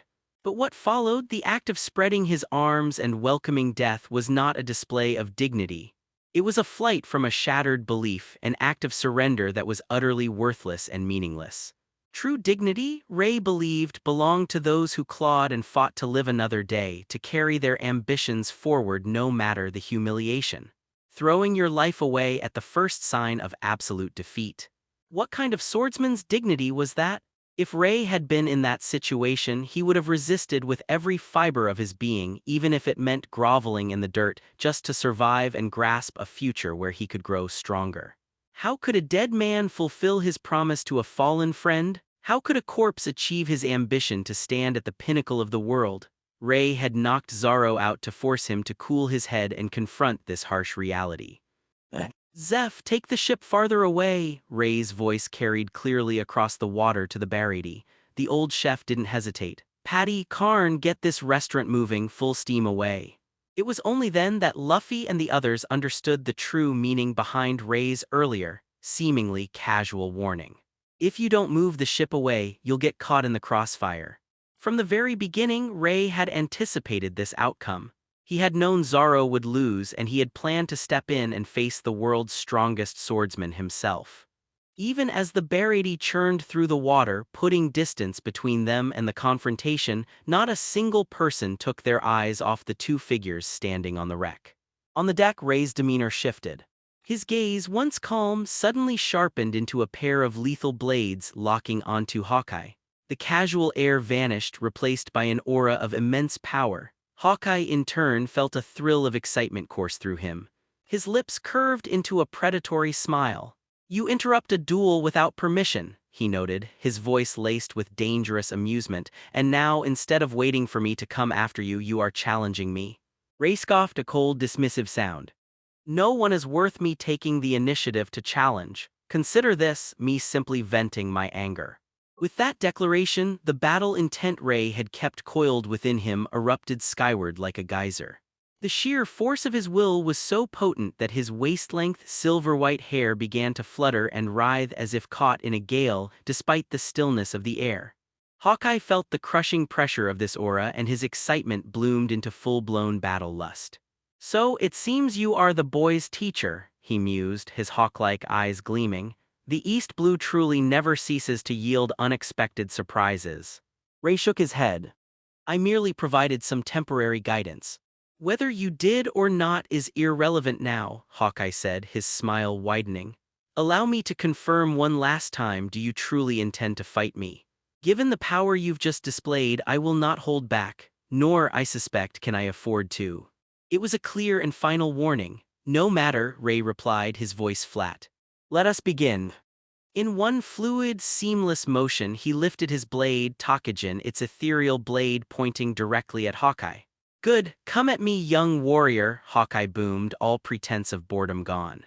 He gripped the hilt of his black blade, Yaru, with both hands, his entire being focused on the man before him. Before a single physical blow was struck, the sword intent radiating from the two masters clashed in the space between them. The air itself seemed to crackle and groan under the immense spiritual pressure. Without any physical contact, deep fissures began to snake across the deck of the ship. Some of Krieg's surviving pirates, too slow to escape, were caught in the invisible crossfire. They collapsed, unconscious, unintended casualties of a battle that had not yet truly begun. 5 minutes later, the Barady had sailed to what seemed like a safe distance. They were now a full kilometer away, a small speck on the horizon from where Ray and Hawkeye stood. "Old man, stop the ship," Sanji said, his voice quiet but firm. The silence was broken. Having witnessed these titanic displays of will and power, his mind was in turmoil. He couldn't comprehend why these straw hat pirates would go to such lengths, risking life and limb for abstract concepts like dreams and camaraderie. His own heart was a battlefield of conflicting emotions. He simply had to see, he had to witness the conclusion of this impossible fight. Luffy, his face grim and his brows knitted together, echoed the request. "Stop the ship, old man." "Very well," Zeph conceded, his own curiosity and awe overriding his caution. And so, aboard the Barady, every soul, from hardened cooks to aspiring pirates, fixed their gaze across the vast expanse of the sea. At that moment, every pair of eyes reflected the same unbelievable scene. Two colossal beams of energy, one of pitch black and the other of brilliant silver, erupted from the distant figures and collided with an earth-shattering force. A silent, blinding flash of light bleached the sky white. Seconds later, the sound wave hit them, a deafening roar that shook the Barady to its foundations. The resulting shockwave tore the ocean itself asunder, sending towering waves, monstrous and unnatural, rushing toward them. Sanji's eyes widened in sheer, unadulterated shock. The cigarette that had been dangling from his lips fell unnoticed to the deck. Is this something humans are even capable of?" he whispered, his voice trembling. Even Zeph, a man who had survived a year on the treacherous Grand Line and witnessed countless powerful fighters, was visibly shaken to his core. His one good leg trembled. "Is this the power of the legendary Shichibukai?" Nami, clutching the ship's railing to stay upright, couldn't hide her astonishment. "Ray, he seems even stronger than when he fought Buggy." Luffy's expression remained grave, his small fists clenched so tightly his knuckles were white. His eyes were fixed on the distant cataclysm, his voice a low, intense plea. "Ray, you better come out of this unharmed." 5 minutes earlier, the Barady had just begun to churn the sea, its silhouette shrinking against the horizon. On the wreckage of the galleon, the atmosphere was anything but calm. The very air had grown thick and heavy, charged with an invisible, crackling energy. It was the palpable clash of two master swordsmen's wills, a silent war waged before the first blow was even struck. This immense pressure radiated outwards, pressing down on the sea itself and terrifying the scattered survivors of the Krieg pirates. Panicked shouts and desperate splashing filled the air as they swam for their lives. Among them was Jin, the man-demon, now burdened with the dead weight of his unconscious captain, Don Krieg, slung over his back. As Jin kicked furiously through the churning water, he cast a stunned, horrified gaze back at the battlefield. Under the sheer force of the clashing auras, the remnants of their massive flagship were groaning and splintering further. The colossal wreck was being torn apart not by cannonballs or blades, but by sheer spiritual pressure. The surging sword energy even seemed to leave shimmering, temporary scars upon the surface of the ocean. A deep, hearty laugh, utterly devoid of malice and filled with pure, unadulterated joy, boomed from Hawkeye.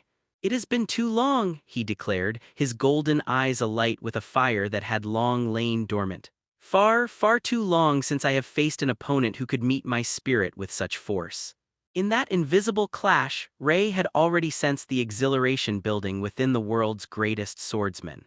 A faint, knowing smile touched his own lips. "Then let us enjoy ourselves to the fullest," he replied, his voice calm amidst the growing tempest. "Come," Hawkeye roared. The word was a command that shattered the tension. In an instant that defied perception, the two figures vanished from their positions. A deafening shriek of tortured steel split the air as Ray's ethereal Takajin met Hawkeye's Yoru. Sparks flew like a shower of dying stars. They became blurs of silver and black, weaving a deadly dance upon the floating debris. They dodged, parried, and struck, each collision of their blades sending violent tremors through the air and shuddering waves across the sea. From Jin's perspective, it was impossible to follow. He could only catch fleeting glimpses of their forms, their speed so phenomenal that they seemed to be in multiple places at once. His mind, accustomed to the brutal but comprehensible combat of the East Blue, struggled to process what he was seeing. "My God," he whispered, his voice trembling with awe and terror. "Captain Krieg, he actually dared to provoke monsters like these." As Jin watched the godlike battle unfold, he felt a certain shackle in his heart, his blind loyalty to a man who was nothing more than a big fish in a tiny pond, begin to crack and break apart. Sword pressure. Following a particularly violent exchange that sent them both recoiling, Ray was the first to press the attack. He leaped high into the air, his silver hair trailing behind him like a comet's tail, and swung Takajin downward with immense force. This was no ordinary slash. Unlike the controlled strikes he had used against Zoro in Shell's town, this attack was imbued with the unique, malevolent power of his demonic blade. A visible wave of chilling, invisible force radiated from the sword, extending far beyond the physical blade. Had he unleashed this level of power against Zoro, the aspiring swordsman would have been shredded to pieces on the spot. Ray knew this with certainty. The power he was channeling was a pale imitation of its true source, Sesshomaru, who with this very technique had nearly killed the fully demonized Inuyasha, a being whose raw physical prowess far surpassed anything Zoro could currently endure. The descending Takajin carried with it a massive wave of sword energy, supercharged by the resentful demonic power humming within the steel. Facing this attack, Hawkeye's expression of joyous battle turned utterly grave. He could clearly sense the terrifying, otherworldly power contained within the strike. It was not just a physical force, but an assault on the spirit itself. Gripping Yoru's hilt with both hands, a brilliant emerald-green glow surged along the length of the black blade. He twisted his body, planting his feet firmly on the groaning deck, and unleashed a powerful sideways slash to meet Ray's assault. Another violent collision erupted. The impact was so powerful, so catastrophic, that it instantly obliterated the wreckage of the ship beneath their feet. The massive section of the galleon simply ceased to exist, vaporized into a cloud of wood splinters and sea spray. With their footing gone, the two warriors continued their relentless exchange of slashes in midair, defying gravity for a few heart-stopping moments before landing on separate, smaller fragments of the wreck. As they fought, both Hawkeye and Ray grew increasingly serious. From Ray's perspective, Hawkeye's rhythm was a portrait of perfection. His offense and defense were seamless, a flawless cycle of attack and counter. A single misstep, a moment's hesitation, and Ray knew he would suffer a severe, if not fatal, injury. Were it not for his mastery of future sight through observation haki, which allowed him to perceive his opponent's moves a fraction of a second before they happened, Ray would have already been wounded multiple times over. From Hawkeye's perspective, it had been an eternity since he'd experienced such tense, exhilarating combat. Every one of Ray's attacks was a complex puzzle. They carried not just the pure, cutting power of a master's slash, but also the terrifying sword pressure that blanketed a 2-meter radius around the blade. Each time Hawkeye blocked, he had to simultaneously deflect the physical strike and dissipate the swarm of razor-sharp energy that followed, all while contending with an unpredictable, insidious third force. Takijin's innate demonic power, born from the fang of a demon who held a grudge against its previous master, carried an intense resentment and killing intent. It was a psychic poison. The slightest lapse in concentration would allow it to invade an opponent's consciousness, disrupting their focus and drastically reducing their combat ability. Hawkeye's immense willpower was the only thing keeping the demonic influence at bay. Likewise, Ray knew that were he not so strong-willed himself, even he could be consumed by the very weapon he wielded. Even now, with his synchronization with Sesshomaru at a mere 45%, he was keenly aware that he could not yet unleash Takijin's true, terrifying potential. Completely immersed in the life-or-death struggle, 5 minutes passed in what felt like an instant. The wreckage of the massive ship had been systematically reduced by their clashing blows to just 2 broken fragments of deck, floating roughly 50 meters apart. Ray and Hawkeye now stood on these separate wooden platforms, their chests heaving slightly, their expressions growing ever more solemn. The remnants of the Krieg pirates had spent those 5 minutes swimming with a desperation born of pure terror. Even so, the aftershocks of the battle had claimed many of the wounded and slower swimmers, their lives snuffed out by stray waves of energy. Now, the survivors bobbed in the water roughly 250 meters away, a distance that offered no sense of safety whatsoever. "The waves, they've calmed down," one pirate gasped. "Did they stop fighting?" His words caused the others to pause their frantic escape. "Look, the 2 of them are standing opposite each other. They're not fighting anymore." A collective, shuddering sigh of relief went through the group. They stopped to tread water, trying to catch their breath.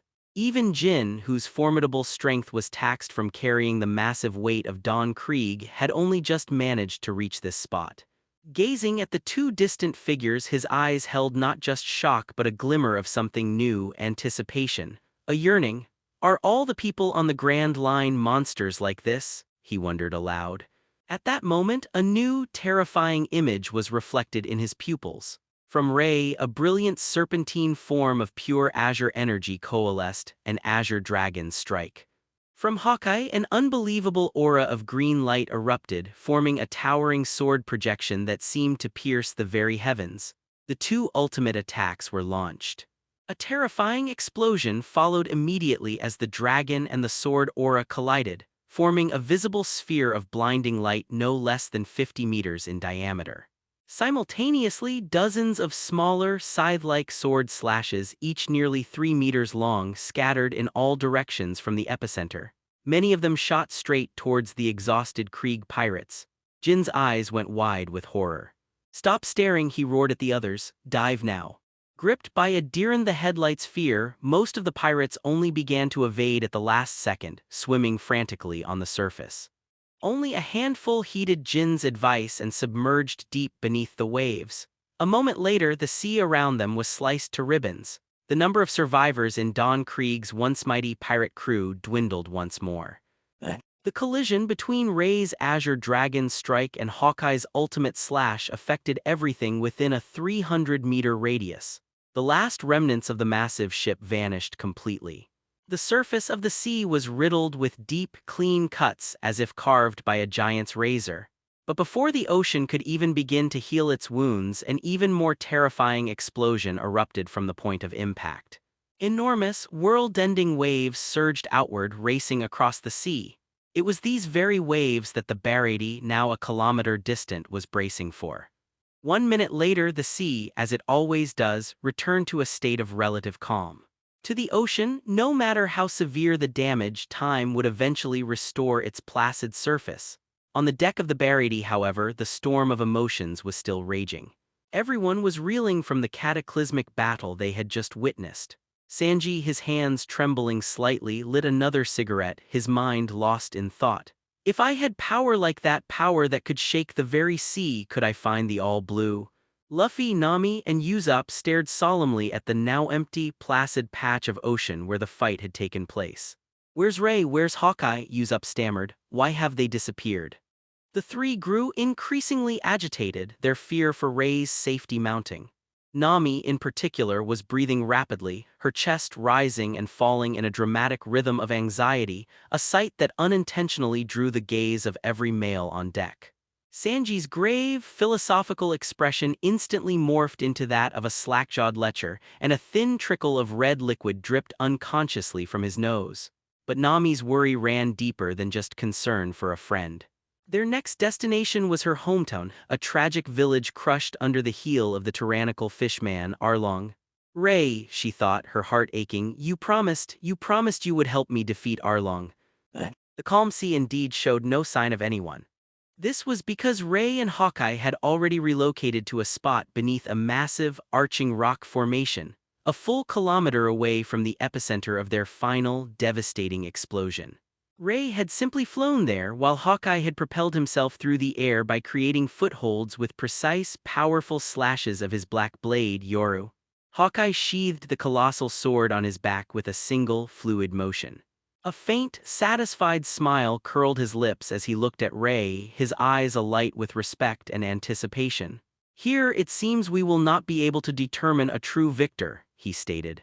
Rei calmly responded, strictly speaking, I lost.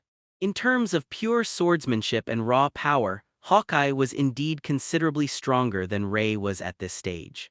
Rei knew that throughout the entire duel, he had been fighting at his absolute limit. Maintaining his future sight with observation haki while simultaneously wielding Takajin's demonic power and sword pressure had placed an enormous strain on his body and spirit. A prolonged battle under such conditions was impossible. Hawkeye, on the other hand, had been fighting with a measured pace, conserving as much energy as possible. Had their battle taken place on solid ground, Rei's stamina would have quickly depleted, inevitably leading to his defeat. Upon hearing Rei's candid admission, Hawkeye shook his head slightly. If you hadn't limited yourself to the techniques of a swordsman alone, he countered, I would have surely died in these seas today. Hawkeye's judgment was flawless. Rei could have easily destroyed all potential landing points and exploited his absolute advantage of flight to slowly exhaust the swordsman to death. After all, Hawkeye's method of aerial movement was taxing and inefficient. In Rei's eyes, it left far too many openings. He could think of a dozen ways to kill him that didn't involve a direct clash of blades, but now the mindsets of both men had shifted. The outcome of their battle had become unimportant. It had evolved from a confrontation into a spar, a violent method of establishing mutual respect. In a duel between masters, one can sense the character and spirit of their opponent through their blade. After the fight, Rei and Hawkeye had acknowledged each other. They smiled almost simultaneously, though Rei's was a fleeting, wry grin. Rei, Hawkeye declared, his voice carrying a new warmth. I will be waiting for you on the Grand Line. I'm not Zoro, Rei replied with a shrug. I don't have any burning desire to defeat you for a title. Ha ha ha, Hawkeye laughed, then let me rephrase it. In the future, I will definitely come and find you for another duel. Rei let out a soft huff, turning his gaze towards the horizon. HMPH, suit yourself. Just as Rei was about to peace out, he felt a hand land on his shoulder. He turned around and saw Hawkeye, who looked super conflicted, like he really didn't want to say what he was about to say. Could you, carry me to land or a ship? Rei physically recoiled. What the hell, carry him? Hard pass. No way, he'd never been big on physical contact, even before this whole new life, and he definitely wasn't about to start with some middle-aged dude he'd just fought.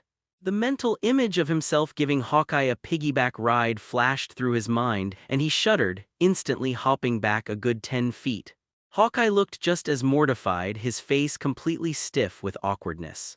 Look, I've got no choice, he said, sounding annoyed. My compass, my log pose, and my boat were all destroyed by you, and I can't fly. He had a point. The Barriety was out in the middle of nowhere, probably 100 kilometers from the nearest island. If Hawkeye tried to fly by slashing the air the whole way, he'd be totally gassed before he got halfway there. Swimming was even dumber, with no way to navigate. Who knew where he'd end up? The vibe between them got super weird. The mutual respect between two badass warriors had just taken a bizarre, awkward turn. Both of them were proud, lone wolf types who hated dealing with people more than necessary. But when you've got a problem with only one very awkward solution, well, they were stuck. About a kilometer away, Luffy and the others were getting more and more worried. Finally, Zeph and Luffy made the call to turn the Barady around and head back toward where the fight went down. "This doesn't make any sense," Sanji muttered, completely baffled. How could two guys that strong just disappear in an explosion? Just as everyone's anxiety was peaking, they saw a strange figure flying through the sky. Luffy squinted. "Hey, I think that's Ray." Usopp pointed, his jaw dropping. "Wait, is that a person he's dragging behind him? Is that Hawkeye?" "No way, the strongest swordsman in the world is getting dragged through the air by Ray." A few moments later, Ray landed on the deck of the Barady. Hawkeye landed with a thud beside him, glaring daggers at Ray. "Are you kidding me?" Hawkeye fumed internally. "Not only did he not carry me properly, he dragged me like a dog. What kind of humiliation is this? And he couldn't find a deserted island. He had to land right in front of everyone. What about my reputation? Do I not get any respect here?" He was so embarrassed he seriously considered fighting Ray to the death right then and there. Meanwhile, Ray just dropped him, looked disgusted, and immediately walked away to go wash his hands, not even giving Hawkeye a second glance. Flying even that short distance with him had been an ordeal. No way was he taking him all the way to an island. If Ray hadn't been the one to slice his boat in half, he would have just left him there. The whole scene left the Barady crew completely stunned, confused, and trying very hard not to laugh. "Their faces are priceless," Usopp blurted out. The second he laughed, two ice-cold death glares locked onto him and all the color drained from his face. He didn't dare say another word. The rest of the crew just sucked in deep breaths, trying to keep their composure. Later, when they found out what had actually happened, they all lost it again. Luffy especially took it to another level. He was rolling on the floor, crying with laughter. "Aha, Ray, you're so funny when you're embarrassed, pffdhaha." In the end, after annoying Ray one too many times, Luffy ended up with a big, swollen lump on his head. After that, things finally started to calm down. The whole mess was finally over. The Straw Hats had helped the Barady get rid of the Krieg pirates, and they learned that Hawkeye had actually gone easy on Zoro. With the crisis averted, the chefs invited everyone inside for a huge feast to celebrate. At Luffy's urging, the party kicked off. Hawkeye didn't say no. After losing all that face, skipping a free meal would just be adding insult to injury. The food was amazing, the booze was flowing, and the smell of it all was enough to wake Zoro from his coma. The moment he opened his eyes, he saw Hawkeye calmly cutting into a steak. "Huh, what's going on?" he asked, confused. He grabbed a drink while Usopp gave him the full rundown of everything he'd missed. After a moment of silence, Zoro looked over at Ray, who was feeding some bones to the dog Chow Chow. His expression was complicated. Sighing, Zoro took a deep breath and shouted, "Ray, Luffy, my bad, I'm sorry." After that, he shut up and went back to his drink. "Just enjoy the party," Ray replied without looking at him, which made Zoro crack a grin and dive back into the celebration. He probably had no idea what kind of hellish training Ray had in store for him later. "Hey, Mosshead," a voice said. Sanji, done serving for the moment, lit a cigarette and sat down next to Zoro. "Got a question for you." "What is it?" Zoro shot back, already annoyed by the cook's presence. Sanji originally wanted to ask him why he was so willing to throw his life away for his dream, but Zoro's attitude instantly set him off. "What's with the look, you jerk? You wanna fight?" Sanji roared, a vein popping on his forehead. "Bring it on, Curlybrow, let's go!" Zoro yelled back, not backing down an inch. The rowdy party went on well past midnight. Eventually, things wrapped up and Ray, Hawkeye, and Zoro found themselves standing together on the Barady's balcony. Hawkeye spoke first. "Roronoa, I get you've got guts, but that move back there was just reckless. If you had run into anyone other than me, you'd just be a dead guy who ran away from reality." Zoro already knew this, which is why he'd apologized earlier. He still felt like a complete idiot. His whole honor before death stunt would have gotten him killed if Hawkeye hadn't, for some reason, seen potential in him. Not only that, but it would have dragged Ray, Luffy, and the others into a pointless revenge quest for him. It was passionate, sure, but it was also impulsive and short-sighted. He drew his sword and looked at the two monsters standing with him. "I'm going to live long enough to surpass both of you." Both Ray and Hawkeye just smiled. A moment later, Ray walked to the edge of the balcony, looked up at the moon and murmured, "Good, as long as you learned something." The next day, Hawkeye borrowed a small boat from the Barady. After saying his goodbyes, he set off for the Grand Line. Before he left, he made a point to tell Luffy, "I hope you don't disgrace that hat." Luffy immediately got it. This guy must know Shanks. Just like that, he felt a little warmer towards the world's greatest swordsman. As Hawkeye disappeared over the horizon, Ray thought back on their duel. Solid dude, unbreakable will, a really pure sword spirit. And surprisingly soft on people he respects. He didn't have any real killing intent during our whole fight.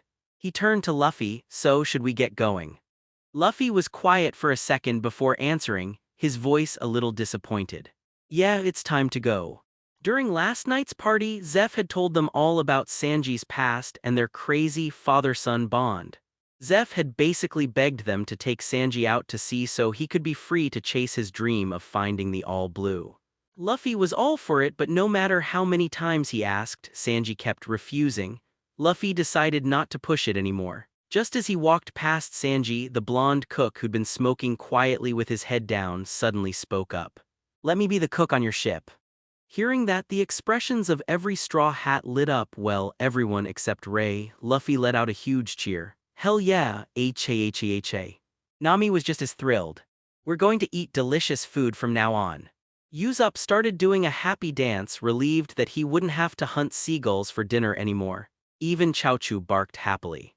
In his excitement, Luffy being Luffy, celebrated by raiding the Barady's kitchen for a mountain of meat and stuffing it into the Going Merry's pantry, completely ignoring the twitching faces of Zeph and the other cooks.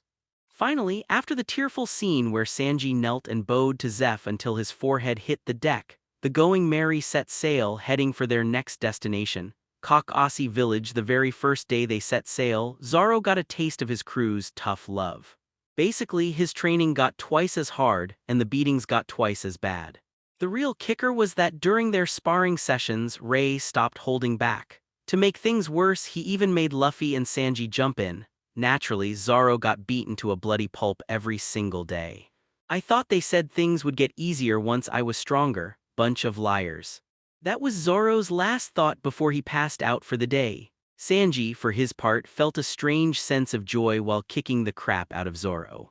But when Ray turned around and handed him his own personal training menu, his face went dark real fast. "What, you think it's too much?" Ray asked calmly. "Too much?" Sanji practically shrieked. 10,000 push-ups, 10,000 sit-ups, 20,000 squats, and a bunch of standing jumps until I've jumped a total of 10,000 meters high. And I still have to cook for all of you. The more he thought about it, the more he regretted joining this crazy crew. The worst part was he was trapped. Ray had already given him a little warning. "You can try to run," he'd said, "and I'll break both your legs, then your third one." Sanji knew the power gap between them was massive. Trying to escape would be a one-way ticket to misery. Plus, if he failed to finish his training, he was banned from talking to Nami for 3 whole days. If he got caught slacking even once, he'd get a beating even worse than the one Zoro was currently nursing on the deck. "That bastard," Sanji thought, glaring at Ray's back. "Just you wait till I'm strong enough to kick your ass, but for Nami-san I'll do it, and I've gotta get stronger than that damn moss head anyway." Even though he'd just joined, Sanji already found Zoro incredibly annoying, which led to them sparring all the time. But since Zoro's training was also paying off, Sanji usually got the worst of it. And so, the Going Merry had another crewmate training like his life depended on it. As for Usopp, his daily task was still to shoot down at least 3 birds for dinner. Nami was doing physical training too, but now Ray was also teaching her how to fight with a staff. Meanwhile, back in Logtown in the East Blue, "Captain Smoker, we've got big news," a Marine officer yelled, running into the room. Smoker, who was just chilling with a newspaper, blew out a puff of smoke. "What's the emergency?" "It's a message from Lieutenant Commander Hoppity at headquarters," the Marine said, his voice trembling with excitement. "The Krieg pirates, they've been totally wiped out." Smoker frowned, trying to remember who they were. "Krieg, weren't those the guys who snuck off to the Grand Line when I wasn't looking?" "Yes, sir, the rumor is they got nearly destroyed on the Grand Line by Hawkeye," the Marine clarified. "The survivors, including Captain Krieg and his commander Jin, just got back. Tashigi, who was standing beside Smoker, immediately caught on. Wait a minute, you're saying they came back to the East Blue with their top guys still alive and then they got completely destroyed? Smoker got it too. Where did it happen and who did it? The Marine stood up straight. At the Barriety, the floating restaurant, sir. It was the Straw Hat crew. Tashigi gasped. Well, it makes sense the Straw Hats could beat them. They already took down Buggy after all. Then she started thinking out loud. But a few things don't add up. 1. Why would the Straw Hats completely annihilate them? That's not really their style. 2. How did they even get to the Barriety without us spotting them? She looked at Smoker. You think someone's helping them cover their tracks? Smoker's frown deepened. Get Hoppity on the line, he ordered. I want to know everything he knows. Now, 5 days went by. The Going Merry sailed along, pushed by the ocean breeze. Nami could feel the familiar air on her skin and her heart started beating faster. Kakasi village. We're almost there. Old memories started bubbling up and she couldn't stop them. For a whole day, the normally cheerful, wisecracking girl hadn't cracked a single smile. The others definitely noticed something was wrong. Luffy came over holding a chunk of meat bigger than Nami's head and gave her a huge grin. Nami, eat this, meat makes everything better. Zoro, who was covered in bruises, shot Luffy a "you're an idiot" look before limping over to Nami with a bottle of booze. Don't listen to him, Nami. If you're sad you drink, I'll have a few with you. As he said it, he pulled 2 cups out of his shirt. Before he could pour, Sanji swooped in. Get that cheap booze away from her, you damn mosshead. He approached Nami holding 2 fancy glasses. Zoro glared at Sanji's colorful drinks. Real adults drink alcohol. You're just a kid, damn cook. Sanji ignored him, switching to his charming smile and giving Nami a gentlemanly bow. Nami Swan, this is a special cocktail I made just for you, a pink lady. It's really refreshing. It'll bring happiness straight from your stomach to your brain. Ooh, a new drink, Zoro interrupted. Let me try it first. As he reached for it, Sanji blocked him with his foot. Watching the 3 of them act like idiots, Nami couldn't help but laugh, even though there were tears in her eyes. Thank you guys, really, but can you just let me be alone for a little while? They backed off, telling her that whatever it was, they were all there to help her. As they walked away, you could hear them start up again. Hey, cook, give me one of those cocktails. Ha, with a face like yours in your dreams. What was that, you looking for a fight? Bring it on. A loud scuffle broke out behind her. Afterward, Nami sat on the deck by herself, feeling a little less heavy. Ray had been in the cabin below and the noise from the 2 morons had finally dragged him out. He came on deck and saw Nami looking sad. He wanted to comfort her but was completely clueless about how to comfort a sad girl. After a moment of awkward silence, he ducked into the gun deck and came back out with Chaochu, who was chewing on a bone. Chaochu, he said, go keep her company. The little dog seemed to think about it for a second, then trotted over and sat down right next to Nami. Nami noticed what Ray had done and whispered, "Thank you, Ray." Ray just gave a small nod, still struggling for words. Finally, he managed to say the only comforting thing he could think of. Arlong's crew can be wiped out with a flick of my hand, don't worry about it. Nami nodded, a little bit of her fire returning. At the same time, Usopp walked out holding a metal rod that could be connected into a staff. Nami, I finished your new weapon.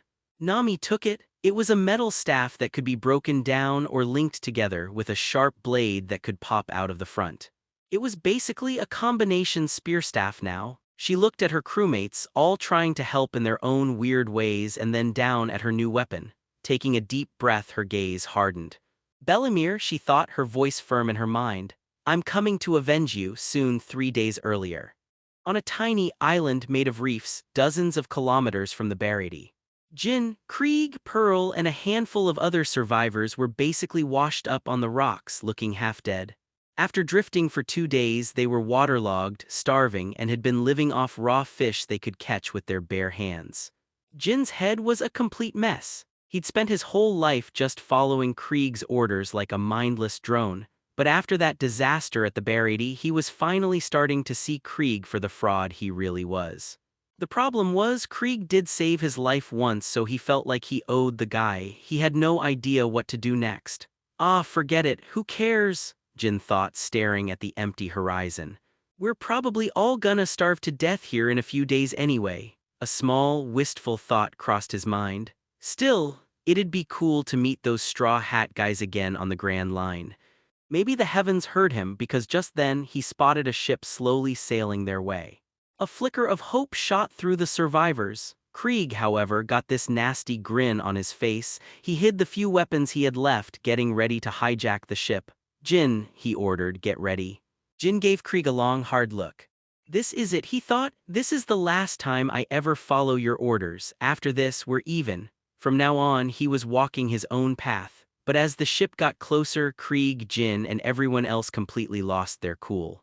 It was a pirate ship, and the Jolly Roger flying high on its mast was unmistakable. It was the ship of Buggy the Clown. "Kahaha, well, if it isn't little All Krieg," Buggy shouted from the bow of his ship, standing there with his hands on his hips like he owned the world. "Heard you tried to mess with Ray." Next to him stood a sleek and beautiful Alvida along with Cabbagey the acrobat. The second Krieg saw Buggy, a cold sweat broke out all over his body. His mind went blank. "We're screwed. We're so dead." He remembered Buggy's warning from years ago when he'd kicked them out of the East Blue. If he ever saw them here again, he'd kill them on the spot. Buggy rubbed his hands together, looking down at the pathetic crew on the rocks. "Ahem. Seriously, you actually picked a fight with Ray? That's gutsy. Let me guess, he handed you your asses." He looked them over. "Yeah, stupid question. Anyway," Buggy continued, "long story short, we're a little broke. And your heads are gonna pay for our trip." He grinned, a mean, mocking look on his face. Hearing that, Krieg just stood there sweating, too terrified to even move. He had completely lost the will to fight. But to everyone's surprise, Jin stepped forward, planting himself in front of Krieg. "Captain Krieg saved my life once," Jin declared, his voice steady. "If you want to kill him, you'll have to go through me first." Buggy's eyes darted back and forth. He thought about it for a second, then suddenly burst out laughing. "Ha, interesting kid." Back to the present. The Going Merry was about 1 day away from Kakasi village. Everyone was busy with their daily training. Since there wasn't much else to do, Ray went into the lounge to check his stats and see what he got from that last big fight. His Sesshomaru Template fusion level hadn't hit a major milestone when he fought Hawkeye, so the rewards were pretty minor this time. Fusion level bumped up from 46% to 48%. Daily role-playing got him from 45% to 46%, and the system added another 2%. Nice. Bonus reward. The Great Battle Gun weapon got a strength and power-up. Exclusive reward, Spearstaff Fighting Technique Skill Book. Ray had noticed that the higher his fusion level got, the slower it went up from just his daily routine. Funnily enough, because he'd given Krieg's giant gun to Chaochu, the system actually upgraded the weapon to match Chaochu's strength. The exclusive reward was also perfect for Chaochu and Nami, who were both learning to use spearstaffs. It seemed like the system was smart enough to give him rewards that he actually needed right now. Not bad, Ray thought. The moment he got the reward, he instantly knew how to use the technique. It was kind of basic and not really his style, but it would be perfect for training Nami and Chaochu. After sorting through his rewards, Ray started thinking about what was next. Arlong, that's a one-hit KO. Not even worth worrying about. After they dealt with Arlong, they'd head to Logtown. That was where things might get tricky. Ray wasn't sure how much the Marines really knew about their crew's strength. If they had the full picture, they might send more than just Captain Smoker to stop them, but if it was just Smoker, it would be easy. Rumor is this Smoker guy is about as strong as Buggy, Ray mused. He might be a decent challenge for Luffy and the others, but for me, he'll be good practice for the rest of the crew. With his thoughts sorted, Ray stepped out onto the deck. Nami, Chaochu, training time. I'm gonna teach you guys some new moves. Meanwhile, at Marine headquarters, not in the bounty office this time. In the Fleet Admiral's office, Sengoku and the legendary Marine hero Garp were sitting around, munching on rice crackers. Sengoku was glaring at Garp, looking seriously ticked off. Garp, seriously, your grandson is a wanted criminal now. What the hell have you been teaching him? Garp just laughed his head off, not looking concerned at all. Biwahohe. 20 million, the kid's still got a long way to go. Sengoku sighed, his expression turning grave. I'm not worried about your grandson, I'm worried about this guy Ray who's with him. Garp took a bite of a cracker. Why? A 30 million bounty isn't exactly Fleet Admiral level news, is it? We've got rumors he took down Buggy by himself, Sengoku said grimly, and not long ago he clashed with Hawkeye out on the open sea. At first it looked like they were evenly matched. Our informant in the Krieg pirates got killed in the crossfire, so the report's incomplete. Hearing that, Garp finally stopped smiling and got serious. Okay, wait. Beating Buggy means his real bounty should be over 100 million. He's a real threat. As for the other thing, did you ask Hawkeye about it? Sengoku sighed again. We tried. Can't get a hold of him right now. Garp looked at the stressed-out Sengoku and put on a serious face. With Rei's strength, he's a pirate we need to watch closely. Sengoku, you've got this. Do your best. Sengoku thought Garp was about to volunteer for a second, but hearing that last part made him explode. That's your grandson's crew. I know. Gatilda RP. Well, this old man has places to be. See ya. Watching Garp casually walk out, Sengoku clicked his tongue in annoyance. Then he started muttering to himself. And the big shots in the New World are acting up too. We'll have to deal with the Straw Hats later. They'll probably hit Logton soon. Can Smoker handle it? Maybe I should send him some backup. 6 days after leaving Barity, Rei and the others were about to reach Kakashi village. The crew was gathered around the dining table enjoying the lunch Sanji had prepared. Meat, fish, and big bones. Luffy was stuffing his face, grease smeared all over. The others were long used to Luffy's eating habits. Sanji, lost in his usual lovesick daze, muttered to himself, I wonder what Nami-san's hometown is like. It must smell amazing. Usopp shot him a disgusted look. What kind of connection is there between those two sentences? Nami, however, smiled faintly. Her mood seemed much better today. She turned to Rei. Will you let me be the one to finish off Arlong? Sure, Rei answered without hesitation. Zoro, sitting beside Rei, took a big swig of sake, his lips curling in anticipation. I heard fishmen are pretty strong. Wonder if any of them are swordsmen. Rei thought for a moment before replying. If you fight any swordsmen here, you're only allowed to use one sword. Zoro scoffed at that. Now you've killed my interest. Johnny and Yasaku chimed in. Big bro, you only have one sword left anyway. Just as everyone was enjoying their meal, Chachu suddenly started barking at something outside.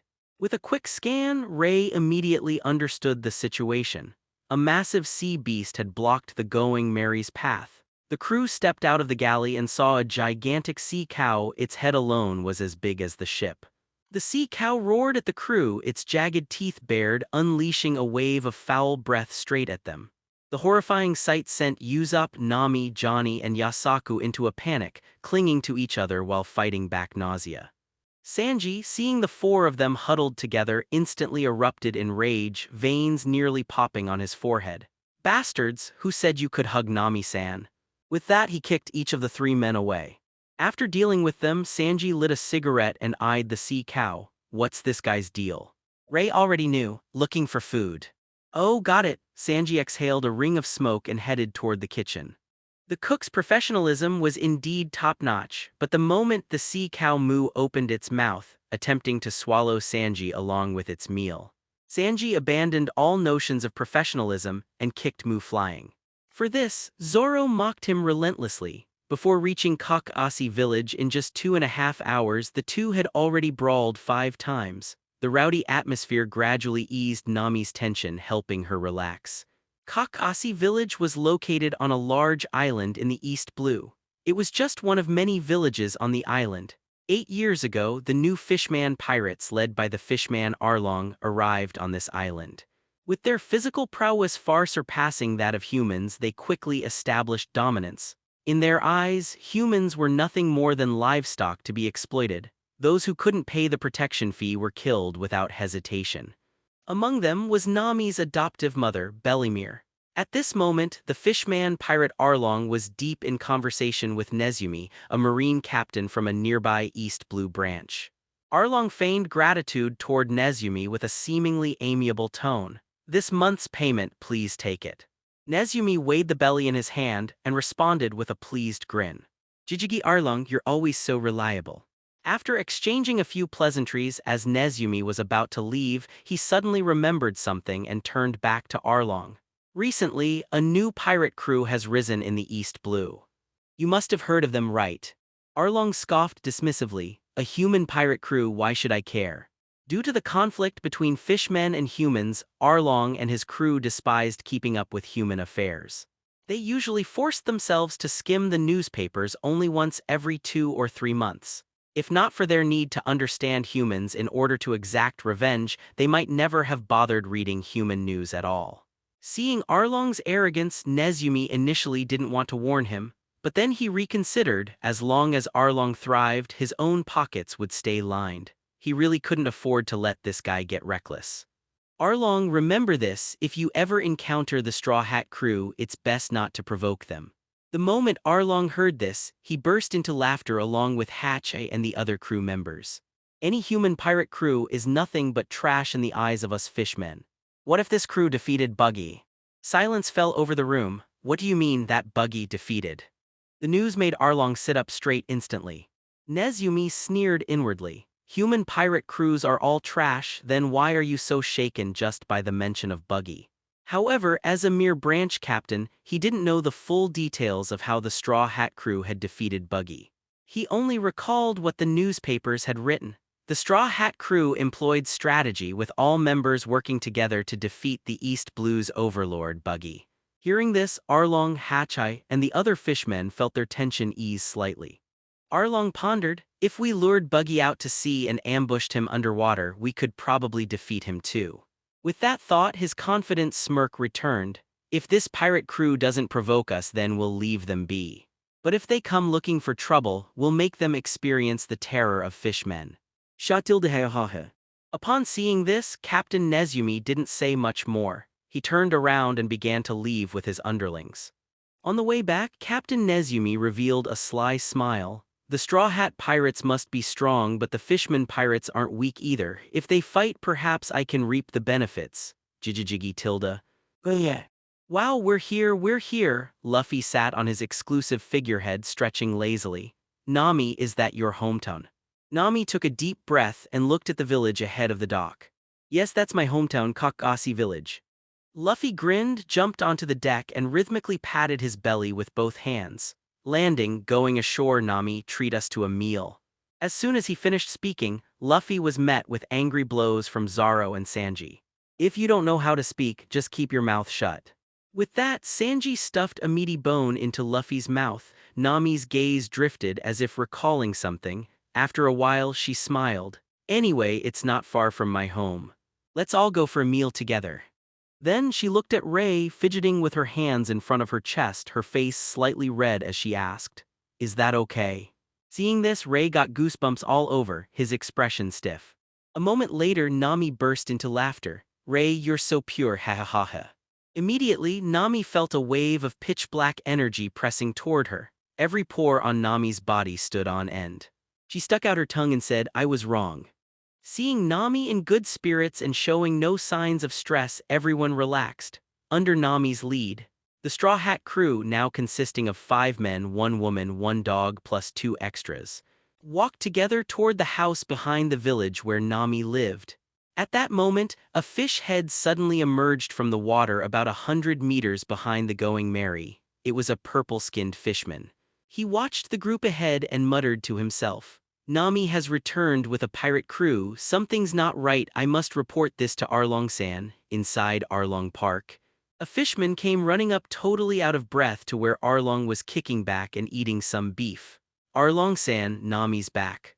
Hearing her name, Arlong cracked a wide, toothy grin. "Sha tilde ha ha ha ha, our pretty little map maker is back. Wonder how much cash she brought us this time." The fishman underling quickly replied, I don't know how much, but she didn't come to us first. She went to her village, and she brought some pirates with her." Arlong's smile vanished. He propped his cheek up with his fist, frowning. Pirates. He sat up and started thinking. Usually, Nami only came back when she had a stash of treasure she'd stolen from other pirates, but bringing a whole crew with her, that was new. He figured there were only 2 possibilities. First, she hadn't betrayed him. In that case, she probably failed to steal some treasure, got caught, and was now luring these pirates into his territory so he and his crew could take care of them for her. A classic trap? The second possibility was that she'd finally grown a backbone and was double-crossing him, bringing these guys here to try and fight for her freedom. Sha ha ha ha. Either way, it looks like we'll have to pay Nami's little village a visit. Arlong's expression suddenly turned dark and nasty. I really hope you didn't betray us, Nami, otherwise, he grinned maliciously. Every single person in this village is gonna die because of you, sha ha ha ha. With that, Arlong got up and headed for Kakasi village with his top officers, Hatch the octopus, Kurubai the ray, and Chu the kissing fish, and a bunch of his thugs following close behind. On the path to Kakasi village, Nami was leading the crew toward her house when a man with a pinwheel on his police cap came out of his home and spotted them. It was the village sheriff Genzo. He knew Nami always came back alone, so seeing her with a group of strangers immediately set off alarm bells. He rushed over to her side. Nami, you're back. Nami turned a huge happy smile on her face. Genzo-san, it's been a while. Genzo eyed the unfamiliar faces warily and whispered in her ear, who are these people? Are you in trouble? Ray instantly recognized him. This was Genzo, the guy who was basically her dad. He was completely ignoring his own safety to make sure Nami was okay. It was because of people like him, her sister Najiko, and the rest of the villagers who had her back no matter what, that Nami had been able to endure 8 years of hell under Arlong. These people are worth protecting, Ray thought. For a second he got lost in his own memories. He'd known people who cared about him like that once, a long time ago, but the world was a chaotic place and he hadn't been strong enough to protect them. The feeling of helplessness from back then still haunted him sometimes. He shook the thoughts away and focused on the here and now. I'm not letting that happen to you, Nami. This Arlong thing ends here and now. Nami was just happy to see Genzo. They're my friends, she explained with a grin. My comrades they are. As she started the introductions, Ray frowned. A critical mistake suddenly hit him. Crap, I'm an idiot. We just waltzed right into the village. He knew Arlong had spies everywhere. They'd been seen. If they weren't careful, these kind villagers could end up as hostages. There were 2 ways to handle this. 1. Ray could use his observation haki to pinpoint Arlong and his crew, who were probably already on their way, and just wipe them out before they could do anything. 2. He could gather all the villagers in one place, wait for Arlong to show up, and then execute him in front of everyone for the whole village to see. After thinking it over, he went with option 2. It was the best way to protect everyone and give Nami and the villagers the justice they'd been denied for years. He turned to Nami. Hey Nami, let's invite everyone in the village over to your place for a meal. Zaro, Sanji, and Nami all gave him a weird look. Ray was a total loner who hated crowds. Why would he suggest a giant party? But they figured he must have a good reason. Luffy, on the other hand, got super excited. A party? Awesome. Hahaha, let's get wild. The words were barely out of his mouth before Ray decked him, knocking him out cold. Zaro instinctively rubbed the back of his own head. Why'd you hit him? Too loud, Ray replied flatly. Couldn't help it. Even though they didn't get why Ray wanted to throw a village-wide party at Nami's house, the crew trusted him completely. Nobody argued or even dared to, they just looked to Nami for the final call. After a second it clicked for her. She smacked herself on the forehead. She knew Arlong had spies. What was she thinking, bringing a pirate crew right into the open like that? If a fight broke out, the villagers would be caught in the middle. She looked at Ray full of gratitude. Ray, thank you. No problem. Nami then asked Genzo to help gather all the villagers. Genzo didn't question it. If Nami needed something, the whole village was ready to help, especially for something as simple as sharing a meal. The villagers knew how much Nami had sacrificed for them. There was no way they were going to let her pay for a huge banquet by herself. Soon, hundreds of villagers were heading toward Nami's house, all of them carrying baskets of food and ingredients. A blue-haired woman in a tank top watering some orange trees was so surprised by the crowd that she dropped her watering can. Genzo-san, what in the world is going on? Her eyes scanned the crowd until she spotted a familiar orange-haired girl. Nami. It was Najiko, Nami's sister. She rushed forward and gave Nami a huge hug. After their reunion, Nami started proudly introducing her crew to everyone. This idiot who's currently knocked out, she started, pointing at Luffy, is my captain. That one sentence stunned Najiko and the villagers. Even Ray glanced over at her. By calling Luffy her captain, she was finally, openly, accepting who she was, a pirate. She's really come to terms with things, Ray thought. Nami continued excitedly, a huge smile on her face. And this silver-haired, masked hunk is kind of my teacher now. If he took off that mask, heh, every woman here would probably lose their minds. Nijiko gave her a look. You're laying it on a little thick, Nami. You got a crush on him or something.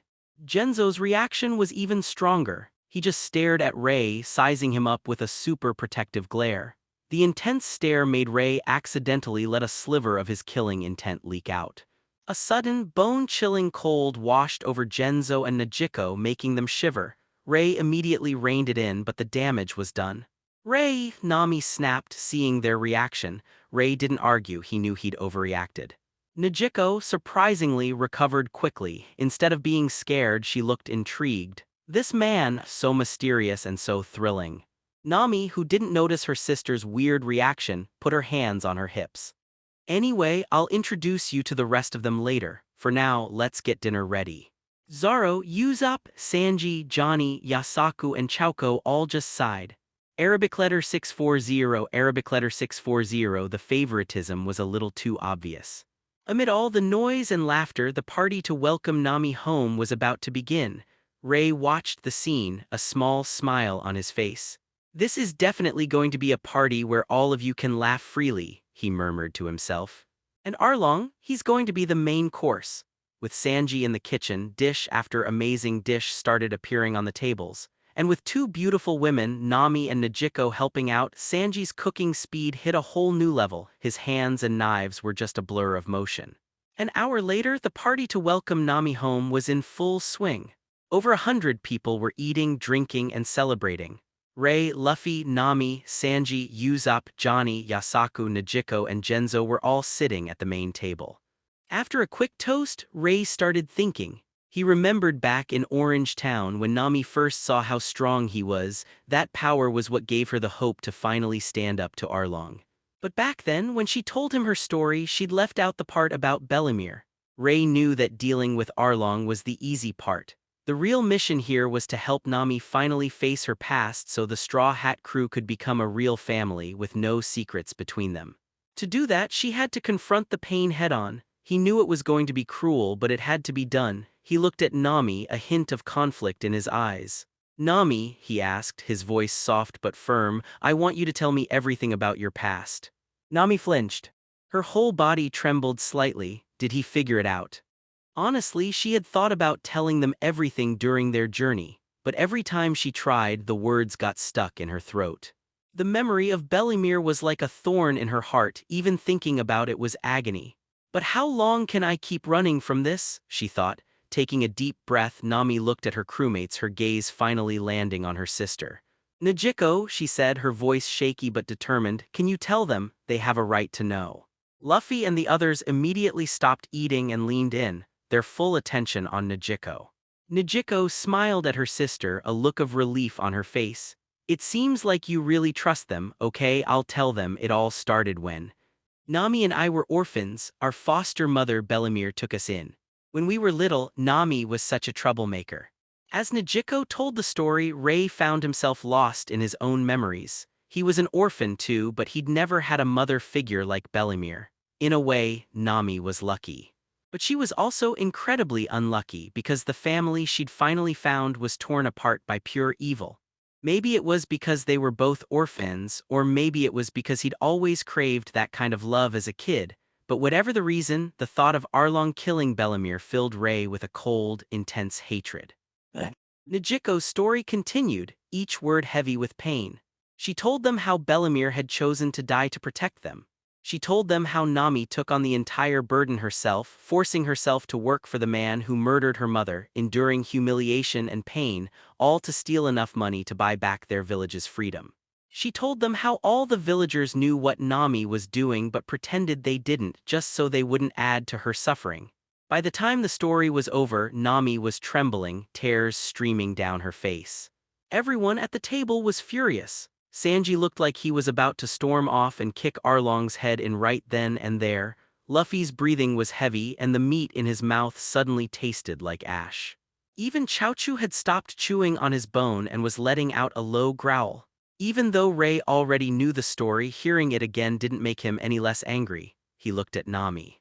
"Just wait a little longer," he said, his voice deadly calm. "I'm going to make Arlong kneel at your feet." Hearing that, Nijiko and Genzo both looked up at him, worried. "Thank you for wanting to help Nami," Nijiko said, "but Arlong, he's a monster." Genzo took a long drag from his pipe. "Don't underestimate them," he warned. 8 years ago the Marines came here, twice. Both times, Arlong and his crew wiped them out completely. If they hadn't, Nami never would have had to go through all this. By now, Nami had managed to pull herself together. She wiped her tears and gave her 2 family members a watery smile. "Don't worry," she said. "I know how strong Arlong is. He's so strong that I gave up all hope of fighting back a long time ago. But..." She glanced over at Ray, her eyes filled with unshakable confidence. Compared to my friends here, he's nothing." Nijiko could see it clearly. Most of Nami's newfound courage was coming from this mysterious, handsome man with the half-mask. Genzo still wasn't convinced. "Don't push yourself, Nami. If you want to leave with them, the whole village will fight to the death to hold Arlong off for you." "That's right, Nami," the other villagers chimed in. "You've already done too much for us. You should go live your own life. It's our turn to do something for you." Hearing their words, Nami's eyes welled up with tears again. Ray felt a strange tightness in his chest. For some reason, thinking about these kind people being oppressed by a monster like Arlong was making him feel suffocated and uncontrollably angry. He didn't know why, but he knew one thing for sure about himself right now. "If I don't kill someone soon, I'm going to lose my mind." Speak of the devil, a grating, nasty voice cut through the air. "Sha tilde ha ha ha, Nami, I thought you'd just gotten kidnapped. I never expected this." Arlong strolled up to Nami's house flanked by his 3 top officers. Seeing Nami having dinner with a bunch of strange pirates and the whole village, he instantly knew what was up. She had betrayed him. "What a foolish woman," Kirubai sneered. "You know what happens to traitors." "Death will be the easy way out," Chu leered. "You and your sister ready to be our new playthings, Tilda Shu." That was the last straw. The villagers exploded with rage. "You bastards will fight you to the death. No one's backing down, it's us or you today."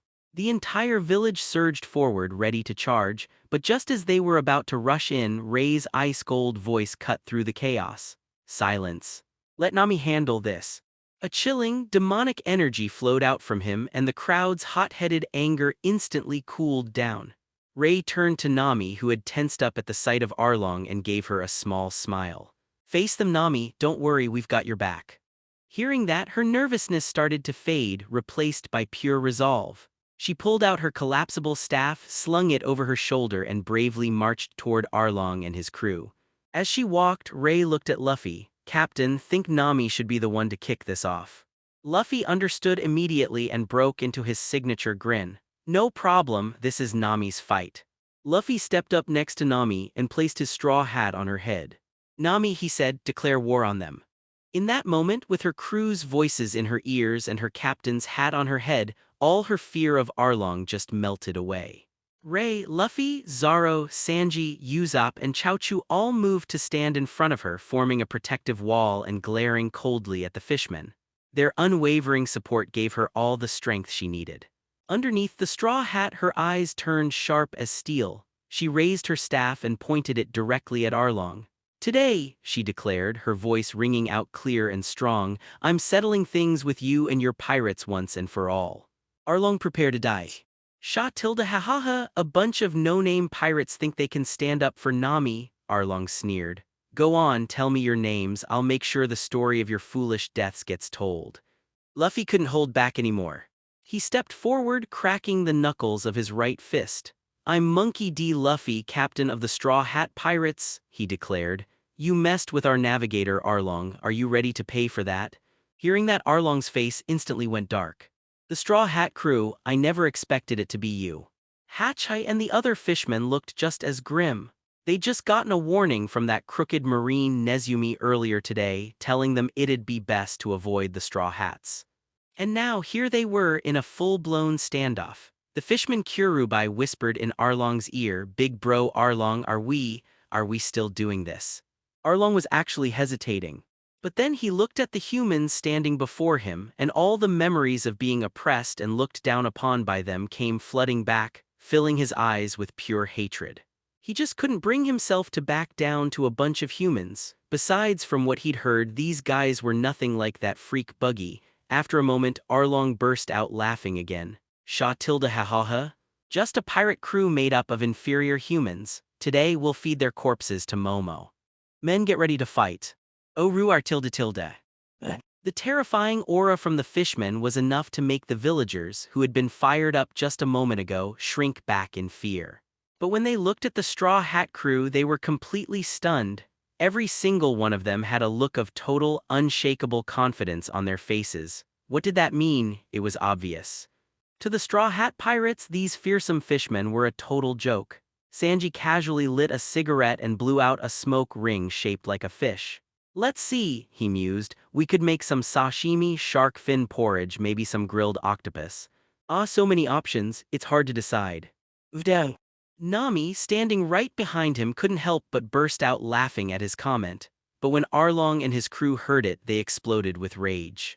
It seems we'll have to kill a few of you before you realize how big of a mistake you've made, Arlong roared. Men, go all out today, slaughter every last villager if you have to, they're just livestock anyway. Kill all the men. Keep the pretty women for ourselves. With Arlong's command, the fishmen charged, their bloodlust completely unleashed. They swarmed toward the Straw Hats and the villagers. Ray exchanged a quick look with the crew. I'll handle Arlong, he said. You guys protect the villagers. Since Nami had originally hired Ray for this job, Luffy didn't seem to have a problem letting him take the lead. Before Luffy and Zoro could even move, Sanji was already fired up. No one hurts Nami-san and Nijiko-san's family while I'm here. Whoosh, the crew instantly split up, each knowing their role. Ray started walking slow and steady right toward Arlong. Luffy intercepted Chu, the kissing fishman. Zoro, holding just Wado Ikimonji, blocked the six-sword-wielding octopus Hachai. Sanji squared off against the fishman karate master Kyurubai, and Nami, Usopp, Johnny, Yasaku, and Chaochu took on the small fry. The battle had begun. After all her recent training, Nami was way stronger and way better with her staff.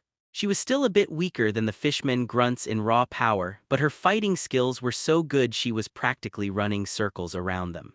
Ray's staff fighting technique is amazing, she thought, growing more confident with every move. She used the staff's longer reach to her advantage, dancing around her opponents and striking precisely at their weak points. Just then, a huge, ball-shaped fishman blocked her staff with his blubbery body. The tip sank deep into his fat. Hei hei Nami, he said with a gross, lecherous look on his face, I've wanted a piece of you for a long time. He stared at Nami, who couldn't pull her staff free, and stretched his arms out to grab her. The villagers started to panic, but before they could rush in and get themselves killed, Nami showed no fear. Instead, she just smirked. You want my body? First, let me show you what this staff can do. She gripped the staff with her right hand and gave it a quick twist. The part of the staff stuck in the fishman's gut suddenly extended. A sharp 40-centimeter blade shot out from the tip, piercing straight through his body and skewering his kidney. Ahhh. Nami yanked her weapon free.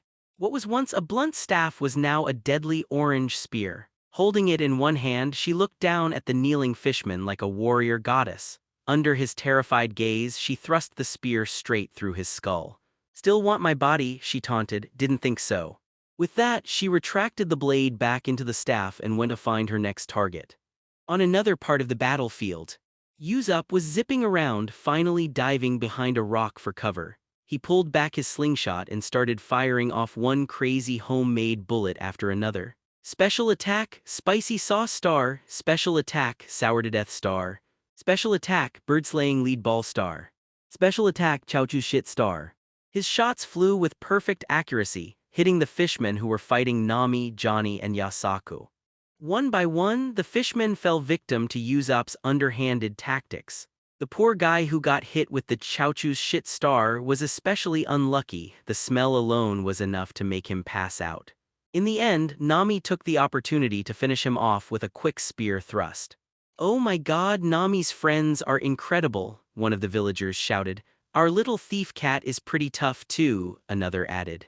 Nijiko and the villagers, who had been super tense at first, were now totally relaxed. They could see that not a single fishman could get within 5 meters of the party. So they started cracking melon seeds, sipping wine, and munching on oranges like they were watching a movie. As cool as Nami's spear skills are, someone said, that dog is way more terrifying. Everyone else nodded in agreement. Chaochu, now in his giant dog demon form, was swinging the upgraded great battle gun around like a madman. With every swing, he created an explosion with a 2.5-meter radius. He wasn't just swinging wildly either, he was using actual techniques. Straight thrust, diagonal pierce, returning dog spear. At one point, he got so into it that he skewered 3 fishmen at once, slammed them into the ground, and then cooked them with a flurry of explosions. The main reason the fishmen couldn't get close to the villagers was because Chaochu had basically created a giant explosive barrier around them.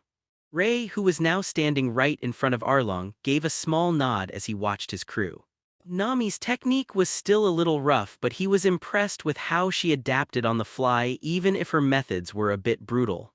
Usopp was getting much better at dodging and finding good sniper spots, and Chaochu was mastering the spear technique so fast it actually surprised Ray. Who knew the little dog was so talented, he thought. The other 3, Luffy, Zoro, and Sanji, were clearly just playing around.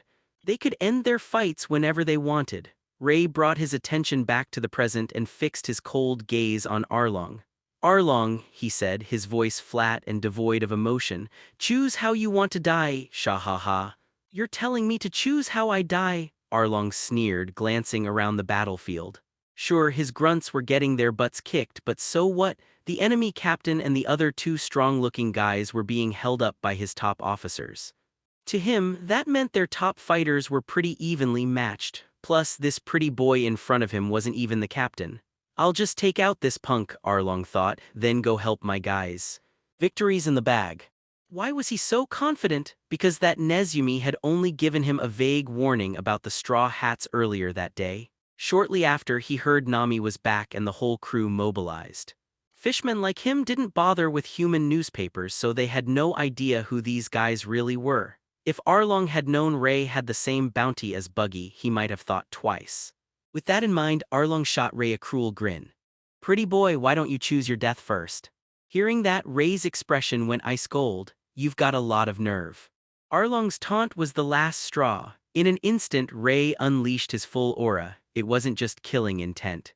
It was a suffocating, demonic power that crashed down on Arlong like a tidal wave. Arlong's vision swam and his legs almost gave out. What is this? Why does he suddenly look so much taller?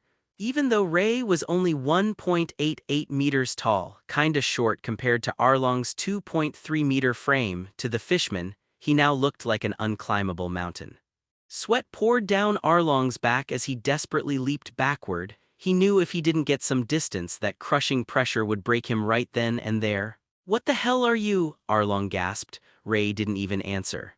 He just flickered forward and buried his fist in the fishman's gut with blinding speed. The impact sent Arlong flying like a cannonball, smashing straight through several huge rocks before he finally crashed to a stop. The villagers' jaws collectively hit the floor. Some of them had orange juice dribbling out of their open mouths. Dear gods, Genzo muttered, if that punch had hit my head, it would have turned to mush. He was suddenly very sorry for glaring at Ray earlier. Nijiko's legs felt like jelly and she had stars in her eyes. I need to ask Nami what her teacher's hobbies are later. The other villagers were even more stunned.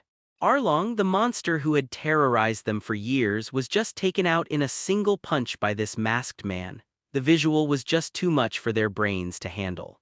On the other battlefields, Hachi, Kurubai, and Chu all saw what happened and immediately jumped away from their opponents, their eyes wide with shock. Was Arlong really that weak against that guy? If that white-haired dude is so strong, why isn't he the captain? Hearing that, Luffy, Zoro, and Sanji all cracked a smile. Because I'm the captain, Luffy explained with simple, perfect logic. That's why Ray isn't. Zoro and Sanji had been about to give a proper explanation that Ray had said he wasn't suited for it, but after hearing Luffy's answer, they figured that made perfect sense too. So they just shut up. Chu wasn't buying it. You were barely holding your own against me. What makes you think you're so great? Luffy just grinned. Looks like we've been goofing off too long and they think we're weak. Zoro Sanji finish him up. Their mouths curled into smirks. Aye, Captain. In an instant, the vibe from the trio completely changed. Stop putting on airs, you damn humans, Kurubai yelled, charging at Sanji.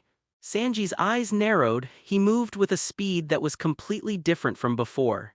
Next shot, he shouted, his legs swinging around and kicking the fishman square in the back of the head. Kurubai's brain felt like it had been scrambled.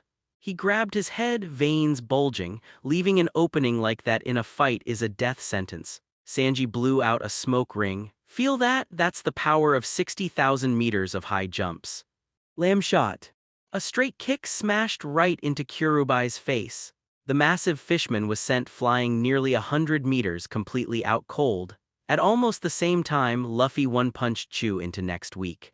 Zoro also stopped playing around, easily spotting the flaws in Hachai's six-sword style. With a single slash he broke all of Hachai's swords, then hit him with the back of his blade, leaving the octopus bleeding and unconscious on the ground. Only as they were losing consciousness did the three fishermen officers realize the horrible truth. Oh crap, all three of these guys are at least as strong as the boss. We're so screwed. The villagers erupted in cheers. And I was worried about them. Turns out they were just toying with their food. This is so satisfying. Those fishmen are finally getting what they deserve. But then a little girl tugged on her mom's sleeve. Mommy, is Hatchet going to die? He saved me from drowning a few days ago. Can we ask the big brothers to spare him? Her mother looked down at her, her face serious. Whether he lives or dies, I think that's for Nami and Nejiko to decide. The girl knew what terrible things the fishmen had done to Nami's family. Torn, she slowly walked toward Nejiko. Meanwhile, Nami, Usopp, Chaochu, Johnny, and Yasaku had finished cleaning up the rest of the fishman grunts. They all regrouped with the monster trio and turned to watch Ray's battlefield. In the distance, Arlong crawled out of the pile of rocks he'd been buried in. He hadn't been humiliated like this in years, and the animalistic rage inside him completely took over. He charged at Ray at top speed. To the villagers, he looked terrifyingly fast. To Ray, he was moving in slow motion. Before Arlong could even get close, a golden whip of light snapped out and sent him sprawling to the ground. Arlong glared at Ray, his eyes bloodshot, and tried to get up, only to be whipped down again. Fueled by pure hatred, he kept trying to stand, and every single time Ray lashed him until his skin split open. Finally, Arlong stopped moving, completely broken. Under the stunned gazes of the crowd, Ray dragged the bleeding, nearly unconscious Arlong with his light whip, pulling him step by step back towards Nami. The villagers' minds were blown. All they could see was the image of Ray torturing Arlong. If they didn't know how evil Arlong was, they might have actually mistaken him for the victim. Is this really Nami's friend? So terrifying, the Arlong pirates were defeated just like that. Not just defeated, they never even stood a chance. I almost pitied Arlong for a second. Good thing I slapped myself awake. Man, watching these fishmen get beaten feels so good. I want to go hit him a few times too. Just then Ray arrived back at Nami's side. He smiled at her. Feeling better. Nami just sighed and shook her head. They had murdered her mother and tormented her for 8 years. How could a simple beatdown make that anger go away? Ray knew she'd say that. The final step to freeing her heart was for her to do it herself. Fight Arlong, Nami, he said. The suggestion was met with immediate backlash, especially from Sanji. Ray, what are you saying? You want Nami-san to face that vicious beast. Nami-san, let me take care of your anger for you, he declared. Just tell me how you want this fish dead. He raised his leg, ready to kick Arlong's head clean off. But Luffy reached out and stopped him, his voice uncharacteristically serious. Today is Nami's fight, don't interfere. Zoro suddenly got it. Ah, I see, he said. Stop making trouble, you crappy cook. Naturally, the two of them immediately started arguing again. Nami was silent for a long time. Finally, she looked up at Ray and Luffy. Thank you, she said. She took the straw hat off her head and handed it back to Luffy. Earlier, it was our fight together, she said, her voice filled with a new strength. Now it's my fight alone. With that, she raised her orange-gold staff and pointed it right at Arlong's head.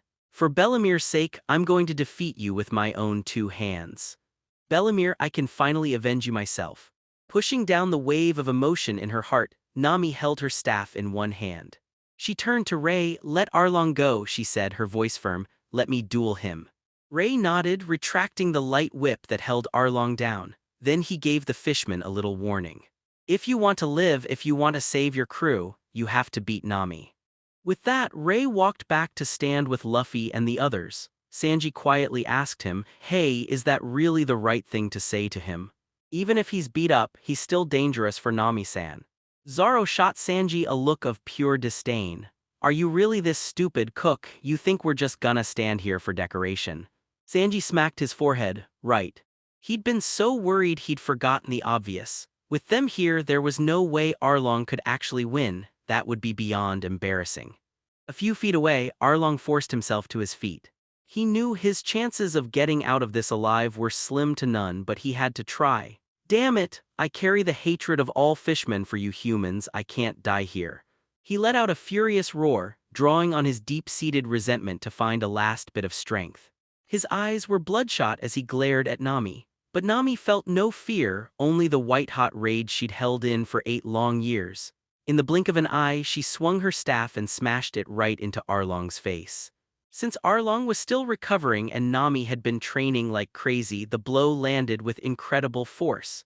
Even with his tough fishman hide, his skull was ringing. Seizing the moment, Nami started wailing on him, swinging her staff again and again. Whack, whack, whack, the orange metal rod crashed into his head, his cheeks, his neck. "This one's for the villagers you tormented. This one's for the innocent people you killed. This one's for Nijiko. This one's for Genzo-san. And this one is for me." Every hit was heavy, filled with years of pent-up fury. Arlong's head was spinning, blood pouring from his mouth. And with every blow, it wasn't just Nami venting her anger. The villagers watching felt a huge sense of satisfaction too. Nijiko and Genzo were clenching their fists, wishing they were the ones doing the beating. Just when everyone was enjoying the show, the tables turned. One last hit, this is for Bellemere. As Nami swung her staff straight for Arlong's face. His arm shot out, muscles bulging, and he caught the metal rod in a death grip. He bared his sharp teeth and snarled at Nami with a twisted grin. "Nami, you've really forgotten how terrifying I am." A wave of worry shot through the crowd. Luffy, Sanji, and Zoro all tensed up, ready to jump in. But Ray just stood there, perfectly calm, not worried at all. He knew Arlong's real advantage was his tough fishman body and his ability to heal fast. Nami was a much better fighter now, but she was still way out of her league in terms of raw strength and speed. From the very beginning, Ray never thought she could win this with brute force. "Our navigator," he thought with a hidden smile, "has a very high battle IQ. Hearing Arlong's threat, Nami seemed to remember the fear of being beaten by him in the past. A look of panic flashed across her face. She tightened her grip on her staff, an action that looked like fear but was actually something else entirely. Arlong saw her fear and his grin got even wider. His free hand shot out, aiming to grab her head. Nami didn't even try to dodge. Instead, as she twisted her right hand on the staff, a triumphant smile flashed across her face. Arlong sensed something was wrong, but it was too late. A 40-centimeter blade shot out of the tip of the staff at blinding speed, aimed right at his forehead. "Crap!" Arlong could only react on instinct, tilting his head as far as he could. Shink. Blood sprayed everywhere as the blade cleanly sliced off his right ear. A cold sweat ran down Arlong's back. If he'd been a split second slower, that blade would have gone straight through his skull. "Nami, you damn bitch. You tricked me." While he was reeling in pain, Nami yanked her staff free and jumped back. Her face was calm now, with no trace of the fear she'd shown just a second ago. "A beast like you deserves to be fooled, you one-eared trash," she taunted, and to really drive the point home, she flipped him the middle finger. The villagers burst out laughing. "Serves you right, Arlong. Should have just died earlier. Would have saved you the embarrassment." The pain, the humiliation, and the rage all pushed Arlong over the edge. Like a dying fire flaring up one last time, he lunged at Nami with a speed that was almost as fast as when he was uninjured. Nami's expression hardened. She swung her staff forward, using his own momentum to launch herself several meters back, rolling to absorb the impact. Seeing this, the monster trio couldn't stay still any longer. But just as they were about to step in, Ray stopped them. "Hold on, let's enjoy Nami's fight." But Nami-san is clearly in trouble, Sanji protested. Even Luffy was getting anxious. Ray, if we don't do something, Nami's gonna get hurt. But Ray was firm, so Luffy and Zoro reluctantly stood down. Ray, if Nami-san gets a single scratch, I'll never forgive you, Sanji growled, though he didn't move. Ray just smiled, because a few moments ago he'd noticed something. With every hit she landed, Nami had been releasing tiny, almost invisible bubbles around Arlong. And now Nami, Arlong, and those bubbles were all perfectly lined up. Seeing that Ray and the others weren't moving, Arlong felt a surge of relief. He didn't care if they would actually spare him if he won. Right now, he was sure his next attack would be the end of Nami. HMPH, you'll regret this, he thought. Even if I die, I'm taking her with me. He charged at Nami again. The villagers and the straw hats all felt their hearts leap into their throats. Even Ray, who looked calm on the outside, already had gold energy whips forming around his fingers just in case. Arlong launched himself forward, his jaws wide open, aiming to bite Nami's head off in one go. But just as he was about to close in on her, something sparked behind him. Nami smiled, her face radiating pure confidence. My weapon was never meant for close combat. 5 days earlier on the Going Merry, Ray had just finished Nami's staff training for the day. He called her and Usopp over to the deck. Nami, your biggest talent isn't hand-to-hand combat, he told her. It's your incredible ability to sense tiny changes in the atmosphere. So, he continued, I want Usopp to build you a weapon. A weapon that can change the weather. Nami looked confused, so Ray explained. Your path to getting stronger is to become a mage who controls the weather. The combat training is just to make sure you can survive until then. He went on to explain his whole vision to them until they both understood. Following Ray's ideas, Usopp got to work modifying Nami's weapon. Back to the present, danger was rushing right at her, but there wasn't a hint of tension on Nami's face. In fact, her eyes were sparkling with anticipation. Feel the terror of nature's wrath, Arlong, she thought. Just as Arlong's jaws were about to snap shut on her head, Nami smiled and called out her technique. Climb attacked, Thunderbolt Tempo, the thunderous strike was instant and unstoppable. A massive golden lightning bolt just appeared out of nowhere and zapped Arlong from behind. At the speed of light, there was no dodging it, he was just stuck. With a deafening boom, the lightning bolt shot straight through his heart. The raw power and heat left him smoking from head to toe. His eyes rolled back into his head and he collapsed face first onto the ground. Whoa, lightning attacks, so cool, Luffy stared at Nami with literal stars in his eyes. That stance, so majestic, so beautiful, I will be Nami-san's most loyal dog, Sanji declared, already on one knee in front of her, his eyes replaced with hearts. Zoro had looked pretty impressed at first, but seeing Sanji's ridiculous display, his face just twisted in disgust. Nice one, Nami, Usopp cheered. Everyone else had huge smiles of relief on their faces. Boss Nami is amazing. Heck, our village has its very own war goddess now. Hey Nami, how about you go on a date with my son sometime? Laughter erupted all around. Well, everyone except Sanji, who burst into actual flames and challenged this son to a duel, only to discover it was a 6-year-old boy. Sanji's face just froze.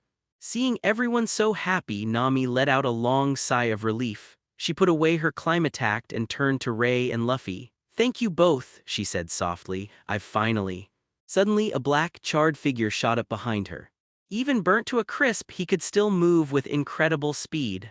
Arlong opened his bloodthirsty mouth, aiming to sink his shark teeth right into Nami's neck. She was too close. Her weapon was already put away. There was no time to block, no time to dodge. Damn it. Everyone's heart just stopped. It felt like it leaped into their throats so hard they nearly passed out. Luffy, Zoro, and Sanji were already moving, but they knew they wouldn't make it in time. At that critical, heart-stopping moment, a slender hand just slammed down on Arlong's head. Ray let out a cold snort. An ambush? You think you're qualified to pull that in front of me? With that, he just pushed. He smashed Arlong's head straight into the ground with so much force it created a half-meter-wide crater. Arlong's nose shattered and his skull cracked, but what surprised Ray a little was that even with all that, the fishman still wasn't unconscious. He was still struggling, trying to get up with the last ounce of his strength, like something was more important to him than his own life. Is it hatred? Ray wondered. He knew the story of why Arlong hated humans, but he never realized it ran this deep. Even totally outmatched and on the brink of death, all he could think about was attacking. That kind of deep-seated rage was actually terrifying. Arlong, your anger is misplaced, Ray said, his voice sharp. The moment he spoke, Arlong's struggles suddenly stopped. In his hazy, fading consciousness, he remembered someone else. A powerful, red-skinned fishman, a hero, fisher tiger, big brother. With those words, Arlong finally passed out. Ray looked down at his unconscious form. But you still have to pay for what you've done. With Arlong's defeat, the battle was finally over. The villagers crowded around the straw hats, thanking them over and over.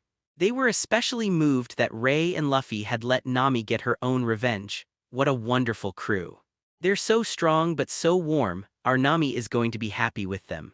And most importantly, he's so handsome, so mysterious, so cool, and so ruthless. That last comment, of course, came from Nijiko. As she said it, she was staring dreamily at the sky with a little bit of drool at the corner of her mouth. Ah, I'm so jealous of Nami.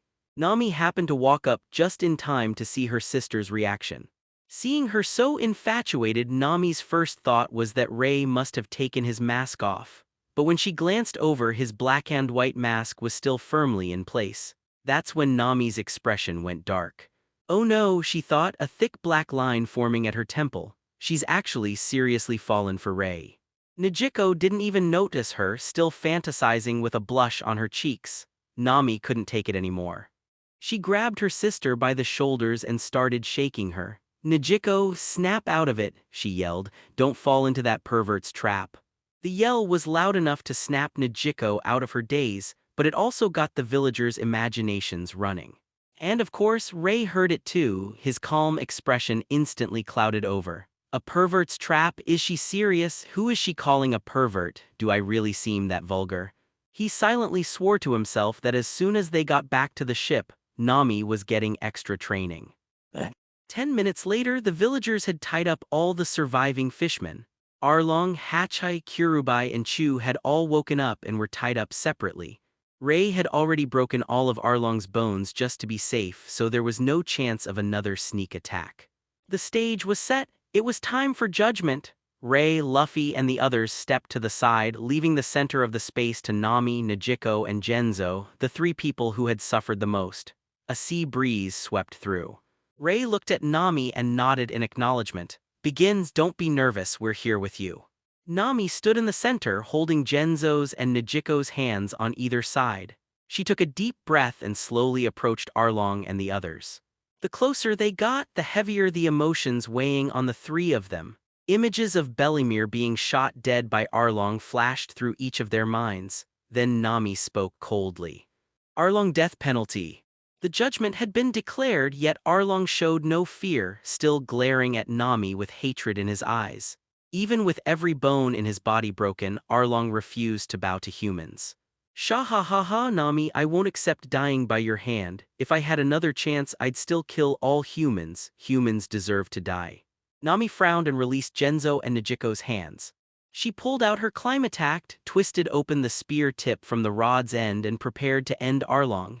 Seeing this, Kurubai and Chu struggled violently, trying to break free from their ropes. They both cursed Nami as a traitor.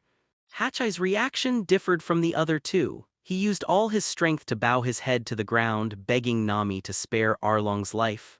Arlong grinned widely. If Nami can betray us today, she can betray you in the future. Ha ha ha, it will happen. You'll surely follow in our footsteps.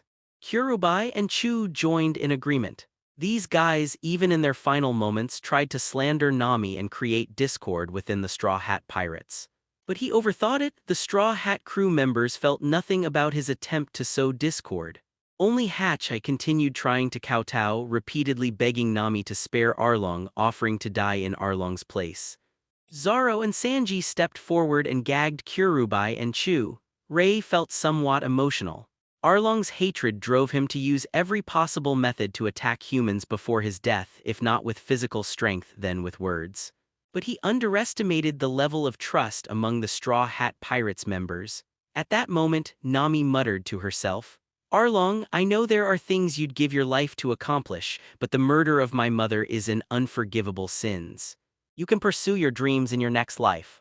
With that, Nami stepped forward, ignoring Hachai's desperate pleas. She put strength into her arm and stabbed straight into Arlong's heart. And just like that, the most evil man in the East Blue, Arlong with a 20 million belly bounty, was dead. Arlong was done for. Nami had finally, with her own 2 hands, avenged her mother. With Arlong dead, Nami's feelings become a complicated mess. After a moment of stunned silence, she turned and hugged Nijiko and Genzo tightly, and then she just broke down, sobbing. "Bellemere," she cried, "I finally avenged you, Waya tilde tilde." Nijiko and Genzo couldn't hold it in either, and soon they were all crying their eyes out together. The other villagers were all openly weeping too. It was a wave of pure, cathartic release. Amid the tears, they also applauded, glad that the monster Arlong had finally gotten what he deserved. Just then, an old man from the village stepped forward. It was Nako, the village doctor, who also happened to know a thing or two about tattoos. He took a deep breath, and his aged body bent into a perfect 90-degree bow towards Ray, Luffy, and the others. Sanji immediately rushed to help him up, but the old man stopped him. "I'm a doctor," Nako said, his voice sincere. "I can fix broken bones and treat illnesses, but I was completely powerless against the pain in Nami's heart. Before today, every time I thought about what her family went through, my own heart ached. It was a sickness of the soul, one that was slowly killing her, and I had no cure. But then," he continued, "Nami met all of you. What you did today was more than just a fight, it was a life-saving medicine for her spirit. So please do not stop me. This is the only way an old man like me can express my gratitude." Ray, Luffy, and the others listened quietly. They didn't feel like heroes or anything. For them, doing this for Nami was just what you do. It wasn't even a choice. "Why?" Luffy adjusted his straw hat, his expression suddenly dead serious. "Because Nami is our nakama." Those words hit everyone like a thunderbolt. The doctor, Nijiko, and all the villagers broke into huge, joyful smiles. They were truly, genuinely happy for Nami. Even the other straw hats were a little moved by Luffy's simple, powerful declaration. Nakama. It was such a simple word, but to the Straw Hat Pirates it meant everything. When they call you nakama, it means, if you need something, they'll help, no questions asked. If you're hurting, they'll do anything to make it better. If you have an enemy, that enemy becomes their enemy and they will fight to the death for you, simply because nakama are worth it. Ray found himself smiling. This was it. This kind of pure, unshakable friendship was incredibly rare. Being with these people, it brought a kind of peace to his heart. No need to watch your back, no schemes, no deception, that was enough. As for the other 3 fishermen officers, Kurubai and Chu were knocked out and tied up in a warehouse. The villagers could turn them over to the Marines later and collect the bounty money to help rebuild. But what to do with Hachai was a much tougher question for Nami. Just a few minutes ago, Nijiko had brought over that little girl he'd saved. The girl had begged Nami to spare Hachai's life. Honestly, the history between Nami and Hachai was complicated. He was the one who had spotted Bellemere's house all those years ago. He was the one who told Arlong there were 2 kids inside. That single act directly led to Bellemere's death. If Arlong was the killer, Hachai was the main accomplice. And yet, during the 8 years Nami was forced to work for Arlong, Hachai had been the only one who was ever nice to her. He would try to cheer her up. And as she got older, he was the one who protected her from the other fishmen who wanted to take advantage of her. He was always good to the village kids, too. Nami truly had no idea what to do. Just then, Ray walked up and patted her on the shoulder. "When you can't make a decision," he said quietly, "just go with your gut." Nami froze for a second. After a brief pause, she made up her mind. "Hachai," she announced, "throw him into the sea with his wounds and let fate decide. And he is never ever to come back here again." Hearing her decision, Hachai's eyes welled up with tears. He wanted to say something, but Nami cut him off. "Listen carefully, Hachai, I'm letting you go because I don't want to kill you, not because I've forgiven you. Understand?" After saying that, Nami turned and walked towards the back mountain, towards Bellemere's grave. "Should we follow her?" Luffy asked Ray. "Nami looks so lonely." Ray shook his head. "She's strong, she's going to say goodbye to her past, let's not bother her." "Okay." It felt like a lifetime of events had just happened, but in reality less than 2 hours had passed since the Straw Hats had arrived. And the actual fight from start to finish, it hadn't even taken 15 minutes. Meanwhile, back at Marine Base 16, Captain Nezumi had just gotten back to his office. He was about to half-heartedly deal with some paperwork when a Marine burst in. "Captain, something big has happened." Nezumi looked annoyed. What could possibly happen around here? "Pirates." "Yes, Captain, it's a pirate issue." Hearing that, Nezumi became even more dismissive. "Then there's nothing to worry about. Arlong will take care of it for us. That guy thinks this whole area is his personal territory anyway." A sleazy grin spread across his face. He'd been using Arlong's possessiveness for years to keep other pirates out of his jurisdiction, but the soldier just stood there looking nervous. You got something else to say?" The soldier swallowed hard. "The Straw Hat Pirates. And the Fishman Pirates, they've started a fight." Hearing that, Nezumi, who had been so calm a second ago, broke into a cold sweat. "Are you sure?" "Yes, sir. Our informant saw them start fighting and immediately ran to call us." Nezumi started pacing back and forth, his mind racing. "I just warned Arlong today. How did they start fighting so fast?" "The Straw Hats are a big deal in the East Blue right now, but Arlong's crew is a nightmare for any human pirate. The Straw Hats don't have anyone like Buggy, so it shouldn't be a total blowout. No matter how I think about it, this is an opportunity for me." That sleazy expression returned. "Gee hee hee," he chuckled. "Give the order. Get 50 men and launch the warship. Destination, Kakiashi Village. Objective, capture the Straw Hat crew and Arlong's crew." "Yes, sir." With Sanji booting Hachi into the sea, the whole Arlong mess was finally officially over. Amid Luffy's loud cheers, Banquet 2.0 officially kicked off. The Straw Hats had landed on the island around 4 p.m. and now it was getting dark. The villagers lit huge bonfires, and thanks to the hard work of Sanji and a bunch of the village housewives, the tables were once again loaded with all kinds of amazing food. As for Nami and Nijiko, they were with Genzo. The three of them stood together at the top of the mountain in front of Bellemere's grave. They talked and talked, telling their amazing mother in heaven everything that had happened over the last 8 years. Sometimes they laughed, sometimes they cried, but with every word, the sorrow they'd carried for so long started to fade, replaced by excitement for the future. Half an hour later, they poured the last cup of wine over the grave. Genzo looked at the two sisters, so relieved to see them finally stepping out of the shadows of their past. Then he took the pinwheel he'd worn on his head for 18 years and placed it in front of Bellemere's grave. That pinwheel was what he'd always used to make Nami smile when she was a baby. With these friends by your side, Genzo thought, the pinwheel can finally retire. Seeing this, Nami gave him a knowing smile. "Genzo-san, thank you." Genzo just grinned happily. "Nami," he said, his voice full of emotion, "from now on you are free." "Yes." Back at the party, Usopp was standing on a table, singing out the Usopp support song. Luffy, Johnny, and Yasaku had chopsticks stuck up their noses and were doing a wild, ridiculous dance. Zoro was, unsurprisingly, in a drinking contest with the village men. And Sanji was surrounded by a group of adoring women, completely lost in his own personal heaven. Ray, without taking his mask off, ate a little bit and then grabbed a pot of wine. He and Chaochu went to stand at the pier. Staring out at the sea, Ray knew someone was coming. How did he know?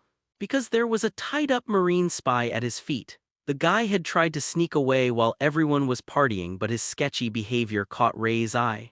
Ray nabbed him, and before he even had to ask any questions, the spy spilled everything. He had seen what Ray did to Arlong and knew that resisting would only lead to a world of pain. Plus, his boss was probably in deep trouble anyway, so no one would even care if he talked. He told Ray that he'd already sent one message back to base, but he was supposed to send another one detailing just how terrifyingly strong the Straw Hats were. Before he could, Ray caught him. Sitting at the pier, Ray drank his wine, occasionally glancing at the horizon. Close to midnight, a marine warship finally appeared. Ray snorted. It had to be that mouse, Captain Nezumi. Trying to swoop in and steal the prize without doing any of the work. Ray looked down at Chaochu and gave a simple order: sink that warship.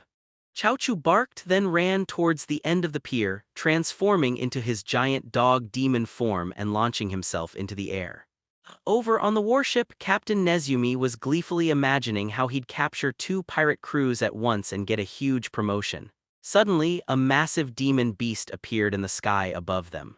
The terrifying demonic energy it gave off made the cowardly Marines on board tremble with fear.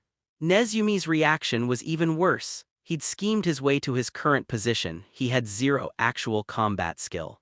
Seeing the giant flying dog, his legs gave out and all he could do was scream at his men to shoot it. But the outcome was already decided. 1 minute later, the warship was at the bottom of the sea. Chaochu flew back and landed next to Ray. Ray casually cut the ropes on the spy at his feet, grabbed him by his shirt, and just flung him into the sea dozens of meters away. No one, Ray said to himself, is allowed to ruin this banquet. This party was a celebration of freedom for Nami and the entire village. He wasn't about to let some crooked Marines spoil it. As for the Marines finding out they were the ones who sank the ship, Ray couldn't care less. What pirate crew hasn't sunk a warship or two? The party finally ended as the sun started to rise. The Straw Hat Pirates gradually woke up, resting for a bit at Nami's house. But the atmosphere was a little awkward. Nijiko was staring intently at Ray, demanding over and over that he take off his mask. This was making Sanji intensely jealous while everyone else was secretly enjoying Ray's obvious discomfort. Even Nami thought it was pretty funny. Ray couldn't sit still any longer and got up to leave. Everyone burst into laughter. That was the last straw. Ray's eyes narrowed. In the end, everyone except Nami and Nijiko ended up on the ground with big lumps on their heads. That included Chaochu, who had just wandered back in with a bone. When Ray gets mad, even passing dogs aren't safe. Seeing the carnage, Nami felt a little guilty and finally told Nijiko to stop teasing him. She knew Ray wouldn't hurt Nijiko, but she was worried about what might happen to her later. The possibility of accidental injuries during staff training suddenly seemed very, very high. 2 hours later, the Straw Hats were loading all the food the villagers had given them onto the Going Merry. There was enough to last them for over a month as long as Luffy could control himself. After they finished, Sanji started getting anxious. Why isn't Nami-san here yet? Is getting a new tattoo really taking this long, you don't think? She's not coming, is she? Luffy was nervous too, but he knew if Nami wanted to stay, he'd have to accept it. Ray just leaned calmly against the mast. 2 hours earlier, he'd given Nami an idea. Create a special farewell scene for the villagers. In the eyes of the Marines, Nami needed to look like an outcast, someone who hated the village. That way, the Marines couldn't use the villagers' support for her as an excuse to cause them trouble later. Sure enough, a moment later they saw an orange-haired girl running towards them. As Nami got close to the ship, she started shouting for them to set sail. The villagers saw her coming and were about to give her a happy farewell, but then Nami weaved through the crowd and leaped onto the already departing Mary. "Hey, hey, hey, I can finally get out of this shabby village," she shouted, putting on a wicked smile and looking down at the villagers. "At least you guys have some sense, knowing to offer up food as protection money, but this isn't enough. Your money is all mine now too, ha ha ha." With that, she pulled up her sleeve, and a huge cascade of wallets came clattering down from her clothes. The villagers, witnessing this scene, immediately flew into a rage, cursing Nami for being a shameless thief, though every single one of them had a huge smile on their face. In the end, amid a chorus of back-and-forth curses and laughter, the Going Merry disappeared from sight. This whole scene was watched from afar by Nezumi, who had spent all night struggling to climb ashore. Because of the distance, he couldn't see their faces clearly, but he could hear the shouting. "Tusk," he muttered. "This Straw Hat crew is truly vicious, stealing food and money from common folks. I know that Nami girl. She must have betrayed Arlong and found these guys as her new backers. Those poor villagers raising such an ungrateful woman. Ah well, not my problem. I'd better get back and report this to HQ. What a huge loss. And where in the world did that demon beast come from?" The Marine spy who had washed ashore with him had been agonizing over whether to tell the truth. But if he did, he'd lose his job and probably go to jail. Hearing his captain's muttering, he immediately came up with the perfect excuse. "I was just getting ready to head back to base when I was attacked by a demon beast," he thought. "I don't know anything about anything else." Nezumi was in a foul mood. All he wanted was to get back to his base. As for the treasure in Arlong's hideout, he figured the Straw Hats had already looted it all. There was nothing he could do about them now except report it to headquarters. And just like that, Kakashi village was finally completely at peace. They even got to keep the nearly 100 million belly in treasure that Nami had accidentally left behind for them East Blue. A few days after leaving Kakashi village, life on the Going Merry had settled into a new, intense routine. Nami was happily tending to the orange trees that Sanji and the others had moved onto the ship for her. Zoro had moved on from just getting beaten up and was now laser-focused on his steel-cutting practice. Usopp was still hunting birds for dinner, cursing Ray under his breath but never daring to say a word out loud. Sanji was constantly doing his high-jump training and Luffy was in non-stop sparring sessions with Ray. As for Johnny and Yasaku, they had decided to stay behind in Kakashi village for a while, continuing their bounty hunter work. They probably also wanted to stick around and help protect the place. After the morning training session, everyone gathered for lunch. Ray took the opportunity to lay out his training plan for each of them, making sure everyone understood their roles and abilities. "All right, let's start with you, Usopp," Ray began. "Your biggest talent is long-range sniping." Ray's goal for Usopp was simple: become the ultimate sniper and support guy. This was pretty much Usopp's natural path anyway, but with Ray's guidance it was going to be way more intense. It wasn't just shooting practice, he was also doing physical conditioning and even some close combat drills. Getting stronger meant he'd have better muscle control, which meant better accuracy. It also meant he could handle bigger, more powerful weapons. Plus, you can't learn Haki if you're a weakling, and while Usopp wasn't ready for that yet, building his physical foundation was the first step. For close-range fights, Ray had two ideas. First, get really, really good at dodging. Second, learn how to use concealed weapons up close. This would make the most of Usopp's quick thinking.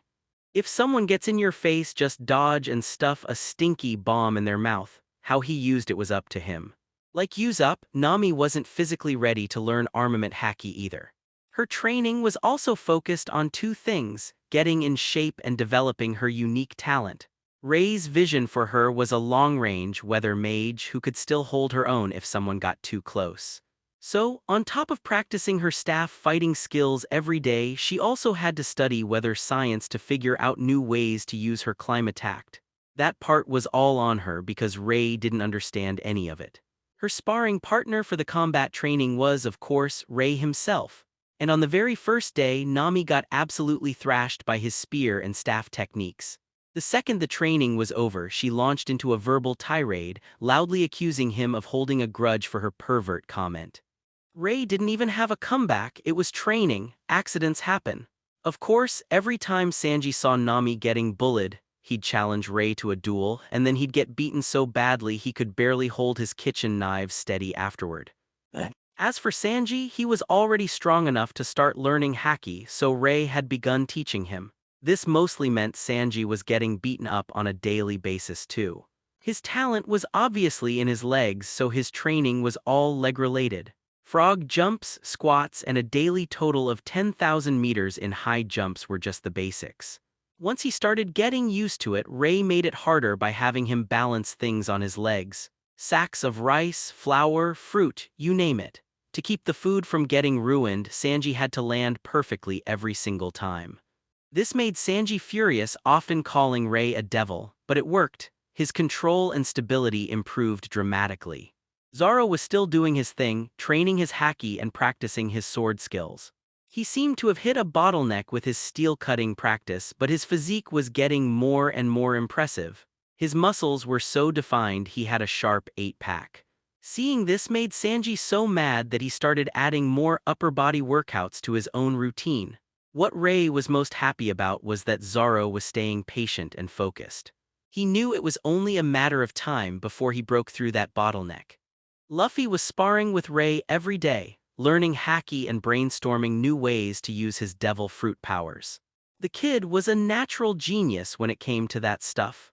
As for observation Haki, Ray was basically just training everyone's instincts by beating them up and forcing them to learn how to dodge or counter based on gut feeling. With Ray on board, every single member of the Straw Hat crew was getting stronger at a ridiculous pace. After lunch, Ray stood at the bow of the ship, thinking about what came next.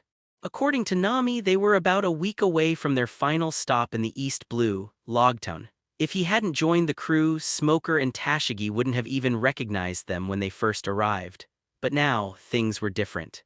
The Straw Hats were one of the most infamous crews in the East Blue. The wanted posters for Ray, Luffy, and Zoro were everywhere. There was no way Smoker wouldn't know who they were. Plus, back in Kakashi Village, Ray had Chaochu sink that Marine captain's warship. He knew Nezumi would write an exaggerated report to headquarters about their evil deeds. The fact that they defeated Arlong would definitely get out.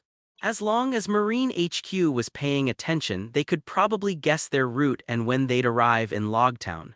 The best-case scenario was that HQ would think Smoker could handle them alone.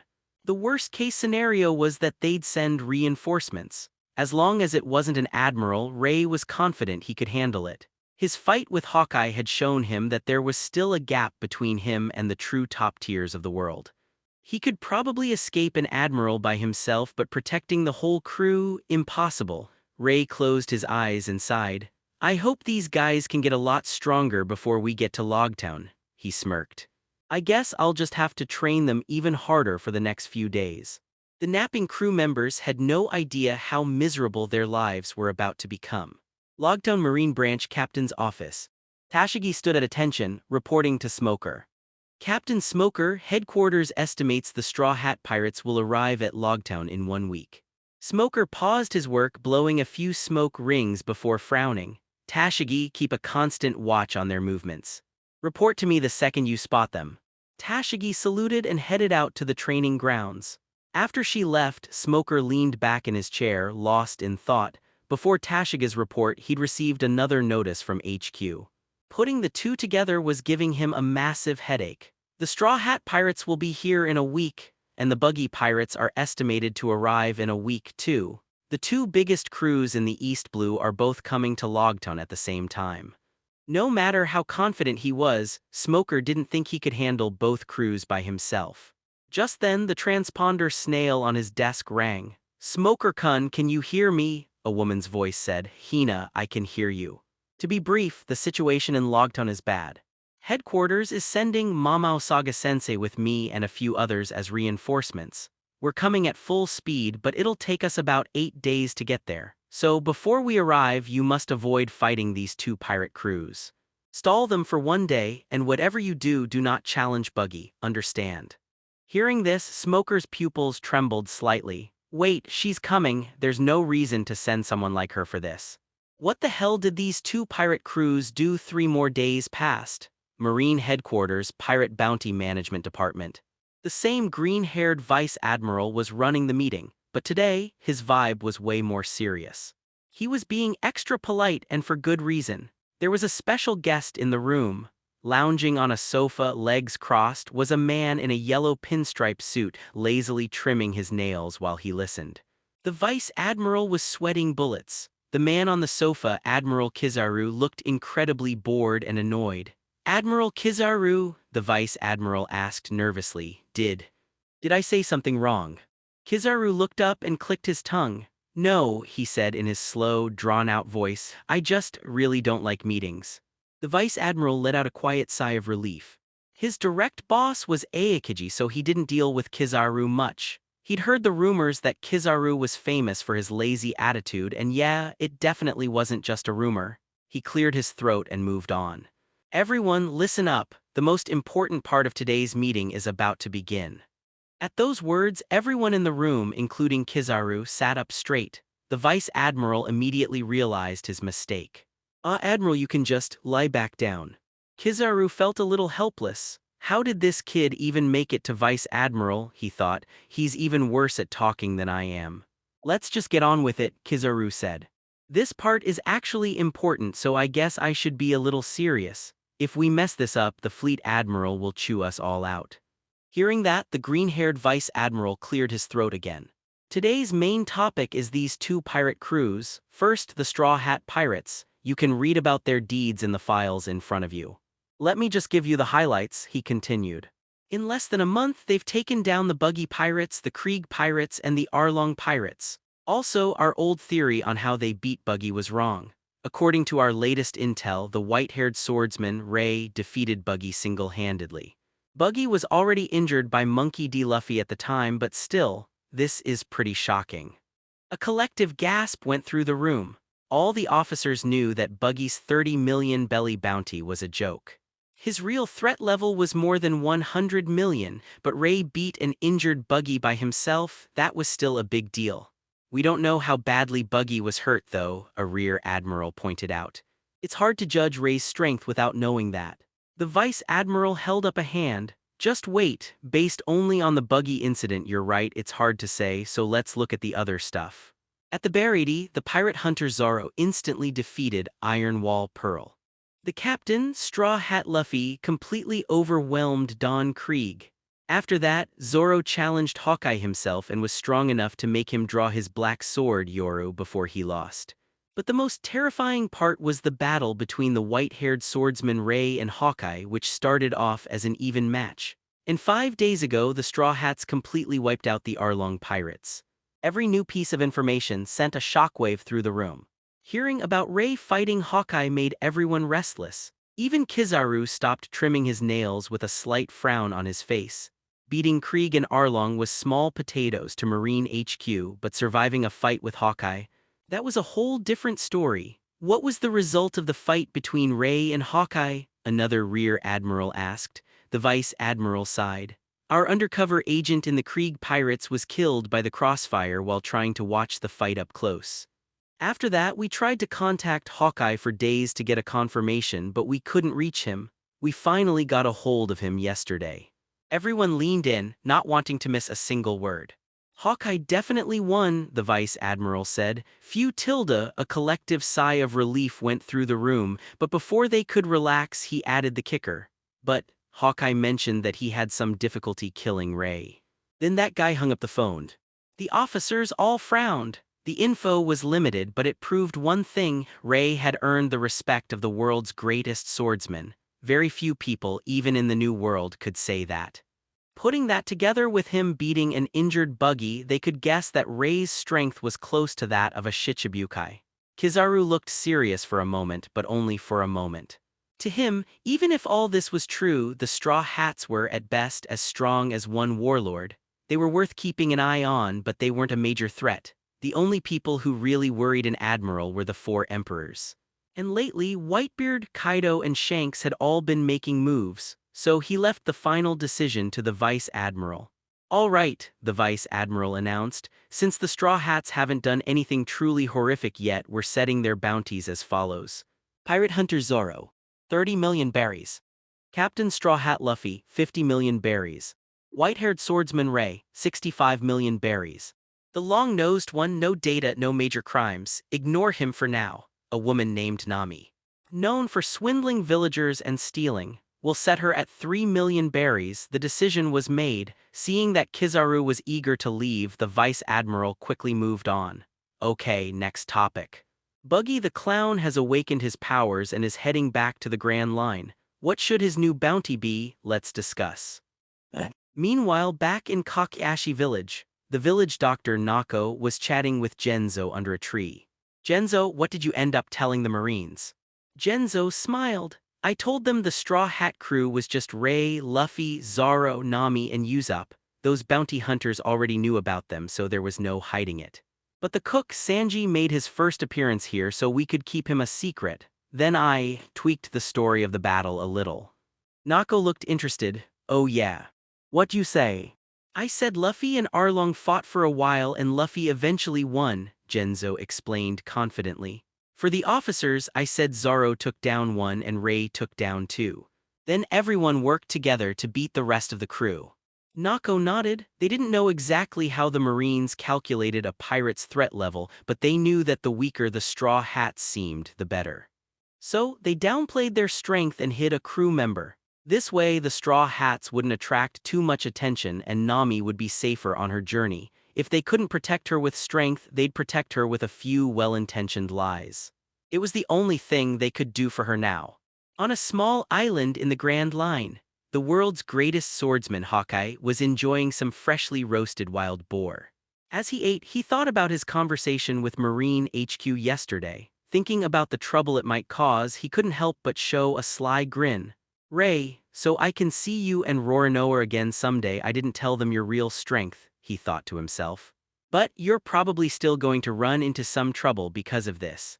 For a second, Hawkeye felt a little bit of schadenfreude. Who told you to embarrass me back at that restaurant one day later somewhere in the East Blue? The Straw Hat Pirates were sailing along like usual, except for one thing: it was brutally hot. Under the blazing sun, the Going Merry felt like it was about to burst into flames. Luckily, there were beads of sweat constantly dripping onto its deck. Even though the sweat was also hot, the moisture at least gave the ship some peace of mind. And where was all that sweat coming from? Thinking about it, the Mary's sheep figurehead seemed to crack a nervous, comical smile.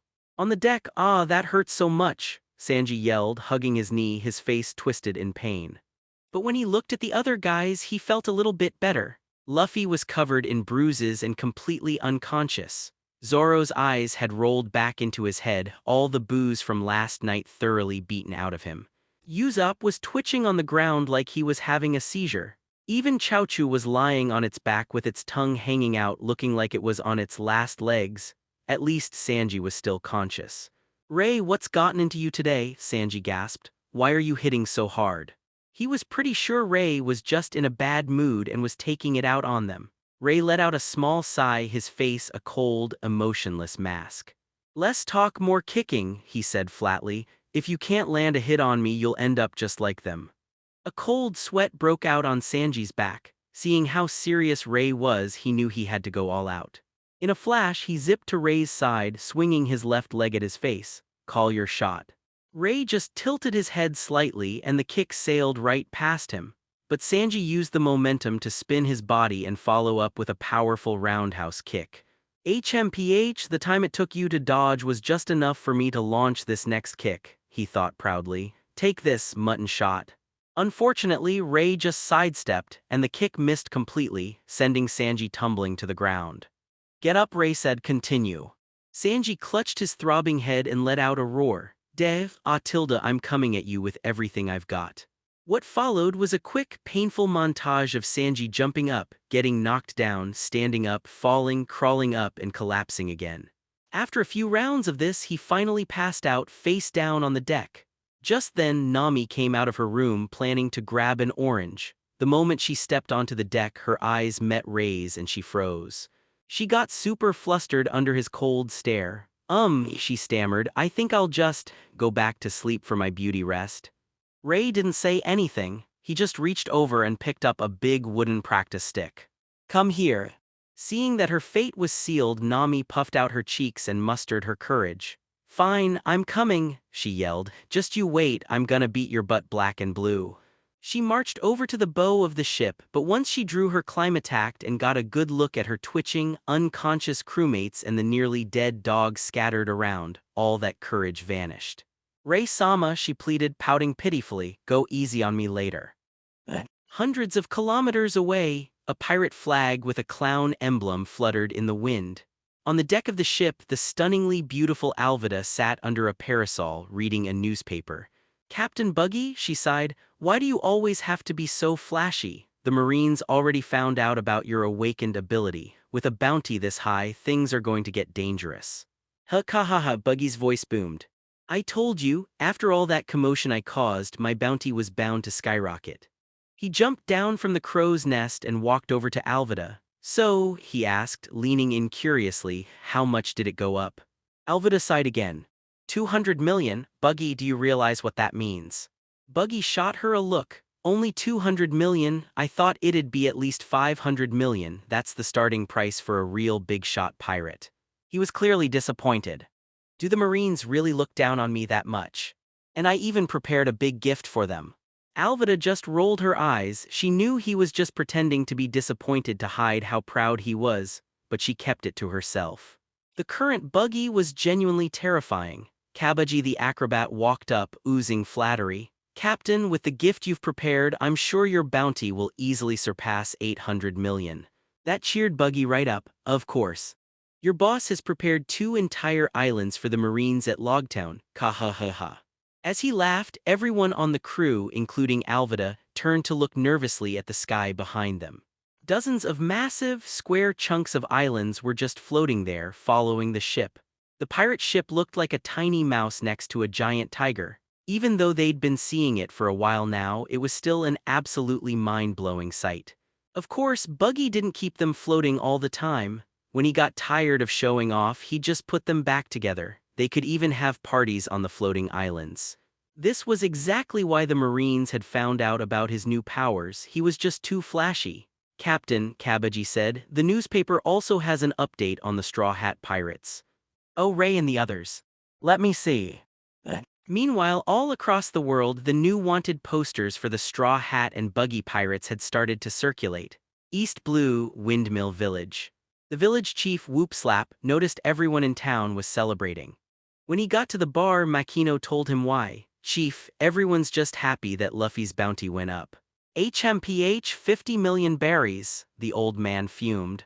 Our village has produced a 50 million berry criminal. That's more than 6 Higumas combined. Makino just smiled and slid Luffy's poster in front of him. Don't be so upset, look how happy Luffy is in the photo. HMPH, that brat. I don't know how Garp raised him. Despite his words, the corners of the chief's mouth twitched up into a small, proud smile. Barriety, the floating restaurant. The chefs were having a huge party, celebrating the Straw Hat's new bounties. Ha, that's our Ray, 65 million, what a monster. Hey boss, how much was your bounty back in the day? Zeph's face went dark and he smacked Patty on the head. I forgot. Now stop celebrating and get back to work. The pirate hunter got 30 million, but Sanji didn't even get a poster. Tusk. Exactly, what an embarrassment to our restaurant.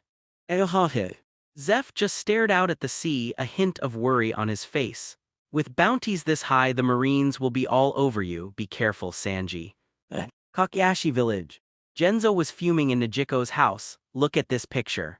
Lifting her shirt and shaking out wallets on a pirate ship. What kind of image is that? How is she ever supposed to get married now?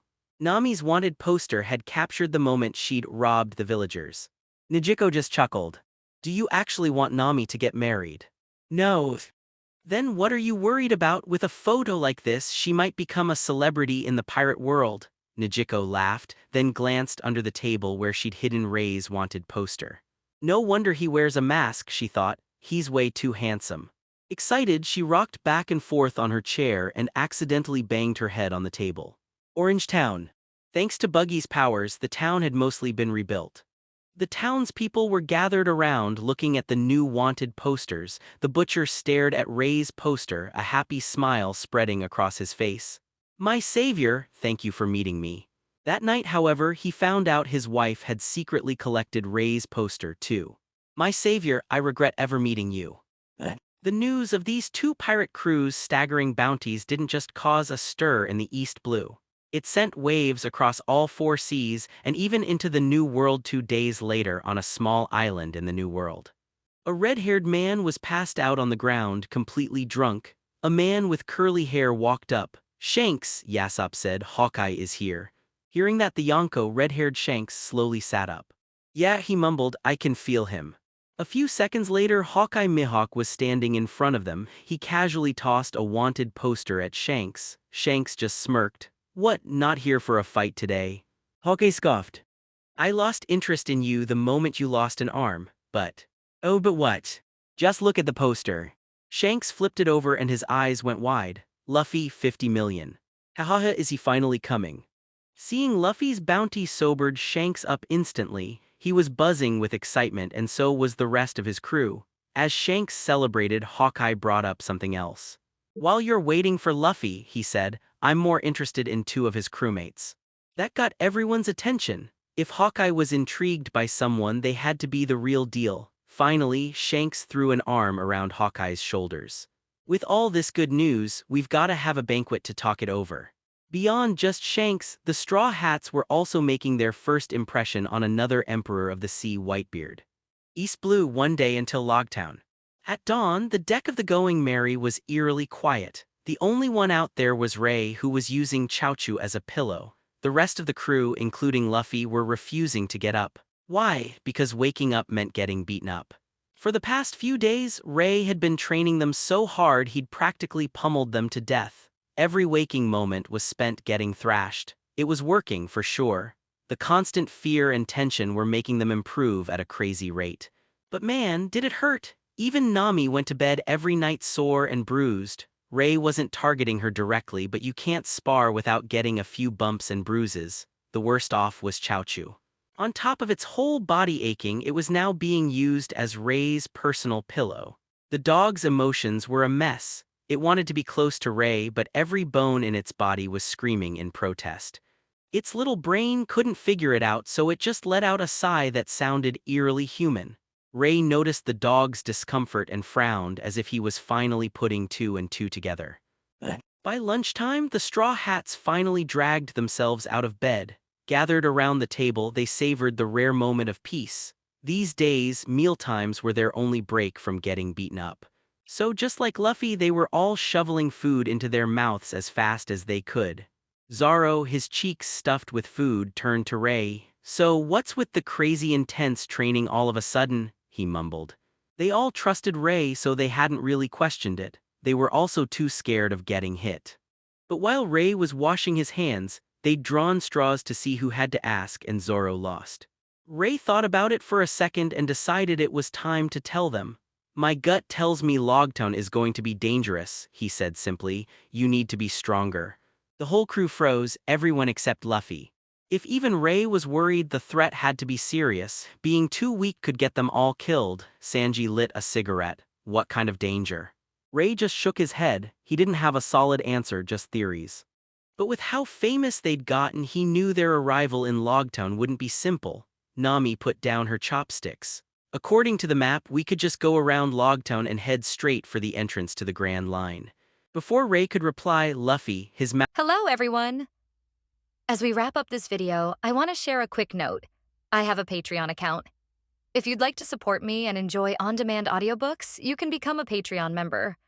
Alternatively, you can check out my Google Drive link, which has 500-plus novel audiobooks available through my Ko-fi or Patreon shop.